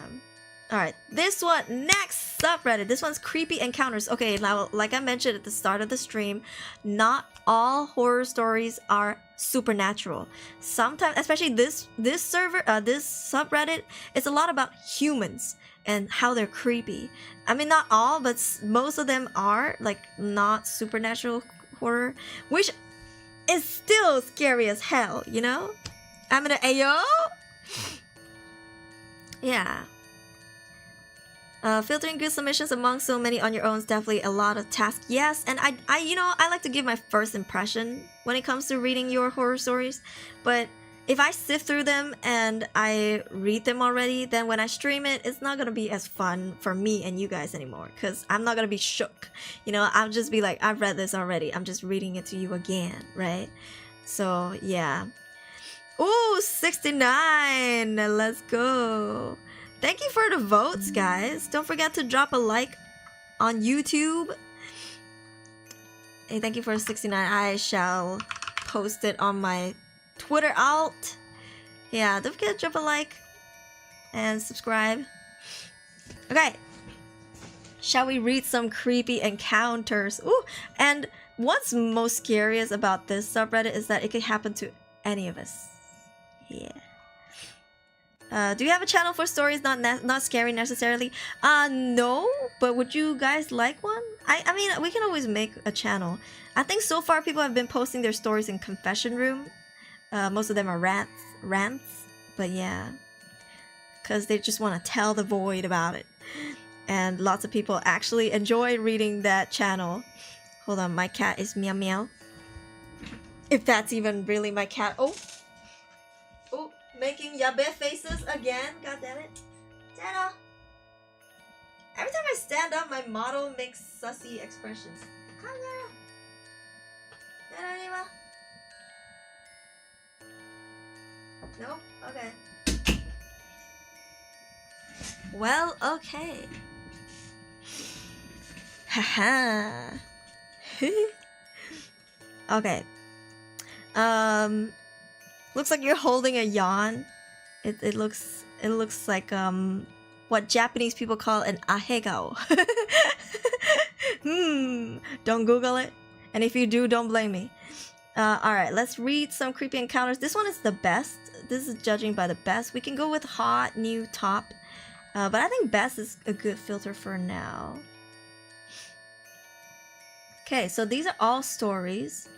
My sister thinks the maintenance guy is weird. This is 4 days ago. Okay. Alright. Are you guys ready? I will pee after this article. Okay, I've been holding in my pee since the start of the stream. How long have I been streaming? 4.5 hours I've just been holding in my pee. I'll go pee after this one, okay? Doesn't seem like a long story. Because I'm looking at the... You know, when you click into a page, there's a scroll bar on the right. And then it shows you... If the scroll bar is short, then, you know, it's a long page. Alright, seems fine. Okay, let's read.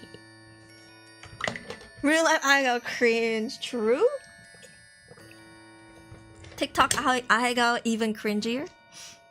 Okay, this is by Steam Burritos. Burritos. Yo, I'm so hungry, guys. I'm trying to save money so I don't want to order delivery. Maybe after my stream, I'll see if I can find something yummy to eat in the kitchen. Maybe some instant noodles. Making me hungry. Alright, this is posted 4 days ago, quite recent. My sister thinks the maintenance guy is weird. In what way, I wonder? Speaking on behalf of my little sister because she's paranoid on anything coming back to her. Try to keep it short, she's lived at the apartment unit for almost 3 years. Everything about the property is well maintained and it's a nice community.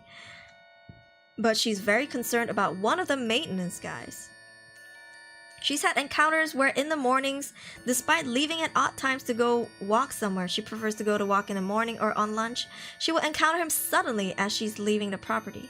This occurs about 8 out of 10 times on average. Ooh, we're getting some stalker syndrome here.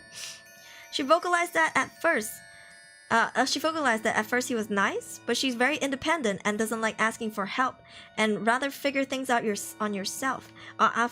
figuring things out yourself. So when he goes out of his way to quote-unquote open doors and wants flag, he offered to drive her to a postal service to drop off a package. She said from this moment she did not feel comfortable being anywhere on that complex.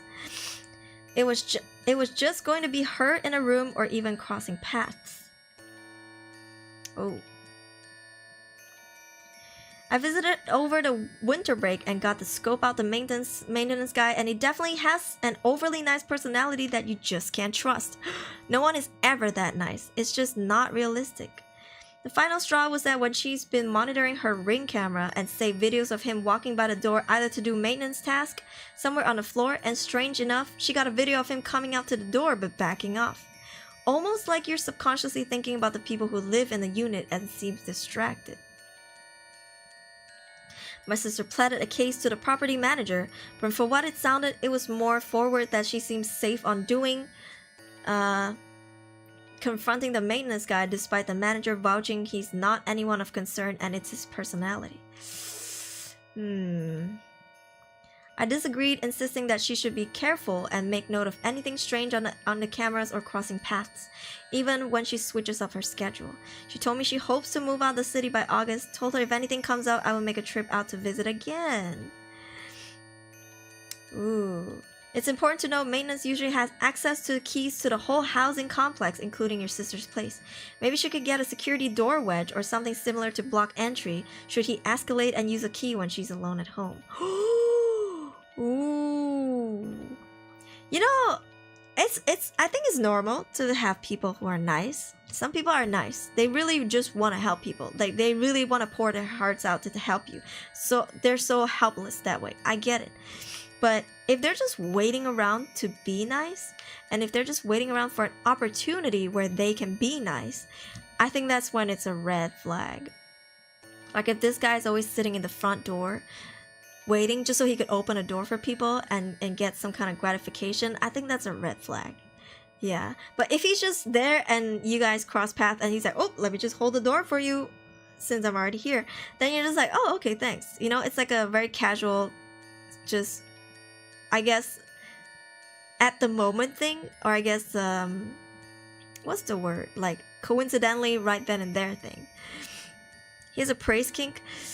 I think he's waiting on her. It's like, it's very predatory, right? He's like preying on her and it's very predatory. It feels like he's definitely waiting for her to slip up. Yeah. Creepy, creepy, creepy. It's a good idea. Even a current wedge is not the best. However, she should use it. It sends a message should he ever try the door.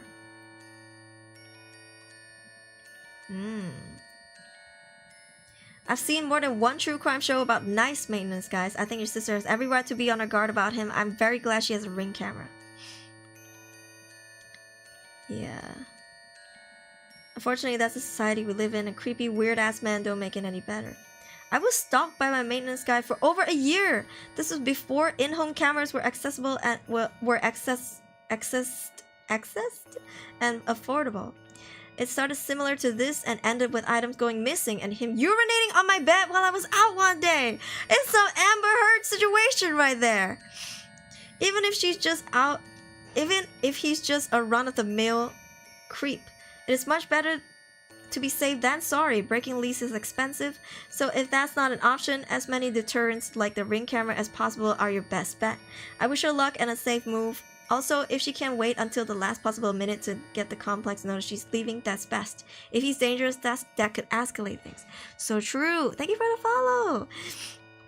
You know, also get a roommate, get a friend, you know, get somebody to stay with you. Leave the bed alone. Why is it always the bed? What did the bed do? The bed is a man's best friend, okay? Stop pissing on it, stop pooping in it. What's going on? Good God. Huh. But there are, unfortunately, people who are this obsessed with other people and they don't really know it. They don't really catch it. You know what I mean? Have you guys seen this show on Netflix called Baby Reindeer? I watched it last week. It gave me a lot to think about. I'm like, oof. And, you know, put yourself in that guy's situation. Like, goddamn. The bat remembers everything, especially when it stains. Oh, I had a maintenance guy underwear thief. This was long before Ring cameras were ever invented, so I couldn't figure it out at first. Thought I was losing them in a laundry or something. It ended up where I started dating a guy whose apartment was a lot farther away from campus than my own. So he'd use my apartment to crash at random intervals. He was in one of those intervals crashing on a couch when my front door swung open. He knew I was at work, having dropped me off, so he jumped up and headed for the door. Here came creepy maintenance guy right on in. When he saw a burly and aggravated man in the apartment rather than me, he blanched, mumbled something about whoops, wrong unit, sorry, and took off. That particular boyfriend was not the greatest relationship I've ever had, but I definitely appreciated his presence then.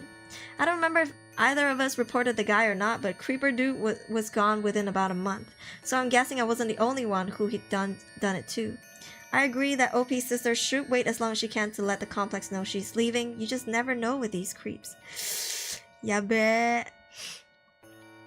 Yeah, that's really scary. You know, people have invented those hotel locks, where it's like a metal that you put when you close the door. You insert the metal together and it locks the door in. And then if somebody tries to like open the door, it won't. What is it called? Door lock jam, something like that. Jammer? Door jammer? Door jammer safety. Safety stopper? It's a small little thing, but it's very effective. What is it called?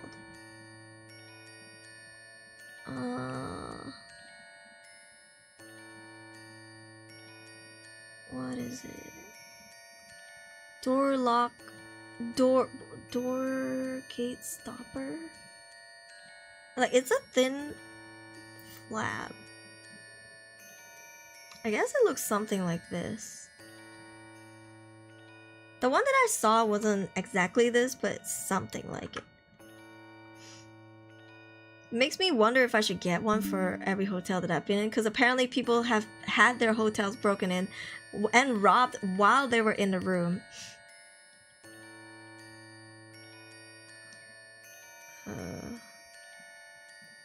Yeah, this one. I found it. I found it.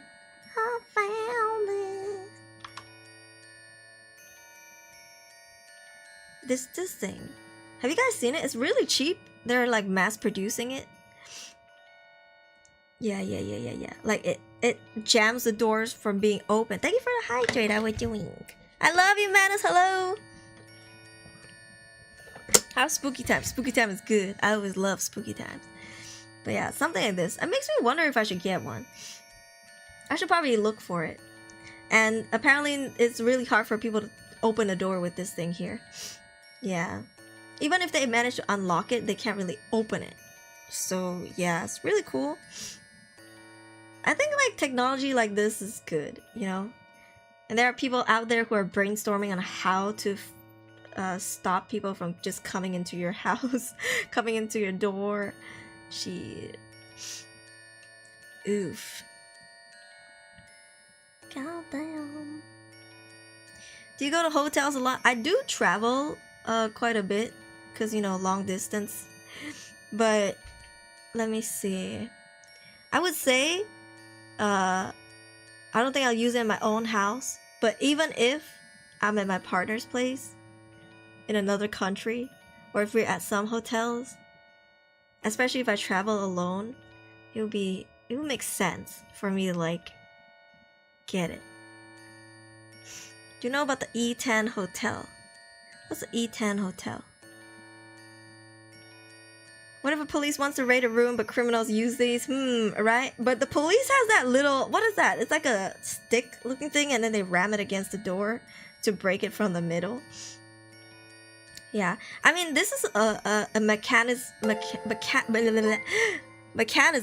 on top of the lock. You add this. Thank you for 1 bit E10 these nuts. E10 this nut. Oh my god! Not another these nuts jokes, Fabian. Damn it! Damn it! Right when y'all got me the first time and you get me again. God damn it. Jeez, let's go. No! Yeah. Interesting. I don't know. I read on Reddit semi-regularly that people have found hidden recording devices in their homes as this man has access to her home. It's not beyond the realms of fantasy that he could have installed a camera or device while she was out. This might also explain why she seems to know when she's leaving home. I've seen Redditors give advice on how to search for such devices. Maybe have a search for how and check. Yep. So true. Honestly, I feel like hidden cameras are scary as hell. Like every time I go to a hotel or Airbnb, hell, even if I go to like a cafe's toilet, I'm like, my mind immediately goes like, is there a camera in here? Yeah, because how would you know, right? Like, I actually, when I was in Korea, just before I was leaving, the case of like secret cameras became really big. And lots of people were made known, and then they invented, they invented a lot of these secret camera detector thingies that are accessible to the public. You can buy them and you can easily look for a secret camera around the room. Granted, it needs to be dark. And then if you find a camera with this device, it will come up like a red dot. Yeah, it'll come up like a red dot. Because apparently every camera, inside of every camera, there's like a thing that needs to turn on or something. Yeah. It's so scary. Creepy maintenance, guys. I mean, why do maintenance people have your unit room though? It's not a hotel, right? I feel like maybe the landlord might have one, and then you would have one. I don't think a maintenance guy should have your room key. Like, you should be able to let them in or have someone let them in instead of them being able to just walk in themselves. The infrared, yes. Right? What's going on? So dangerous. I feel like it makes sense if the house owner, say if you're renting, the house owner has their own key, fine. Or the building manager has it, sure. But maintenance guys, like say if there are 10 of them and 10 of them have all the room keys, that's kind of crazy. No thank you. No thank you. Like somebody else having access to my house, the inside of my house is not something I'm comfortable with. I don't care who they are, unless it's family or people that I trust. But if it's a stranger, a friend even, I don't know. I don't trust it. 10 maintenance guy, ayo, and you're the only one sitting on the couch, ayo. Ayo question mark? Okay. Alright, interesting. Ooh, this one has more upvotes. The next one. Posted 6 days ago by thousands of worms. Ew! Unsure of this woman's intentions. What is lidar? Lidar?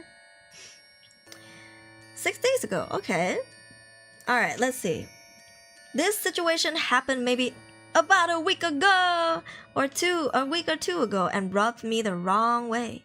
Can you tell me if I'm being rationally weirded out or just paranoid? This is Am I the Asshole, but creepy encounters. Speaking of which, we're doing an Am I the Asshole soon, okay? It's been a while since we yapped and debated. Okay. It was my he's 27 male. Day off, and the weather was surprisingly tolerable for a Midwest winter. So I decided to take my dog to the park. The dog park belongs to the property I rent from and is maybe half a block away at most. So to get to it, I have to cross my building's parking lot and leash my dog and head down the sidewalk towards the parking lot. Okay. I noticed an older woman in a bright pink hair, no, just kidding, in a bright pink coat, talking on the phone in front of the building ahead of me. She keeps pacing from the door to what I assume is her car, looking visibly exasperated and being very animated with her hand gestures. I assume she's a delivery driver who didn't get the correct access code to the building and was on the phone with a customer. Happens all the time in an area with mostly apartment complexes. I wasn't close enough to hear what was exactly happening, but I only have access to my own building anyway, so I continued on. As I'm stepping onto the sidewalk, she notices me and shouts, "Hey!" to get my attention, but somewhat aggressively or desperately. I'm unsure why she chose me out of all people, as there were a couple of closer individuals entering and exiting their cars closer to her. But either way, I say hello. She shouts, "Can you help me?" And I accept, as I'm worried something might actually be wrong with how she's acting. She begins talking, but I'm too far away to hear her, so my dog and I take a few steps towards her so I can. "Can you give me directions to insert street here? My phone is dead." Girl, you were just on the phone. I immediately stop in my tracks and become a little cautious, as I know she was on her phone no more than seconds ago. Okay, trying to rationalize the situation, I tell myself that maybe her phone did die as soon as I walked up, and she wasn't able to use her GPS or contact anyone. Regardless, I step further from her and allow my attention-hungry dog between us just in case. In any way, I'm relieved that all she wanted was direction, so I happily help her. I describe the way she needed to go and tell her it was actually super close by / easy to find. I took extra time giving her the directions because I'm shitty at them and didn't want to get her stranded. But no matter what I said, she was extremely confused. Wherever I would point left, she would seem perplexed and point in a completely different direction. Sounds to me like your dog is not attention ho, she's the attention ho. Okay. At this point, I'm getting a little impatient, but listening to her try and relay the directions back to me gave me a chance to get a look at her. She was dressed very nicely, but her hair was messy, and she was missing majority of her teeth. She was a lot taller than little old me. I stand at a whopping 5'3", and older than I realized. Usually the people I live amongst are closer in age to me, and I hadn't seen her around before. I didn't think anything of this though, as we were relatively close to the highway and see all sorts of people coming through. Lack of teeth gives me drug abuser. After the third try, she finally understands where she's supposed to go and calms down a little. I tell her good luck, have a good one, and we both turn around to part ways, and she heads to her car. After a few steps, I noticed that the leash goes taut and my dog won't budge. I glanced back to see what the deal was, and I see the woman walking towards me again at a faster than normal pace as my back is turned. This really catches me off guard, because she's much closer than she started, and it doesn't seem at all wary about my 55 lb dog. I politely and probably very squeakily give her the "Oh, have a good rest of your day" to remind her that our interaction is over. She casually stops moving towards me and says, "Thanks, you too," before heading to her car for the final time. I head towards the dog park, as it's in a populated area and I would have to pass her again to get to my apartment. Plus, I promised my dog. Once we're at the park, I happen to look up towards the street to see pink coat lady driving the complete opposite direction that I told her, and she's on the phone yet again. So her phone wasn't dead after all. Did she actually not need directions then? Was she pretending to be confused in order to talk to me? The whole situation just seemed odd, but I don't want to deem anybody who might be lost or confused as a creep. What do you think? What do you think? I think she's a drug addict who's trying to get some attention from younger people, maybe get some few buckaroonies to go buy more. You know? And usually, if you're like a middle-aged woman, you're still young. You probably want to get dentures, right? If you lost your teeth. Yeah, I think she was trying to jump him too. She wasn't scared about his dog. How do you jump someone in broad daylight? That's so dumb. Girl, get good, okay? Get a job, goddamn. Okay. But you know, let me see. She used her phone again after. So, you know, I would be wary if I see her again. It happens, yeah. Yeah. Jump someone in broad daylight while wearing bright pink coat. Yeah, she's basically saying, "Hey, look at me. I'm trying to jump him. Look, I'm jumping him." I think she was talking to her pimp or something on the phone, and he was forcing her to jump somebody. Yeah. Plus, I promised my dog. I felt this, brother. Whatever she was up to, it was no good. Catch you off guard with an object or rob you, who knows? But it's a good thing your dog helped you notice she was coming up behind you. This is very strange. The fact that she was well dressed, but that her hair or teeth weren't maintained really stands out to me. It almost seems like it was employed to determine your vulnerability in some way, though for what purpose I cannot understand.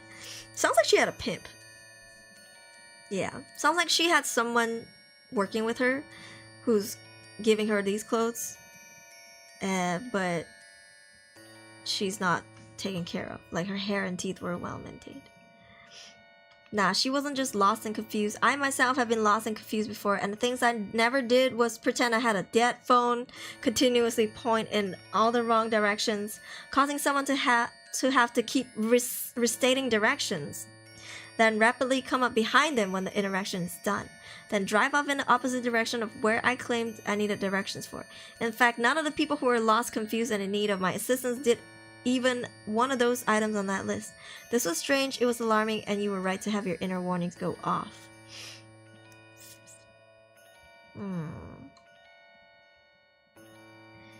Theft on the dog itself. Ooh. Contemplated until dog showed that it wouldn't work. Ooh.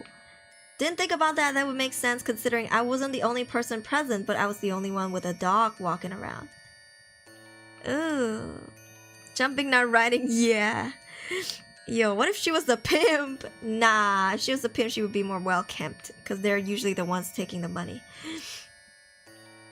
In demand kind of dog. Yeah. Jesus, she was up to no good. I mean, do you guys ever experience sixth sense? People like to say, women have strong sixth sense, but I think sixth sense is in everyone. Like, we all can tell when something's up. We all can tell when like alarm alarms go off in our heads. Like, ooh, this is kind of sus. Ooh, this rubs me the wrong way. Some people lesser than others, but I feel like everyone has it, you know? So have you ever had an incident where your sixth sense tells you that something was off? For me, I experienced it a lot, especially when I was actively clubbing when I lived in Korea.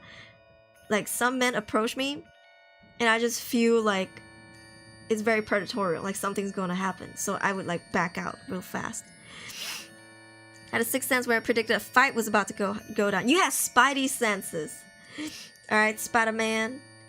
2 possibilities popped into my head, and both have been posted already. She was the distraction, and her partner was nearby waiting for the right moment to come behind you and rob you. She was gonna grab your dog. I'm glad you listened to your gut. But the dog part makes me feel like, why a dog? It's gotta be a dog. It can't have been their dog, because this person wouldn't have just been waiting all day to kidnap your dog specifically. But it's not impossible, because if this guy says like, see, if he goes to the dog park with his dog a lot, then I get it, then they've seen the dog before. Otherwise, what, like suddenly they gotcha and they're like, oh my god, the perfect dog. Is sixth sense different than gut feeling? No, it's the same. At least to me, it's the same. Yeah.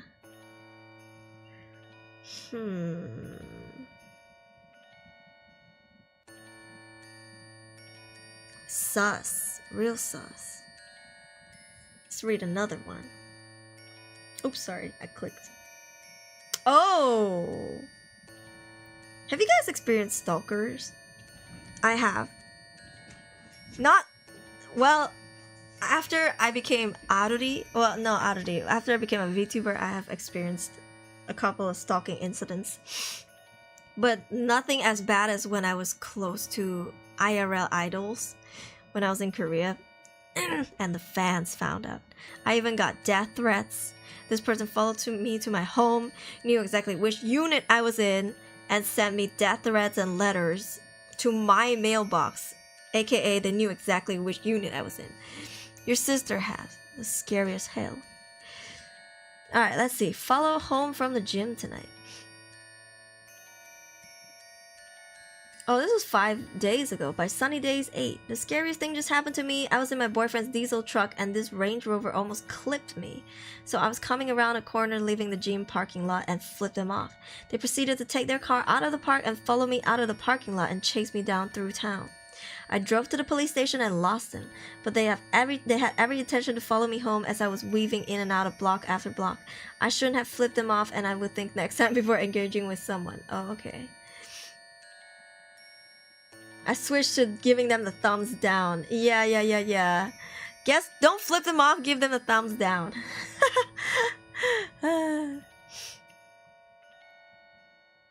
Yo, that's so fucking funny and somehow so much more cutting. I wouldn't think twice if someone flipped me off, but if they thumbs down me, every night I spend laying in bed unable to sleep, that is a memory that will haunt me. Oh my god. Yeah, I'm gonna start using that too. Just thumbs them down. Yeah. Poop clowns. What happened about that idol time stalker jail time? No. So when I was an idol trainee, I was really close with this guy. He was already an idol at that point. And we would spend a lot of time together hanging out. He was my bestie. And it's not uncommon for me to have male besties. I have a lot of besties regardless of gender, right? So we would take photos together. And because we were that close, he would have his arm around me in photos. And because I would go out with him, his manager would be around too. And one time, it was his birthday. We went out drinking. He had his arm around me in the photo. And we took a photo of it. His manager uploaded it on his Twitter. And at first, it was fine. At that point, we had like, what, 2-3 selfies up on my personal Instagram while it was public back in the day. And then, just out here and there, right? It's fine. But when the manager posted it, his fans saw it. and then retweeted it. And they started down this rabbit hole of all the times that I interacted with him in public. Thank you for the follow. And so there were times where I would interact with him in public, and like we would shake hands and he would give me a high five, because they would do guerrilla performances out on the streets, like Myeongdong Street. It's like a fan service, right? And you know, they had a lot of fans, and instead of just any random fan, he would come up to me because he recognized me, and he would smile at me. He would be like, hey, you know, and he, like, before he leaves, he would like give me a handshake or whatever. And hold on, what's going on here with my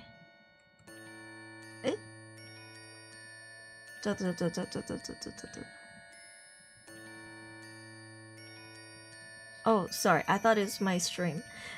So his fans dug up a lot of fan cams. Do you know what fan cams are? Fan cams are like when fans take a video of their idols performing, and they found me in those fan cams and stuff like that. It was a lot. Long story short, one time I was heading home. I remember I had just finished eating with my friend and I was leaving to go home, and someone was following me. And I lived not far from the subway station, but also not that close. Like there's a distance where you have to walk, and it was nighttime. And I was walking, and you know, living in Korea, you don't feel unsafe. Like there are people everywhere, CCTVs everywhere. So I was just walking, you know, feeling fine as a woman living alone in a different country. I felt safe in Korea. I was just walking, and you know, I just so happened to catch a glance behind me, and I was like, oh, you know, there are people behind me, fine. And they were not close to me. And then I just kept walking, and then I glanced again. This is my habit, you know. I picked this up after living alone for so long because I wanted to be safe, to see if anyone was following me. So I would just do this randomly, right? And I turned around, and this person was still following me, and I was like, oh, okay. And I slowed down. Like, I intentionally looked at my phone, like texting, to kind of have an excuse to slow down.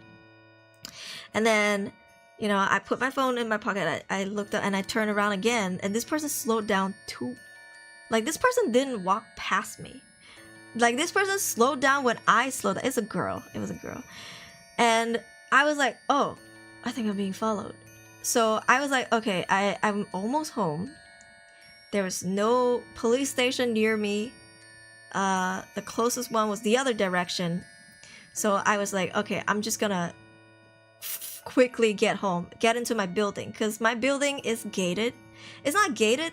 It has like locked doors. You need a key card to go into the building, and there's a security guard there. There's also a convenience store downstairs. So I was like, okay, at least there are gonna be people there, and at least there's security. So I beeped my way in. I rushed home. I kind of quick stepped, rushed home. I beeped myself into my building, and then the door closed behind me. I made sure it closed behind me so this person couldn't enter without it. And then I went upstairs. And my mistake was, I guess, turning on the lights, because it was nighttime. So my mistake, I guess, was getting to my unit and turning on the light. So it instantly let this person know which unit I was staying in. And I was staying on the 3rd floor, so it wasn't like reachable from downstairs. Like you would have to, like, I don't know, be Spider-Man to reach my window. So yeah, but I didn't think about it at the time. And then later that week I would get some weird mail. And I'm not good at getting my mail. Like I only open my mailbox maybe like once every 2 weeks. Especially at the last week of the month, because I got bills to pay, I got water bills, I got gas bills, so I need my mail to know how much I owe, right? So at the end of the month, I remember opening it and seeing like death threats. They're telling me to stop being close to their idol, and they actually named the idol and said that I know where you live, like you should be careful, you should die. It was like fucking, it was a lot. Like I have never felt so fearful, because I didn't know at the time that they knew which unit I lived in. I thought like, okay, if they knew this was my building, what can they do? I have a security guard, and if you're not a resident, you can't come in. They were really, really strict. So yeah, I was like, what are you gonna do? But then they found my unit, and I was like, oh shit. And really, like, I didn't really see my neighbors, so I never really bump into anyone, even when I'm taking the elevator. I knew it was fully, like the whole building was fully rented. So I knew there were people, I knew I had neighbors and stuff like that, but I hardly bump into anybody. It seems like everybody just mind their own business. So I didn't feel the fear of like, if I bump into somebody in the building, it would be that person. But it was more like every time I leave or enter, I feel like someone's around the corner. Yeah, or more people are around the corner. Because usually there's a mob mentality when it comes to K-pop fans. When they find you, they will spread it. And then there's gonna be a bunch of antis, and there's gonna be a bunch of like haters and creepy ass fuckers that will try to jump you, right? So every time I went in and out, it would be, scary. So I actually told him, and he apologized a lot. Like, he was very, very sorry. I could see from his face that he was hurt and embarrassed of his own fan base for behaving this way, especially to a friend and someone he was close to. And then the manager was there too, and the manager was like, maybe you should just stop hanging out for a while. And we were like, okay. And if we did, it would always be privately, like, we weren't going out to restaurants anymore, or like going to get drinks and stuff. We would just keep it in behind closed doors, like at a company or whatever. And I stopped posting photos, and I privated my Instagram. And I have not opened it to public since. My Instagram has been privated for years. Yes, because of that. Like, I have experienced it, and it's just it's a psychological thing to be stalked and then be threatened. And then the way you feel fearful of your life, like you're always fearing people when you rub shoulders. For me, I wasn't nervous when I was out and about, but I was always anxious when I was coming home or reaching home. Like, either on the way from the subway, or even more when I got off the subway. I feel like someone would have been waiting for me at the subway and stuff like that. I've been wearing masks way before COVID, and so I would always mask up. I would wear a hat. But if you put up such a big disguise, it also catches attention. So it was like every day I try to switch it up. Like, today I'm a fully mask up, wear a hat, like a tight baseball cap. And then the next day I'll be like, okay, I'm just gonna put my hair down and stuff like that. And then I'll just wear a casual mask or whatever. Like, it's just, it's a lot. Yeah, so... Parasocialism, no thank you. It reminds me of all the shit that I've been through. Yeah, and I feel bad for my friend, because I've been on both ends, where, like, even as in my past life, as an idol VTuber in my past life, I've seen people bash other streamers because I was close to them, especially for them being the opposite gender. You still see that a lot with bigger corporate companies, unfortunately, where they hate it, or they would refuse to watch a stream if their Oshi is collaborating with an opposite gender. And I've also been at the part of the situation where I'm the opposite, like I'm the victim, and I'm the one being bashed on. So as somebody who's in those situations before, I can really tell how awful the idol feels, or the Oshi feels, when their fans do these things. Like, he was so apologetic. His face was so red. I've never seen him so embarrassed before. Like, obviously, as friends, you would make jokes, and you would, like, rip each other a new one, you like tease each other, and it's all funny, and yeah, sure, they get shy or whatever. But to see him so, like, it almost feels like he didn't want to be in this situation, and he couldn't help but to be put in this situation because of someone else. And that was like a really heartbreaking moment for me to see this. So every time when I see crazy fans like that, I'm like, you don't know how much you're letting down your Oshi. Like, you're actually embarrassing them. They would not want you to do this shit, like fan wars and stuff. I'm just like, bro. Yeah, like, it's not a good time for the people that you love and care for. You know, you might not realize that, but that's the reality, right? Yeah. Sorry, I've been missing chat. Let me see. And thank you for the follow. I kind of had a weird interaction once in middle school. My bus stop was 1.5 blocks away from my house, so I had to do a lot of walking to and from there. One day I was walking home and I was dropped off by a bus. An older girl, around 16 to 19, walked up to me, started to talk to me as if she knew me, like a girlfriend. Oh! I try not to make small talk and quickly walked home as fast as I could. I watched her through the windows as she slowly walked away, picking back here and there. I was scared at first, but then I was like, did I just miss my chance of getting a girlfriend? You were saved that day. The only time I've actually gone up to a person and pretended to be their girlfriend was because someone else was bothering me. Like, I've done that at clubs, where I've gone up to people and put my arms around them, or like I've gone up to them and talked to them, and even though the things I say are like, hey, what are you doing here? Hey, is this your first time here? Or like, you know, things that you would say for a first timer, but my tone is like, hey, I haven't seen you in a while. Just to show that other person that was bothering me, like in clubs, you can't really hear what people are saying, but at least it shows this person that, you know, I'm with somebody, so stop creep. Yeah, that's the only time I've ever gone up to someone and was like, hey, you know, like, yeah. What's a Queen's jam? Made from blueberries and raspberries. Why is it the Queen's? Sad. Yeah, people can be stupid. No one's around though. Just me and her. Oh. Yo, you could have gotten a yandere girlfriend. You could have gotten yourself a Mita. You could have gotten yourself oh god, what's the girl's name from Mirai Nikki? What's that girl's name? Forgot the girl's name. You missed the chance, Hokue! Yeah, parasocial is really creepy. Your creepy encounters are much scarier. Yeah. And you know what's funny? My agency in my past life has accidentally doxed me a couple of times before. And I have also accidentally doxed myself, I think once or twice as well, back then. Like, and then freaking panicked. Yeah, but mine wasn't as bad as theirs. Theirs was horrible. Like, it led straight to my address, you know? Yeah, and I will never forget because I panic ranted to them. I was like, you can't be doing this. You guys need to pay more attention. Yeah.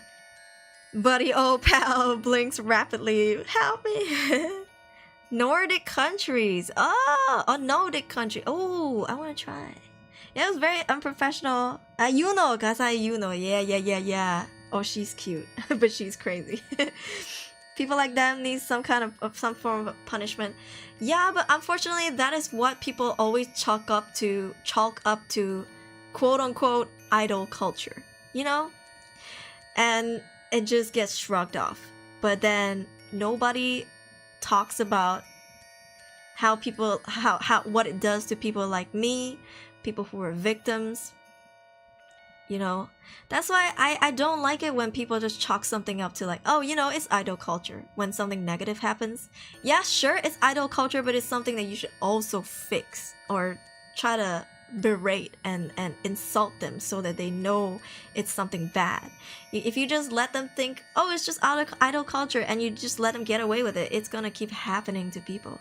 Unfortunately, my friend couldn't say anything because, you know, idols, their roof and their food bowls are paid by fans. So if you say that, you're gonna get canceled, you're gonna get haters, your fans are gonna leave you.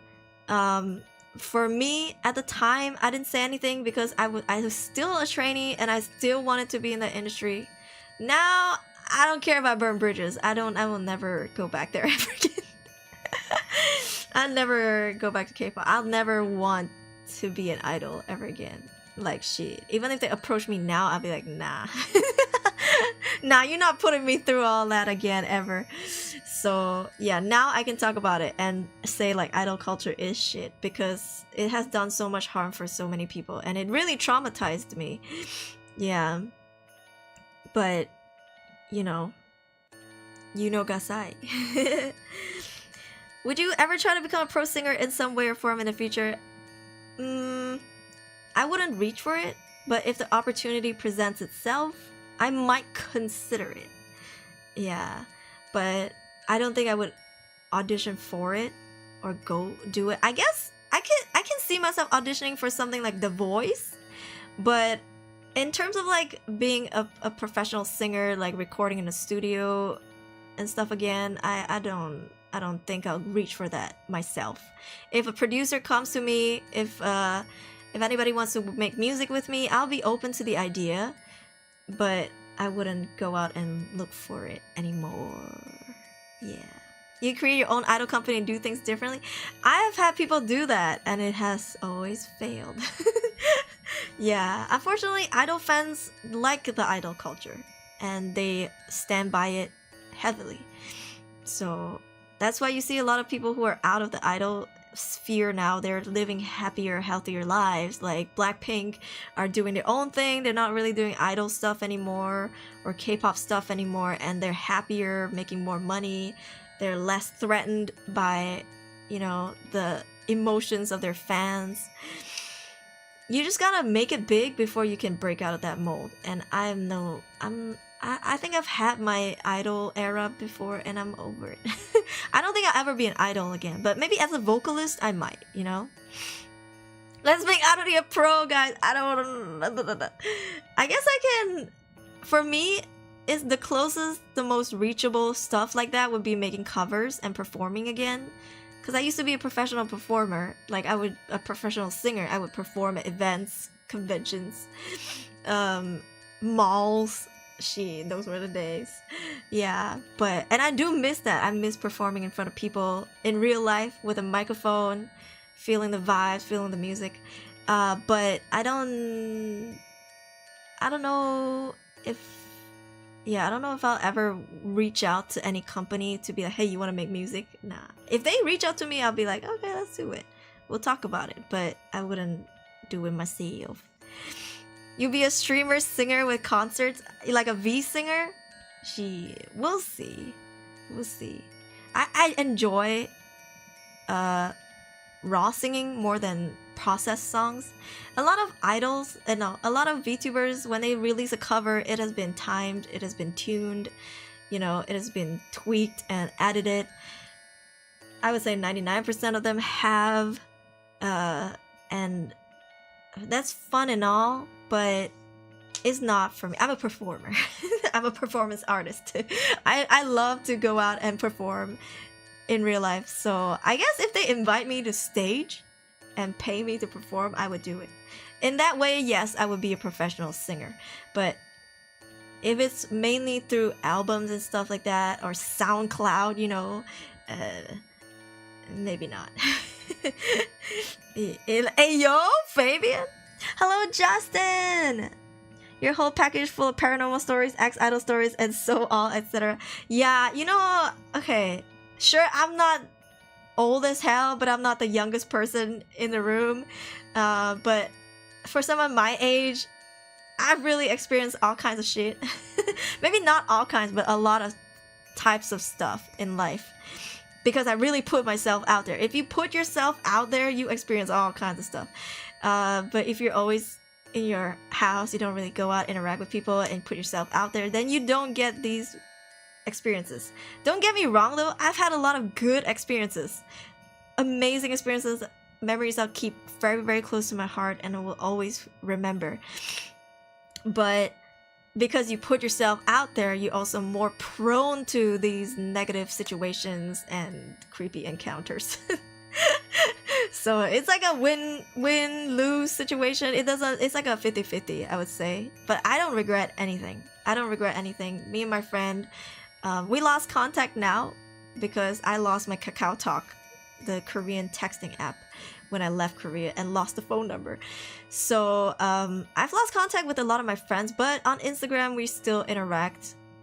Privately we still talk to each other, so we keep contact every now and then. But a lot of them I have lost contact. But I see them. They're on television performing and stuff. That good for them. It's just yeah, I don't want to be an idol anymore. Yeah, I think you're famous. Oh my gosh, no. She's already a pro. Aruri's experienced, mature. For like right now, I think my biggest goal in life is just to settle and be comfortable. And yeah, like you know, I've always wanted to always wanted to do things that I can express myself fully. And I think streaming really helps because this is a space where I can be myself and express myself. Like even when we do streams like this, horror storytelling, I'm telling you guys about my experiences and I'm learning about your experiences, and we're really vulnerable and being real, you know. This is what I really enjoy doing. And I feel like when we do streams like Am I the Asshole, we debate and we talk about it, discuss and stuff like that, and then learn about each other's personality. That is also something that I enjoy a lot. So this is kind of like where I'm at right now. Like I'm comfortable with this and I like it. Yeah. Settling, marriage soon, wedding stream. Hey, yo, would you guys attend my wedding stream? How many people will subscribe if I stream my wedding? If I dadass actually be the first VTuber to live stream my wedding, how many people would watch? I think I'm gonna lose hella subscribers, but maybe for good reason, because those people are probably parasocial to start with. They're probably the same people that I'm afraid of, you know? Yeah, but I think it's, I mean, I asked my partner, he's down. He's like, I don't mind. And I was like, oh. You'll try? You bring a toaster? Monetize the wedding? Yo, I mean, it's not the worst thing in the world. I guess the only thing is I'm scared if someone's gonna crash my wedding, you know? After we spend so much money on it, someone's gonna come and make a fool out of it just to be an attention hoe on the live stream. But hey, even if I live stream it for 15 minutes, I think it's still good. It's like to keep a memory. And you guys, I share every part of my life with you, so you know, the ups and the downs. So it would be really, it mean a lot to me to be able to share this part of my life with you. Yeah, like you guys are like my family to me. I can't physically invite you to my wedding, but at least I could celebrate it with you guys virtually, right? And keep the location secret. Yes. Unfortunately, where I live is not very big. I live on an island.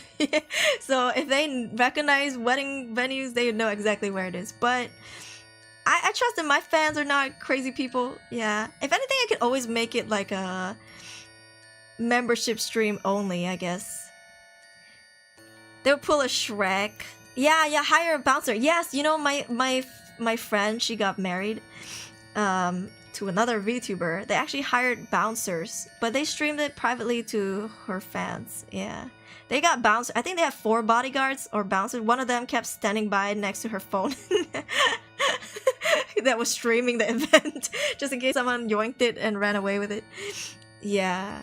Cries and non-membership on YouTube. No, I think I would probably dual stream it. Like I'll probably do a Discord one so that the YouTube and Twitch bros can see, and also another YouTube only one so that like I have a record of it. Yeah, I would love to have a record of my wedding video, wedding stream. Yeah. Yeah, I also enjoy living chatting with you. Aruri is so much fun. It is fun. Thank you for being here though. Not for work. I wish I could join more streams, but no internet there. Farts romantically. Very romantic. Rio Riot control. Oh my god. That's the most romantic, biggest heart fart I've ever seen. Thank you. Oh my gosh. And it's been a long time. I hope you've been doing well. Yeah, you don't have, wait, you don't have internet at work? What? Making this old bone happy for you. We're just talking, or is this reality? Wishing the best for you. Working towards it. Times are tough. We gotta save money because we want to do, because we're from different countries, right? He's from Indonesia, I'm from Malaysia. So we're trying to make a ceremony in each country. So there will be 2 wedding ceremonies. One for my family, one for his. So that's a lot to save for. If you guys know, if you guys heard from your friends who are married, getting married is not cheap. So we're working on it. And let us cook. Yeah, it is a lot of money. Thankfully though, our weddings are in Southeast Asia. So I guess in the grand scale of things, it's not as bad.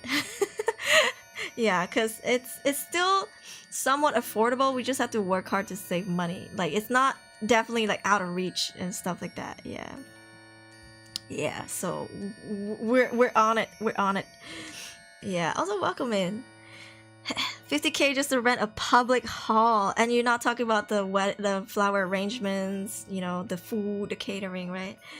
And you know, the wedding dresses, the outfit, the wedding photos, stuff like that. Money. It's fine. I'll work on it. I'll work hard no matter what I do. I gotta do. I will make it happen. I will work hard. Okay. Hope you guys are behind me when time comes for the back shots. What? For the support. Oh, Real Control, thank you for the pocket money. Thank you so much. Why is my throne not showing up? I hear it, but I don't see it. Don't tell me my throne is not working again. Why is it not working again? Why is my throne not working again? Ugh, throne's... Oh no, that's not it. That's not it either. Throne is being so weird with the notifications. Even my friend hasn't been getting Throne notifications on stream. But thank you so much. I appreciate it. I'm order DoorDash real quick. Okay, enjoy. I'll be behind for both.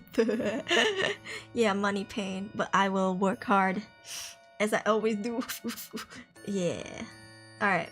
I hope you guys never experience any stalking cases, anyone following you home, especially to your home, the comfort of your own house where you should feel the most safe and comfortable. Yeah, like, I hope you guys never experience people having secret cameras in your house, spying on you. Oh, scary as hell.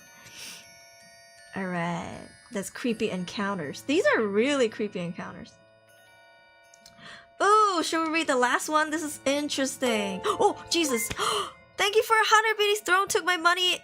It works. And so the money, the message says save money. Thank you. How dare Throne steal the notification from you? Thank you so much. I appreciate it. I appreciate it. I am saving money. I'm saving money. I'm working hard. If someone stalks you, stalk them back. They'll have a brain fart and not know what to do. Yeah. If someone's like being all crazy-eyed, you go be crazy-eyed back, and then that's gonna freak them out. I got stalked by a kitten once. I kidnapped her, and now he makes 7 cats as my owner. You are the stalker after all. I feel like I always get stalked by the flies. They follow me from halfway to home. You know, we all get stalked by mosquitoes. I don't even know why they exist. They're here just to bring diseases to humans. Ugh. Counter stalker. Hell yeah. What did you order? I'm gonna save money, so I'm not gonna order any food tonight. I was hungry. I mean, I am now, but still. Oof. Alright. Let's read this one. Interesting. 7 days ago. By own check 4206. I think someone was in my house when I was a child. This is a story I haven't told anyone except my family, but it's been bothering me for years. When I was a child, our family home was divided into 3. One for my uncle and his 2 children, another for my mother and me, and the third which stood empty after my great-grandfather died. It was a large, ugly house that has been targeted by burglars before. The first time was before I was born. The second time, I was 5 and slept through it. Another time, someone drunk was walking around our garden and rearranging things. Or every day at around 3 or 4 a.m., they were standing in front of our fence and was looking into the windows. Oh my god. When I was 7 years old, things calmed down a bit. My drunk neighbor went to jail, and with him, many of these types of incidents disappeared. I remember it was a big event because my family finally allowed themselves to have animals. A neighbor was attacking other people's animals. Oh, what the fuck? We got 3 cats and a dog from a shelter. The other neighbors became calmer too, but I still felt uncomfortable. What is going on with this neighborhood? I was a nervous and fearful child, and after all these stories, I still didn't like being left alone at home. So there was an unspoken agreement that if my uncle or cousins were leaving the house for a moment, they couldn't tell me, so I didn't have to be afraid. I'm not sure if that's a good... I'm not sure. Oh, Real Control, thank you for 10 minutes. Eat, feed you. Oh my god, thank you. I will. Okay, I will. Thank you so much. That's so sweet. Oh, yes. Thank you for feeding me. Thank you. Okay, fine. I will see what's open. It's 2:35 a.m. Oh Lord. I will eat. Cause I barely ate dinner. Thank you though. But yeah. Oh, I don't know if this is a good idea. They didn't tell him. Oof. Unfortunately, my cousin, then 23, came to see how I was doing one day. We chatted for a while and then she told me she was going to the shop. Of course, I panicked. I didn't want to go with her, but I didn't want to stay either, so I started crying. It ended with my cousin letting me go to her room and watch cartoons, which was a pretty big deal because she was the only one with so many channels on TV. Oh, 23-year-old cousin, okay. Her room was on the ground floor and had a window onto the neighbor's garden, who had a barbecue at the time. I remember she used that as another argument. If anything happens, open a window and shout to them. Then she left and I focused on the cartoons. I remember I had already watched an entire episode of Dexter's Laboratory, so based, and I switched to the channel that had the Barbie movie on when I heard some sounds. At first I assumed it was our pets, but the next sounds were more like footsteps, doors opening, etc. My cousins came back from the shop, ? But I didn't even finish watching Barbie. Why is there a rustling sound in my room? Hello? I remember being more angry than scared at that point and deciding to be quiet, so maybe it would take her a while before she threw me out of her room. But the noise was really annoying. Lots of footsteps, shuffling, and some barking from our dog. At that point, the sounds were close to the room. My cousin had a door with a window back then, one of those where you can barely see anything or only see shadows. So when I turned around, all I saw was a figure in a gray and black outfit. Nothing special, no bright colors. It was hard to tell if it was even a man or a woman. So I once again assumed it was my cousin and decided to stay quiet, hoping she wouldn't come in. But even I was starting to feel uncomfortable because this person was standing there and doing nothing in front of the door. Finally, the person turned right into the kitchen and I went back to watching cartoons.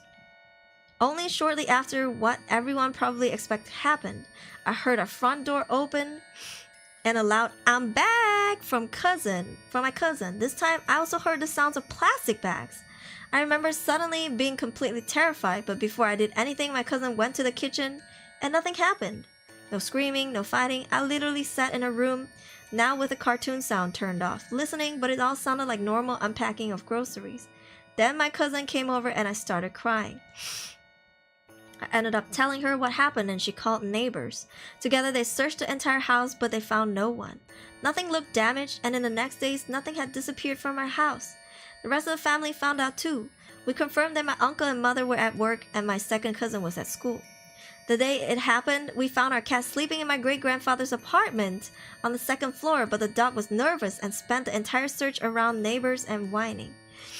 We never managed to solve it, but when I spoke to my cousin recently, she admitted that she spoke to my uncle about it a few years after the event, and together they came to the conclusion that I must have imagined something, but I'm 100% certain I saw a person that day. Ooh, guys. You know, if you saw this person, they probably saw you. Even if it's a shadow, even if it's just a silhouette, right? I'm pretty sure they saw you too. Yeah. I think it's good that young you stay quiet so you can watch cartoon a bit longer. Hate that they wrote you off so quickly. I'm sorry you had to experience that. Sometimes our fears are here for a reason. They said that they heard a lot of footsteps. Let me see. More like footsteps, doors opening. The noise was really annoying. Lots of footsteps shuffling. Eh. So scary. Night food. Supper. 타라님, 어서오세요. Yeah. They exist to become food for fishies, but there's so many other creatures that can be food for fishies. That's not a good unspoken rule, no. But yeah, I love Dexter. I'll be careful not to be followed. Thank you for the advice. Yeah, like be careful, be aware of your surroundings. You could be a guy and a girl, or whoever you are. Anybody could get stalked at any age. So please, please, please watch your surroundings. This person seems like they're living in a shady neighborhood, right? Just me? Because, first of all, you got some crazy neighbors harming animals. And then you got some drunk neighbor rearranging stuff. Standing at the fence looking into the windows. This does not sound like a normal neighborhood. I don't know. 보고 싶었어요. 새해 복 많이 받으세요, 다라님. Okay, Isma, thank you. We're gonna wrap up the stream soon after a few more stories. But I hope you enjoy the stream and rest well, Isma. Drunk neighbor. That's scary, huh? Rule of thumb, don't answer back if you hear someone calling your name and you don't see them. It could be paranormal. Yes, that's true. That is so true. If you answer back, that means you show them that you can hear them and that you acknowledge them. Yeah. Ooh la la. This is creepy though. Poor kid. Poor kid. But, oh, what about Barbie? This is such a mood. But I didn't even finish watching Barbie. That's me. Aw. Well, I'm glad they're safe. Who knows? Maybe someone was in their great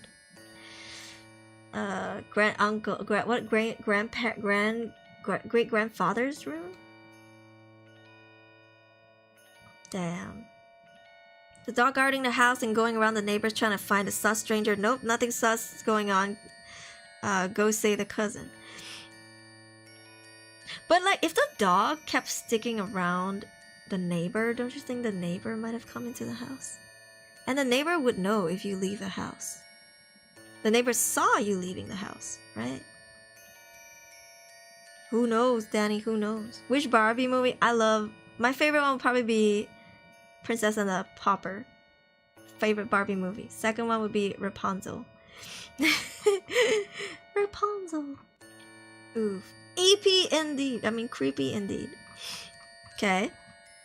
That's creepy encounters. And next, a subreddit. Okay, we have ghost stories now. This is actually paranormal stories only. Ooh. Alright. Okay.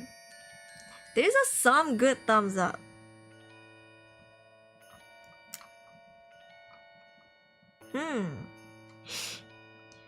Okay, let's read this. Or which one do you want? Saw my deceased friend. I mean, we'll always come back. My old house experience. Let's go to Uncle's house. 13 hours ago by C.L. Bailey 2. Bailey seems like a very normal name, huh? Common name? One I watched before was live action movie was a spy movie. I thoroughly enjoyed watching that one. Oh, live action. For me, it was still animation, but it was a movie. Yeah.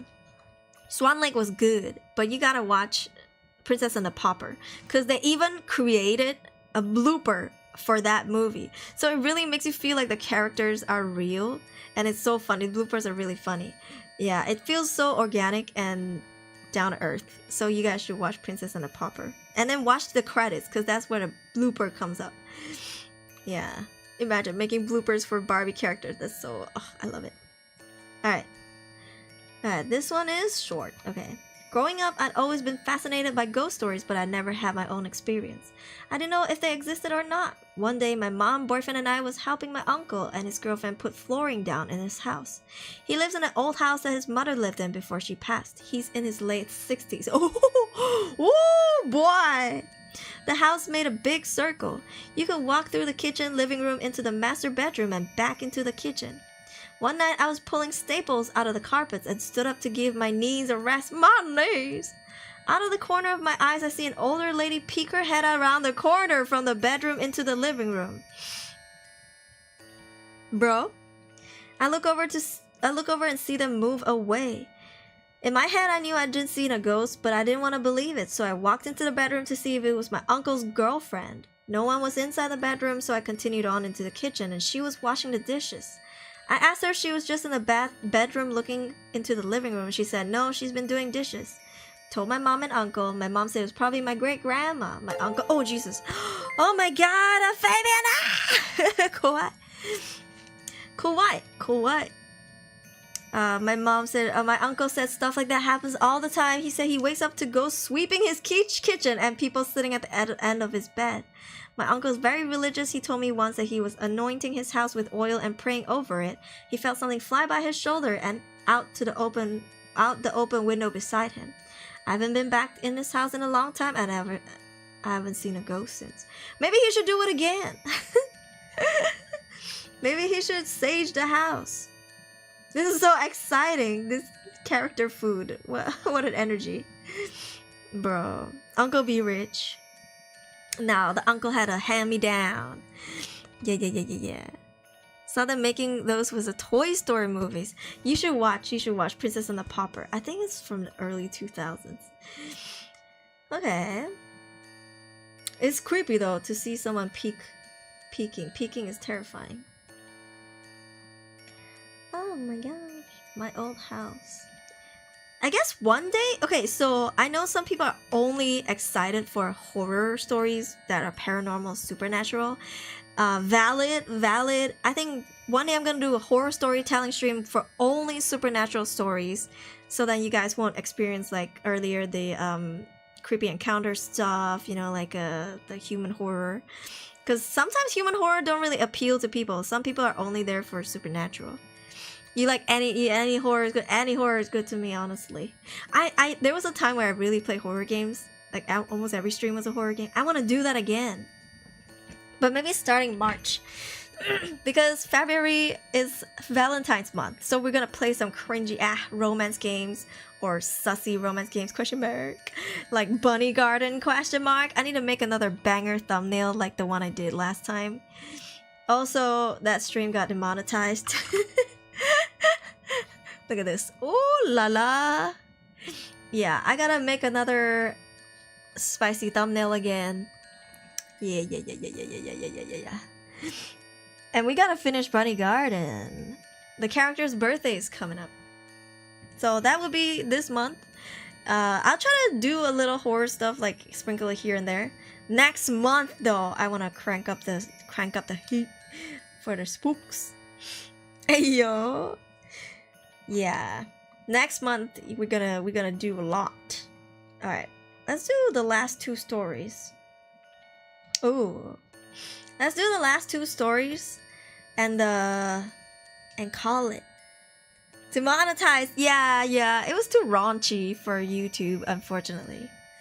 So what if it shows some booty? I know, right? YouTube can't handle the heat. Okay. My therapist suggests I try something new. This is 8 hours ago. Let's read this one. This is by Spare Kid, 8 hours ago. Spare Kid with 2 Ds. 2 Ds not! Sorry. Stream of consciousness, she said. Like it was a key to enlightenment. So, just say whatever comes to mind and record it? I kept picking at my shirt that day, and now the hole mocks me, getting larger every time I do laundry. Precisely. Dr. Decker is always straightforward with me, even when I have her explain like I'm 5 more often than not, and usually skip completing my therapy homework in favor of playing video games. How old is this guy? This time, however, she didn't let me off the hook for this one assignment she said I needed most, journaling. And since I can't manage to put pen to paper, I've opted to instead audio journal whatever pops up in my head, with the caveat that it has to be about me. I hope you're proud, Dr. D, that I skipped Skyrim for this. Oh, we got a Skyrimmer in the chat. Okay, so here goes. Snow is falling outside. Not softly, but in big glossy chunks the size of playing cards. They tap at the window like nails, a sound that spooked me at first but has since become cozy like rainfall. Hailing from the Sunshine State, my first encounters with snow were always predicated by a sense of awe. I was working a new job when the weather reported 3 inches coming in. I'm the 3 inches coming in. What? And rushed outside after a coworker told me it had begun. That was a delicate flurry that ended far too soon. Hardly enough to make a proper snowman, but just enough to teach me about black ice. This snowfall is supposed to be different, deeper, more like a blizzard than anything I've seen. Bigger than any other area has had in the last 20 years. Some news stations said 12 inches, with others saying 24 inches just a few hours later. What's for certain is that I'm ready to make a snowman, even if I have to wade through 2 feet of powder to do it. There it is again. The pitter-patter, tap-tap-tap against my window. Something between the sound of rain and small pebbles, inconsistent and chaotic. Is snow supposed to make such loud noises? I've never have thought snow would have such a sound, you know? Out of all the things my new neighbors told me to expect, from the salted ground to the boots I'd need, nobody once taught to mention the sound it makes against the windows when it really comes down. Or how, after a few minutes after that, absolute silence reigns and everything is still. The wind gusts here and there, until the whole cycle starts again, tap tap tap, wind, and then silence. Yeah, I have a PP size Twitch command. I have a booba size. Yeah. 30L. Sheesh. Speaking of neighbors, Jeremy came by today to let me know he'd be checking in after the storm passes through. He also brought that mint tea he was telling me about. It was nice to know that someone is looking out for me, even if he's occasionally a bit more flirty than I'd like. I'm still single and enjoy the independence, but even I'll admit that the possibility of getting snowed in for a few days with just me, my thoughts, and no power is a little terrifying. Luckily, his apartment is just above mine, so that would make 2 of us stuck out here in Catskills 3, if you count his cat, Tim. What is Catskills 3? Starting to get a little sleepy. Part of me wants to stay up to watch the snow, but I tried that earlier and it felt strange. Yeah, strange, like it wasn't supposed to be looking, and like something was looking back. Oh? Nothing was, of course. The lawn was illuminated by the warm amber strings we put up in October. They're pumpkin-shaped and apparently staying because the pumpkins are cute no matter the season, in Jeremy's opinion. And in this case, I agree. They're the perfect color pop in the gloom, basking the powdery grass in cozy lighting, lighting right up until the tree line absorbs it. I think I'll reheat some of that tea and look at the snow one more time, even if it's a little spooky.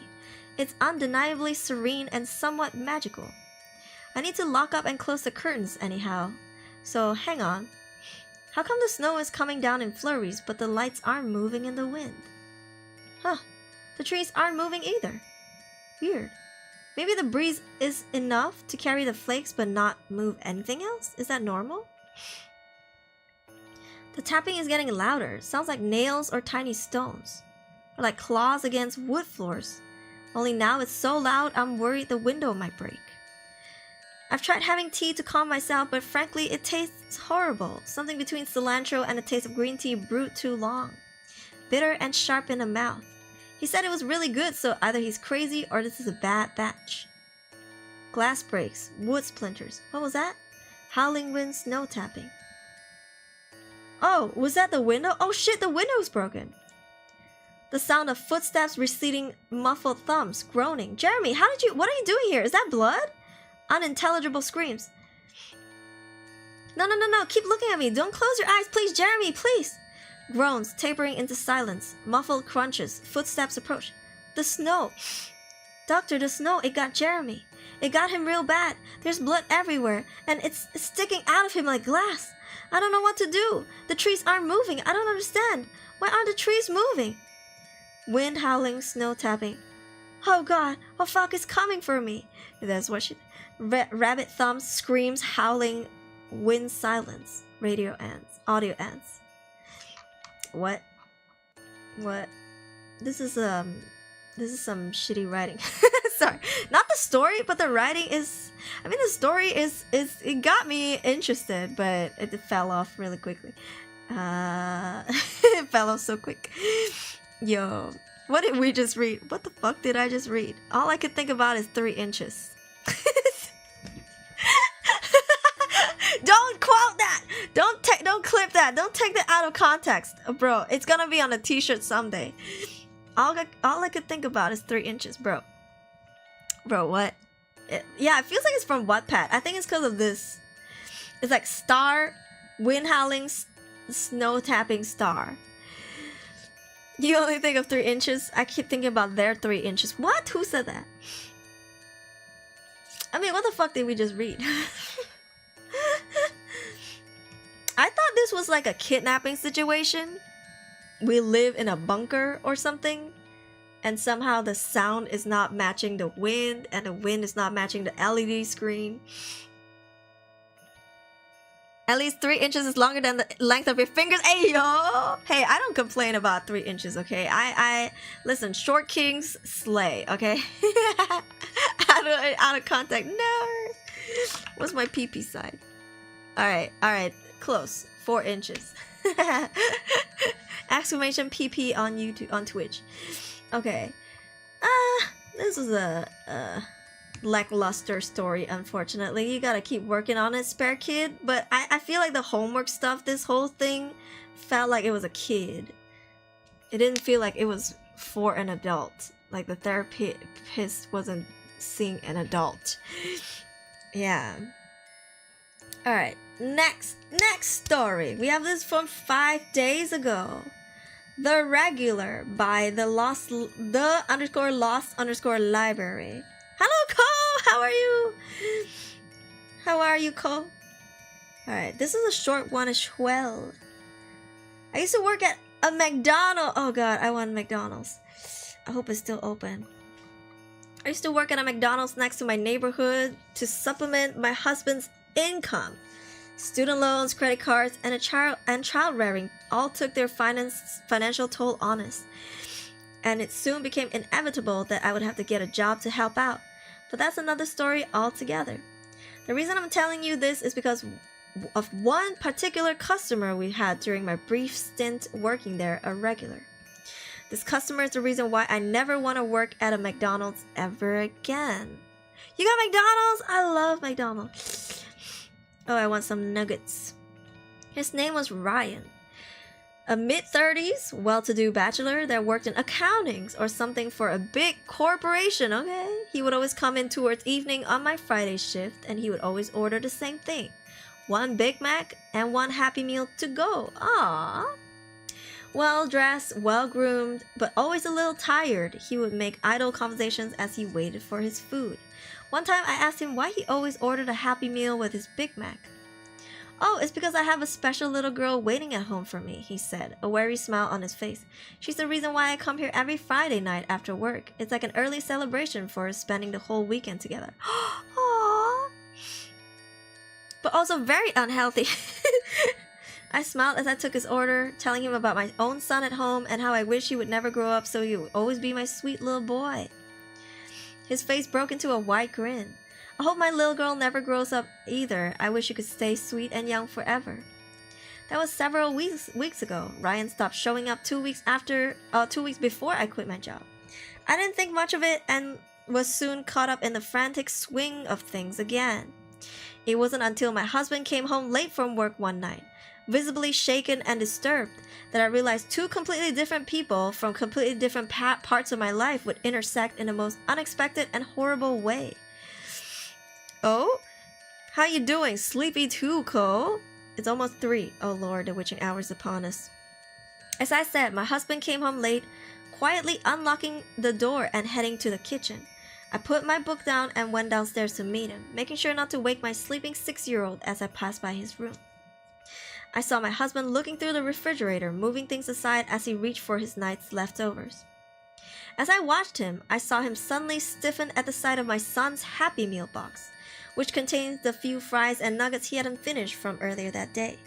I approached him from behind and saw him curl his fingers into a fist, slowly pulling away from the bright red box adorned with iconic golden arches as he rubbed his other hand on his face. I don't like where this is going either. I placed a hand on his shoulder, startling him before he realized that it was just me. After picking out the Tupperware full of food for him, he thanked me and warmed it up. As he ate, I could feel the distress emanating off of him. Every bite carried a weight to it, every swallow an attempt to force something back down. In bed, I asked him what's wrong, and he broke down and cried. He said he didn't want to tell me, that it wasn't something that he should share. This only made me more curious and resolute. I told him that it was alright and that I could handle it. Ew, were you cheating, bro? Nah, I doubt it. And as much as it makes me seem selfish and like a terrible wife, I regret telling him that. I held him in my arms and he told me about his day. Seems like he was very shaken up. Oops, sorry.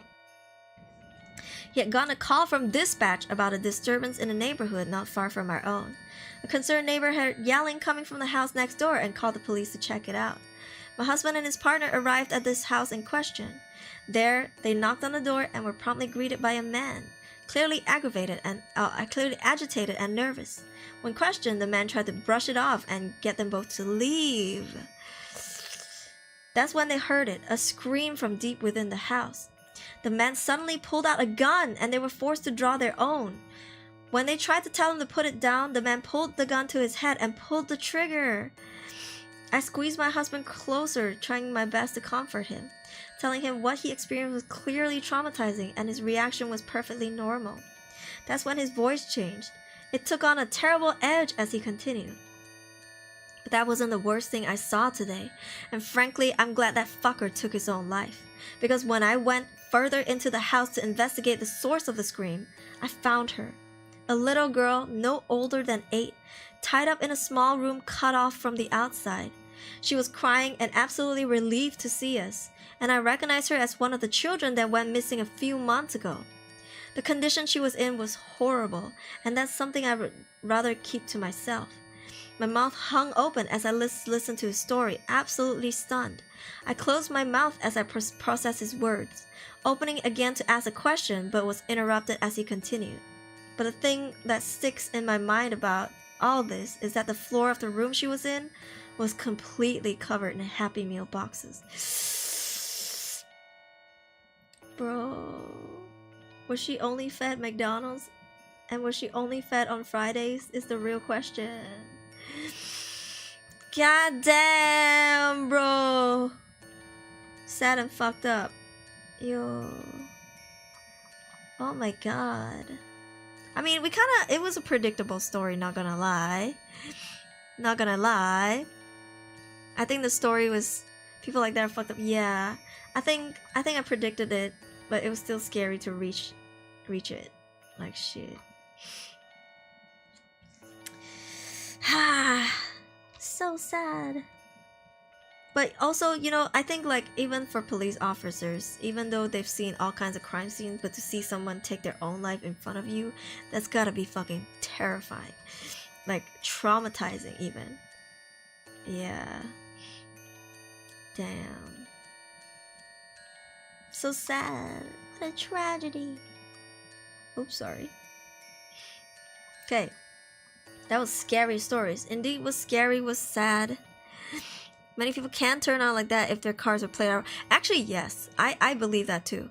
I think like everybody's just a little tick away from doing something crazy that they would never do, or saying something crazy that they would never say at in a split moment. You know what I mean? Like, and I think that's just, sometimes life just does that to you. I'm not saying that's okay, but I'm just saying everybody has a limit to where we can handle stuff, and then with just one little flick, you can just go off the rails. Like intrusive thoughts be around the corner, you know. So it's really scary. Goddamn, Lord. And especially when things like this are like just around a corner, it's so close to you. Like, you ever heard of like kidnapping cases that are so close, like few houses down, and you're just like, oh my god, that could have been me and my child. You know, something that, oof, hits too close to home. Alright. Last subreddit of the day. We have true scary stories. Only 2 online, assuming one is me.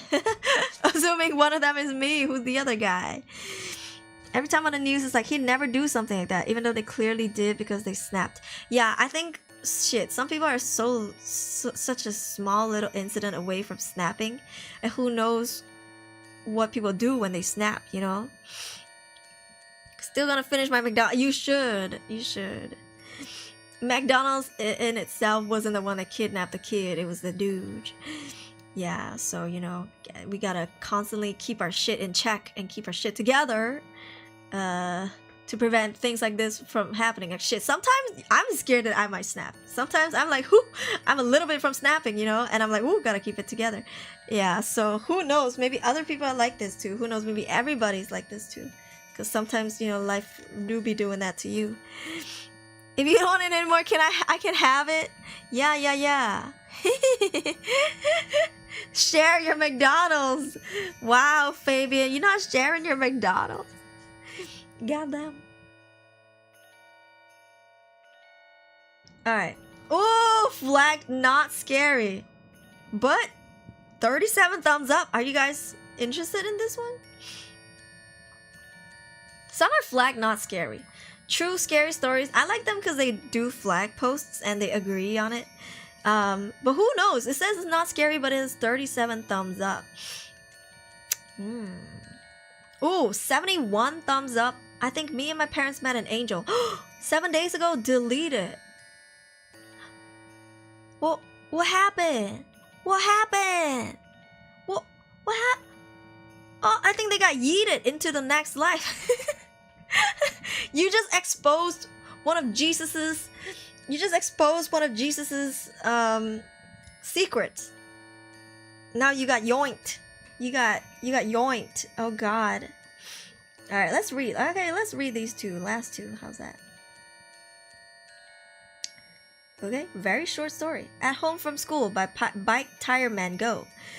1 day ago. Not scary. Before cell phones, when I was 7 years old, there was a day that I stayed home from school sick.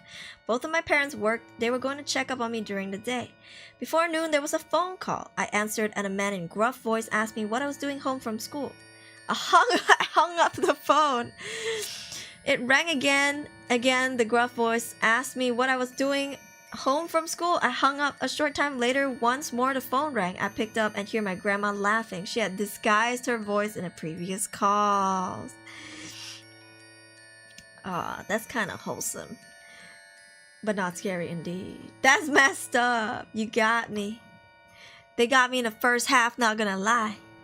I thought they were gonna hear a banging from the front door with the same voice. Turns out it was just Grammar. Grammar was just pranking. It got me good. God took the phone and was like, no witnesses. Not on my watch. Alright, okay. This is by deleted 7 days ago. Oof. We don't even know the username. I think me and my parents met an angel. The details in the story is a bit blurry because it happened over 35 years ago, but I will try my best to remember everything and fill in details where I don't remember fully. It was back in '88. I was 5 years old, and me and my family, mother, brother, sister, father, gentlemen, and our aunt were on a road trip to Alabama, from Alabama to Orlando, Florida. The ride takes about 7 to 8 hours, and we had been on the road for maybe 3 to 4 hours because I remember my brother asking my dad where we were, and he said halfway. We needed to stop to take a rest, so my dad pulled into the gas station to fill up tank and go in a 7-Eleven right next to the gas station. As everyone's leaving the car and heading for the 7-Eleven, my dad waited by the door for me to get out. My aunt yelled from a few feet away that she was going to take my brother and sister to the toilet. I got out of the car, and the second I did so, an older woman appeared. Oh, me? What? She was standing right next to my dad. These details are very blurry and I can't know for sure, but I think the woman wore a yellow dress and a yellow hat and had some kind of flower in it. Cute! Her shoes were light pink and she also wore sunglasses. Oh, slay, queen! When my dad noticed her, he jumped up in the air in fear, saying, "Shit, you scared me." The woman didn't react to his response, but instead turned to my mother and said, "She's going to die." Oh, bitch, that ain't no angel. My mom looked concerned and asked, "What? Who's going to die?" Then she turned to face me. She is going to die. My dad didn't take her words kindly and asked her to get the fuck away from us and stop harassing us. Oh my god. She then walked away to the parking lot. My mom was very concerned about what the woman said, but my dad told me she was just a nut job. My aunt, sister, and brother returned to car and asked why hadn't we bought any snacks. But my dad just came out an excuse and we got back on the road. For the rest of the trip, we didn't bring it up or talk about it. We got to Orlando and visited our cousins. We stayed there for 5 days. My mom is superstitious and is a believer in religion and in the paranormal. She couldn't shake off the words that the woman had said. She became extremely worried and went to a hospital in Orlando to check me up. The doctor did some tests and later told my mom, "It was very good you brought in your daughter because we found 2 blood clots in her left leg." It didn't need surgery. Instead, the doctors gave me medicine called blood thinners, and it removed both of them. After a week staying in the hospital, I was checked out and got to go home. On the way home, my parents stopped at the exact same gas station and asked the manager if they had security cameras around the property. They said yes, and my parents begged to watch the footage. After a while of requesting to see the footage, they allowed it. My mom gets a crease in her forehead and a funny look in her eye when she tells me this next part. The manager rewinded the security footage back to the exact date and the time we visited the gas station. In the security footage, it showed my parents' car rolling in and parked right in front of the camera. My brother and sister rushing out with my aunt heading for the bathroom. You can see me, my mom, and my dad, but no woman. The woman wasn't in the footage. You can see my parents talking to nothingness. It looked like they were talking to air, like there was no woman there. Oh, this is a wrap. It looked like they were talking to air, but there was no woman there. My mother is sure they saw a lady, and both my parents know that it couldn't have been a hallucination because both of them saw her. My mom's convinced that it was an angel or something else not from this world trying to save me, but my dad thinks it was a crazy coincidence and the footage was just a glitch, that the lady wasn't seen. But it has to be an extremely fucking rare coincidence that a lady said that I was going to die and then I was actually going to die and she hasn't seen on a security camera, but I honestly don't know. Was it an angel or not? I will never know. But it is crazy to think that if my parents hadn't met the lady and didn't take me to the hospital to do a random checkup, I would most likely be dead. Ooh, you're blessed. Yeah, I think it's a guardian angel for sure. Yeah. No doubt you met a spirit. They help people all the time. You know, I personally had an experience like this.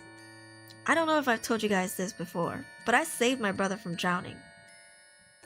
Did I tell you guys this story before? It's very personal, so I don't know if I actually told you guys this before. A few days ago when I was talking to my brother on the phone, we actually talked about it. But I'm a real hero, guys. I'm an actual hero. I saved the life. So when we were, I think when he was 3, my brother's a year younger than me, but I think when I was 4 he was 3. We were kids, okay, toddlers, maybe a little older than toddlers. I'm the older sister. I'm the middle child. Yeah, I have an older sister, I'm the middle child, and then I have a younger brother. Yeah, I have a middle child syndrome, okay. So I remember my mom and I brought us downstairs. There was a neighborhood swing. So we went to the swing, and my mom was talking to my neighbor whose house was right next to the neighborhood swing. And we have a swimming pool in our complex. And mind you, growing up, my dad has taught us how to swim as kids, but we were still so young, so we only know the bare minimum, right?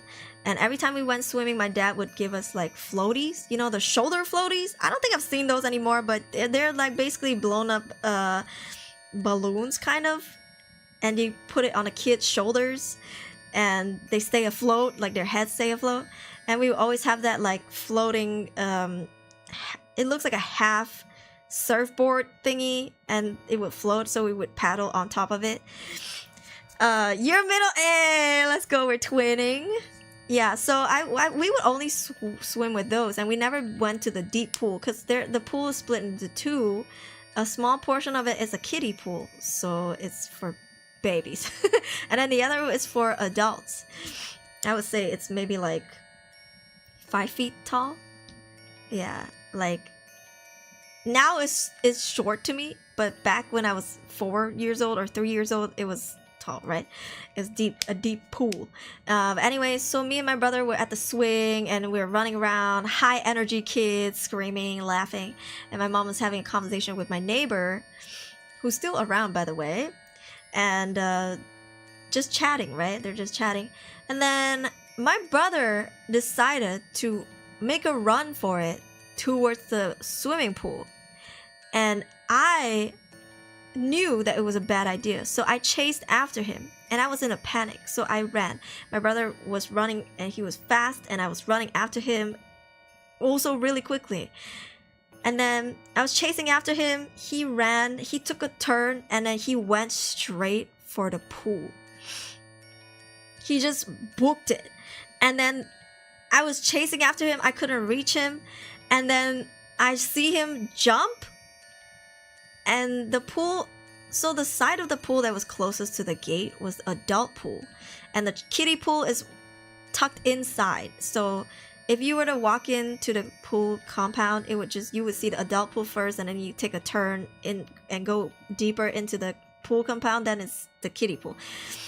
So he just booked it, he ran, and he jumped and just freaking jumped into the adult pool. And we've never swam in the adult pool before. And I panicked while watching him do that. I just booked it, also jumped in, and I saw him struggling. I jumped into the pool. I was, trying to kick, because we were taught to kick when we were swimming. So he was struggling, he was gasping for air, like flailing, and I was trying to kick, and I kept trying to kick my way towards it, because when I jumped a little, I didn't jump like at him, I jumped away from him, so I had to make my way towards him.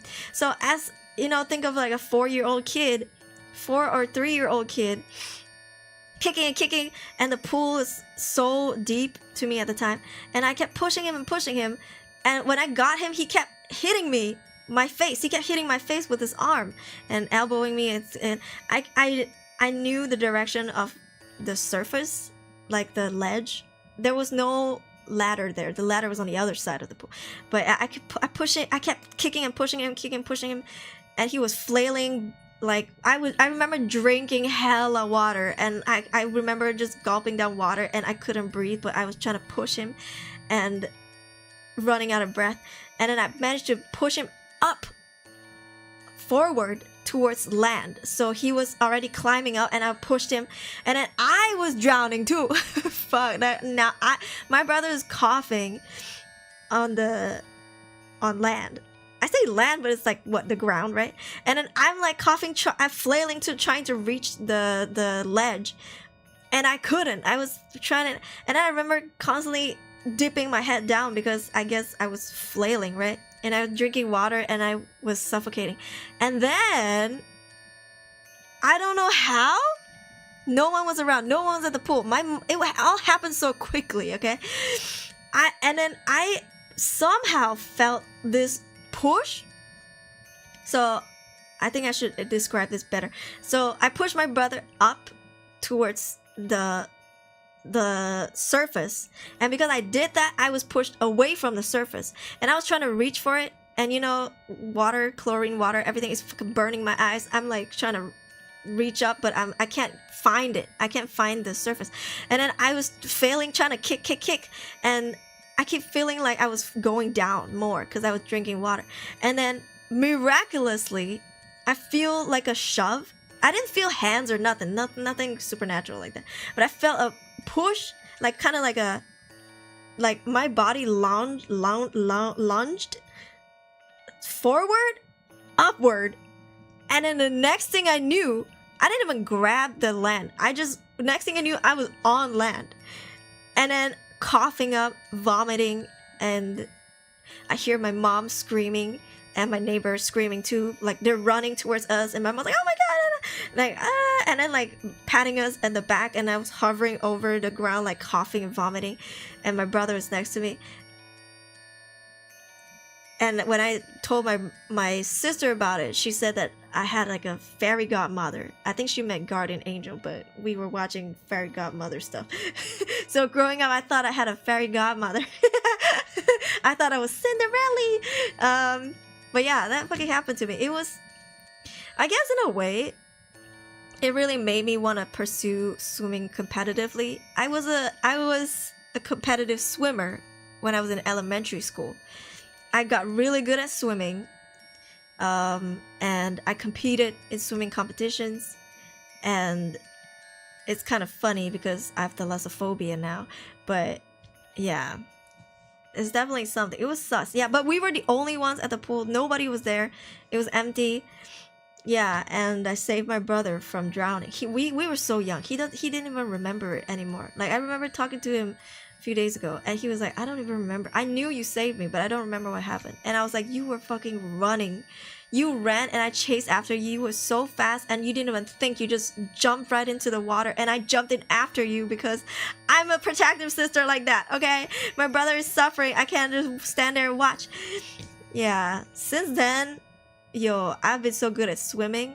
I still am good at swimming, but I don't like it. And I don't swim anymore. But there was a time when I was very good at swimming, okay? And fuck the ocean, I'll never go to the sea. Yeah. He was making it hard for me. That's why I really understood when you ever seen those interviews of like lifeguards? What are they called? Lifeguards, right? They tell you like when someone is flailing, don't try to grab them because they will pull you down. Like they will push you down. They're panicking, they're flailing when you're trying to save them at a pool or at an ocean. They will hit you accidentally, knock you unconscious because they're drowning, they're panicking.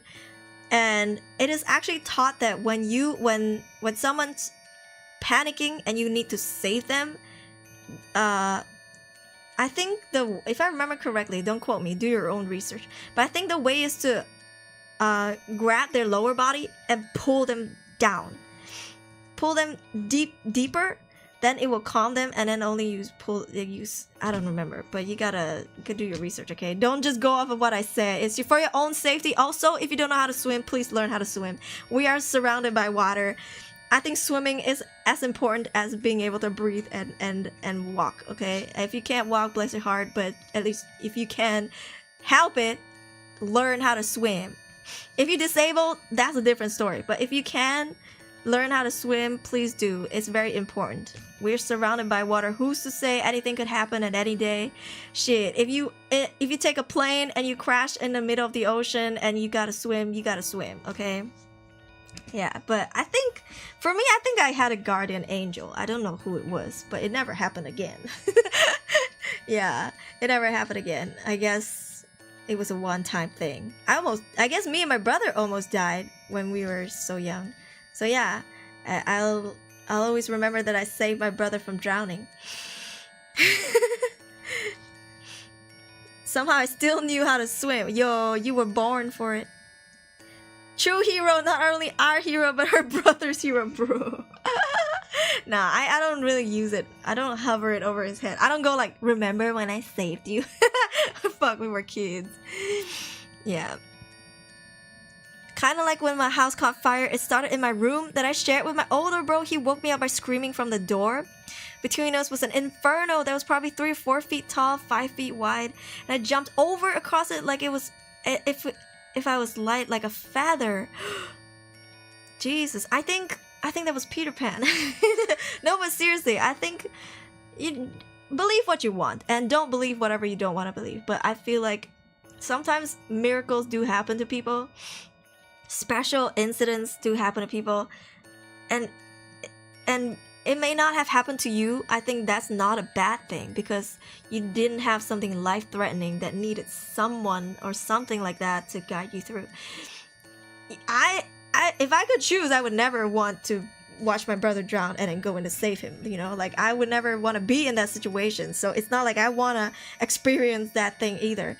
But it did happen. And, you know, even though I still kind of have my doubts on, like, whether or not it was actually something that helped me, or if I somehow miraculously, as a 4-year-old kid, managed to get on land by myself while I was drowning, because I remember drowning. I remember just constantly seeing the water, the top of the water, and then no, and then seeing the top of the water, and then down again, you know. So yeah. I was taught that if you have a safe drowning person, they're panicking, you need to knock them out.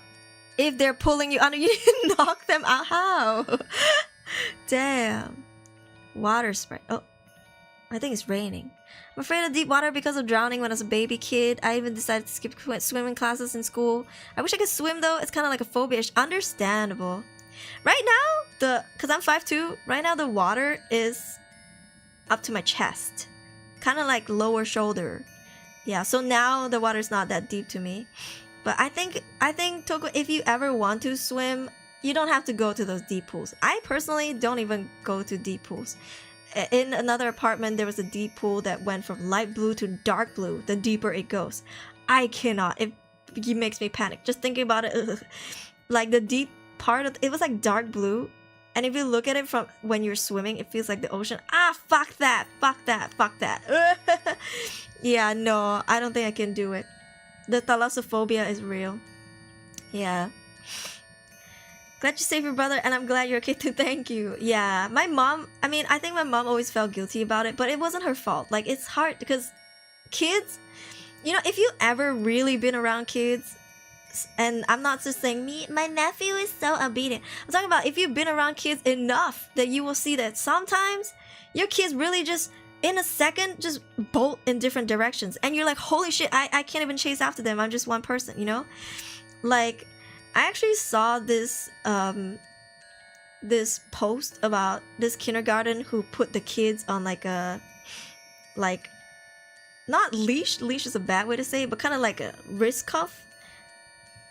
2 kids per row, and then walking together when they're traveling outside.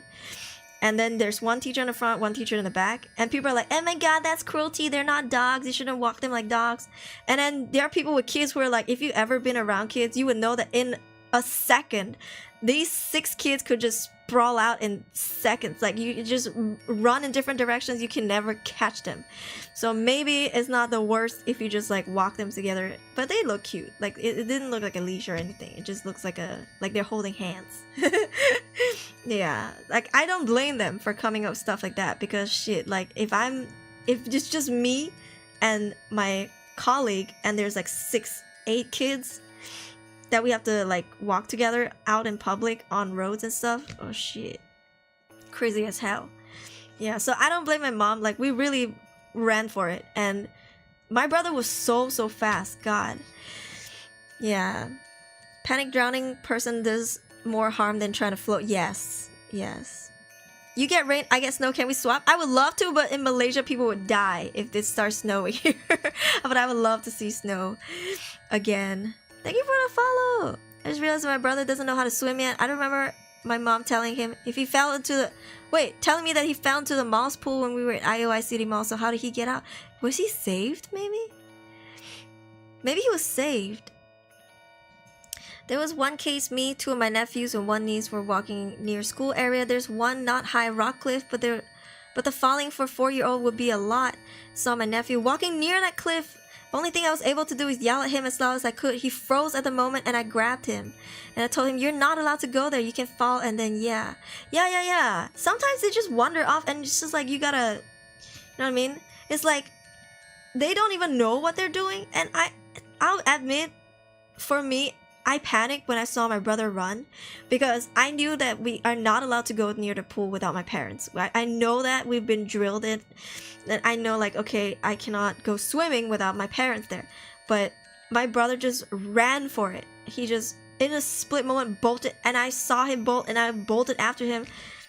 It was a lot, guys. It happened so quickly, and this whole ordeal happened in like minutes.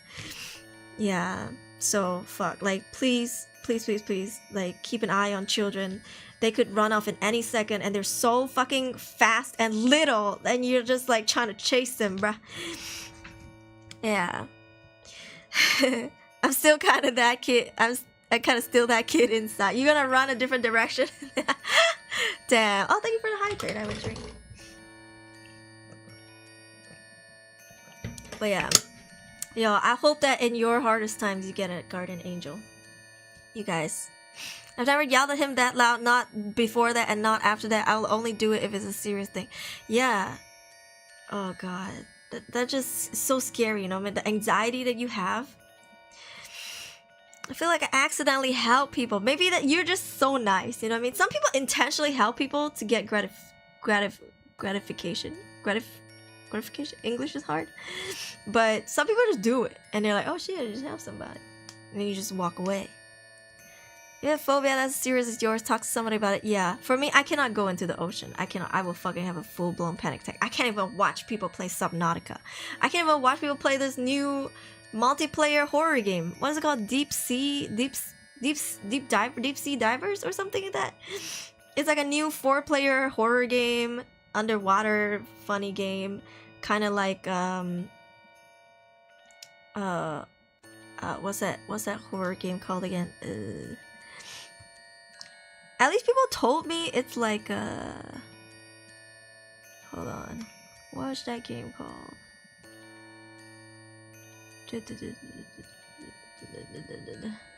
Oh god, what's that game called? Content warning, but underwater. And I was like, I can't even watch people play this. Making me nauseous. I tried. Yeah. I tried. Funny thing is that I love fishing. Oh my god. I think for me, shallow water is okay. Maybe for you, it's like that too. Because fishing, the water is not that deep, right? For me, if it's clear water, I don't mind. Like shallow clear water, I don't mind. Like obviously if it's a river and I see the bottom of the river and I see fucking fishes and you know, it's like not even up to my waist, then I'm fine with it. But if it's like I look down and I don't even know if I can see anything or what's underneath it, oh hell no. Yeah. I don't even get gratitude for it. I just walk away. Bless your heart, Fabian. You are a true good person. Maybe you are the living, existing guardian angel. But yeah, it's so interesting that this happened. And so sassy the way she dressed. She was like, the woman wore a yellow dress with yellow hat that had some kind of flower in it. Her shoes were light pink. Iconic. And she also wore sunglasses. Oh, slay. We need someone to draw this. Should be like a character. But yeah, so fashionista. Damn. Slay. Get bad feelings about the ocean too. For example, sharks and more dangerous sea creatures. For me, it's how it's so unpredictable. Right? And I can't just up and leave. If it's land, I can just run or get out, leave. If I'm in the water and there's nothing around me that I can grab onto and get out of the water or like leave the water, I don't know, the anxiety of me being trapped. I feel like I'm trapped in a big cave with monsters and I can't get out of it. On land, I'm like, shit, bye. I hate this. I'm gonna leave. You know, this place is irking me. I can just yoink and drive away or whatever. But in the ocean, nah. This is not my playing field. If I go deeper into the ocean, I can't even breathe. It's not a place for humans, okay? It's not a playground. Like, it is not for us. Yeah, and even if you have those quote-unquote oxygen tanks, it only lasts you for so long. It doesn't go on forever. So I don't trust the ocean. Nah. Nah, I never trust the ocean. Yeah. Fish when I want to unwind or just pass time peacefully. Do you get the same feeling if you fish virtually, or do you only get that feeling when you're fishing like physically? Guys, it's 3:33 and the rain is ramping up. Fallen angels, a different thing. Oh yeah, fallen angels, a different thing. Fallen angels, the devil, right? Uh-oh, the rain is getting louder. I'm scared. Okay. That's all for today, guys. We've read a lot. No sleep. I freaking love no sleep. Whoa, 1.4K. Dang. You know, some no sleep stories are really so phenomenal and fascinating. I don't like oceans either. Me neither. I only get it in real life, but that doesn't mean I don't enjoy virtual fishing. I love fishing in games too, but it's different. I see. There's a fishing simulator that looks super realistic. My friend told me to play it. in hopes that it would get over my fear of water, but I haven't really tried it yet. What's it called? Fish? It's not fishing simulator. What is it called? I want to try it someday. I mean, I'm still trying slowly but surely to get rid of this fear of water, but yeah. Oh, it's called Ultimate Fishing Simulator. Yeah. But goddamn, the water makes me ill. Makes me feel sick. This is the page that I've had on for a while, the horror page. Somewhere in the shadows. I've been camping on this Steam horror page for a while just to see if there's anything new that comes up. Oh, fuck this, fuck this, fuck this. Do you see the thumbnail? I'm not even gonna click it. Do you see this? Oof, oof, oof, oof, oof, oof. No, thank you. But yeah, I want to see if there's some new horror games and stuff coming up. Yeah. Hold on. What is this? Oh, that's Bunny Garden. Let me hold on. Let me delete. What is this one? Is this the Thick Balang? This is the Thick Balang. You mean Daddy Balang? What? Daddy Balang? Oh my god, the rain is so freaking loud. Can you hear it? Can you hear the rain sound? It started really pouring at 3:33. Maybe the story is onto something. Ah! I kind of don't want to end stream now. I'm scared. But I'm so hungry. I gotta eat. I'm about to like experience gastritis. Oh lord. And I've been streaming for 6.5 hours, guys. Do you like these horror storytelling streams? Or do you prefer Am I the Asshole more? Or do you like both? Because I'm thinking of what content I want to do. Yeah. Eggs and bread. Oh yeah, I don't think I can order delivery right now. I feel bad for the delivery guy. I want a McDonald's though. We'll see. I'll wait later and see if the rain goes down. Maybe I'll order some McDonald's. But it's pouring. It's raining, man. Hallelujah, it's raining, man. It's raining, it's pouring, and an old man is snoring. Nothing in the fridge? I don't think so. We cleared out all of our hot pot ingredients, I think 4 days ago. Yeah, because my mom was like, there's so many food in the fridge! And we did hot pot the entire Chinese New Year, so we cleared out as much as we could. I guess we have some... I think maybe we still have some mushrooms. But would I just eat plain mushrooms? Like pan-seared mushrooms? Plain alright? No. Today we ate some noodles. Yeah. Maybe I should go buy some rice tomorrow with my mom. Because she did say she wanted to buy rice. Maybe we should stock up on rice. Maybe tomorrow I'll go grocery shopping with my mom. Yeah. I swear angels will be disguising themselves as really beautiful people. I remember my mom calling out my name when she was cleaning the house. I thought she wanted me to do something because I was washing my hands. That's when she told me she thought I was going upstairs. I told her I wasn't. I was washing my hands. That's when she knew she probably saw an angel. She said the angel looked big and buff like me. And when she told me that, I freaked out. I started reading Ayatul Kursi. Big and buff? Woo? God damn. Bionita, I love you, welcoming you. Yeah, I want to eat something. I will use the money I will use the 10 buckaroonies that was given to me to get something yummy. I'll look, maybe we have some instant noodles left over. Because I did buy some, but I don't know if the people around the house ate it. Because my sister was here during Chinese New Year. She's back in Australia now, though.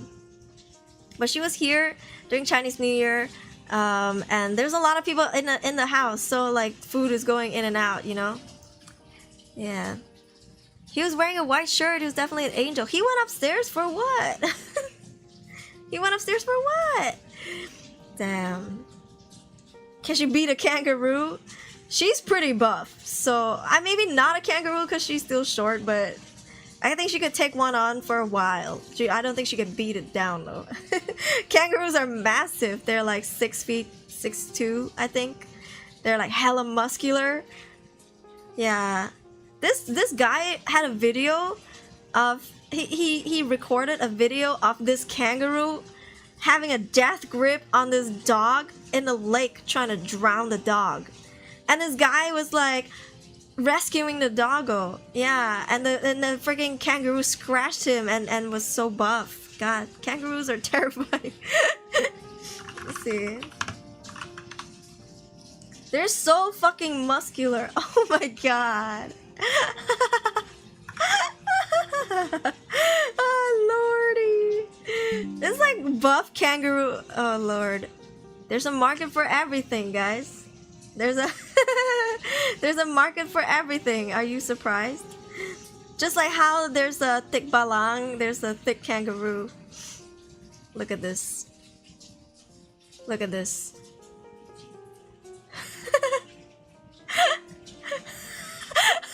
Some of these look like Tinder profile pictures. What's going on?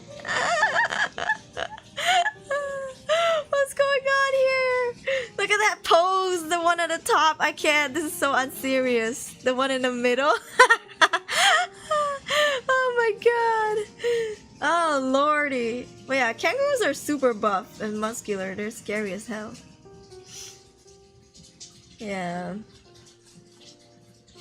God damn. Like, I don't know who's training them. I don't know who their trainer is and where they're training at. That what gym they're in. Jesus. Did the doggo do something to make the kangaroo mad? I don't know. I don't think there was a backstory. All you see is this guy getting scratched up. Act like you see him go up to a kangaroo and be like, let him go, and then like punch the kangaroo kicked back, and it was a lot. And then this guy had blood on his arms. Blood's built like a bodybuilder, for real. So scary. He looks ready to ayo, baby. Yeah, it was. I don't know. If you've seen videos of kangaroos being aggressive, they're so terrifying. Yeah, so they could probably kick your ass if they wanted to, unless you're like an MMA fighter. Oh lord. But yeah, today's stream was really fun. It's good to be back. I miss this. I miss us talking and yapping. I haven't decided what stream to do on Monday or but I'm thinking I really want to play something horror, but also something romancy. So we'll see. I'll try to find something. I'll try to find a game that is horror but romance. If not, we probably go back to Bunny Garden, which I have not done yet, that I really want to do. Yeah, never go near kangaroo. Yes. You've seen those muscular kangaroos before, videos before. Don't want to be near that. Yeah, me neither. I think baby kangaroos are okay. Like you can pat them at the zoo, but if they're adults, oof. Yeah. You use a gun, beat the kangaroo. Or just leave, you know? Like, don't go close to them. God, the rain is really pouring. Let's see. Alright. I'm starting to feel nauseous from being hungry, so I gotta go look for food. But I hope you guys enjoyed today's stream. It was really fun. And I'm back, so I'll be streaming hopefully daily at a usual stream time, 9 p.m. GMT plus 8, 10 p.m. Korean time or Japanese time, which would be 5 a.m. PST and 8 a.m. EST. Yeah. Hope you guys enjoy the horror stream. If you want me to do anything special, just let me know in the comments. If you don't want to join Discord, then just let me know stream ideas in the comments. But if you're already in the Discord server, my channel is always open to suggestions. You guys can drop stream suggestions, ideas. Yeah. Roger the kangaroo knows never messes with a kangaroo. Yes. Yeah. Today's live stream video was amazing. It was fun. Thank you guys for being here. Thank you for staying to the end. If you're watching the VOD, I missed you too. Thank you for being my VOD watcher and enjoying the stream. Let's hang out more. Yeah. Okay. Let me see. Let me see. What do you guys want to watch? I can rate some of my friends.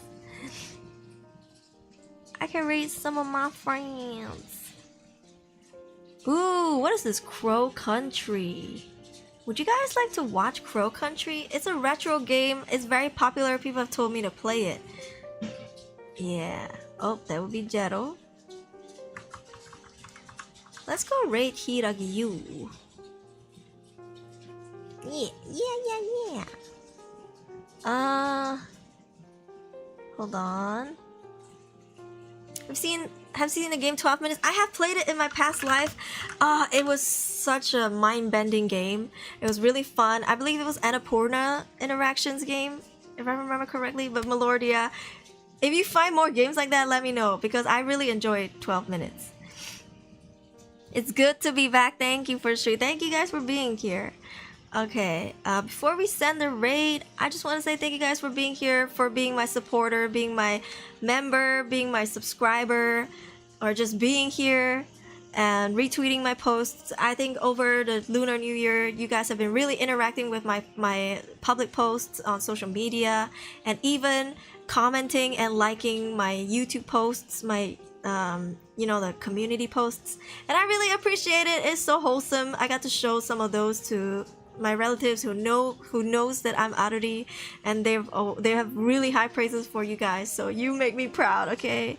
My community make me so proud. So thank you guys really for being amazing, awesome, and I appreciate every single one of you.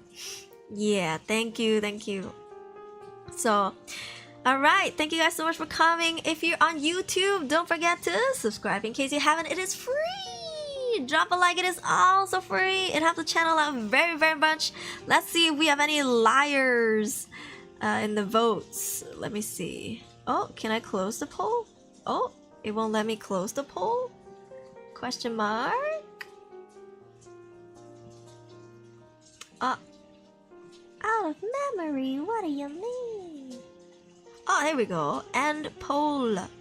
Let's see, do we have any liars who voted but did not drop a like? No, we did not. Ooh la la. Okay, we have 103 votes with 106 likes. If you are on Twitch, feel free to come over to drop a like as well. It helps me in the algorithm on YouTube. Yeah, thank you, YouTube bros. And if you're on Twitch, don't forget to drop a follow in case you haven't. It is free.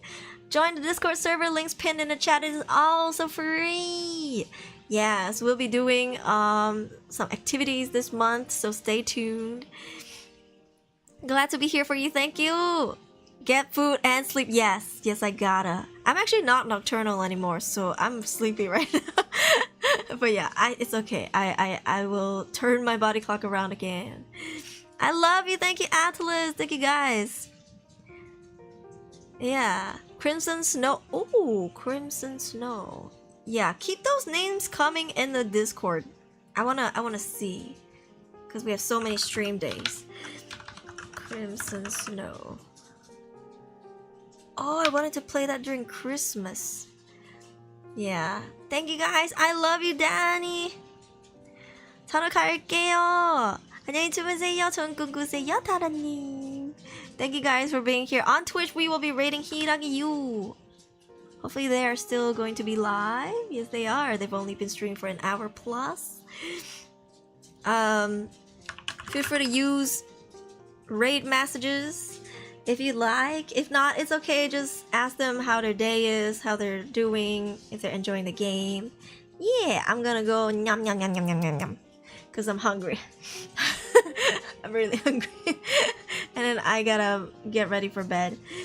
Yes, so see you in my next stream, aka later in a few hours. Question mark. Yeah. Alright, お疲れ様でした。みんなすごい수고하셨습니다. 여러분 와주셔서 감사합니다. I love you guys. Bye bye. I do.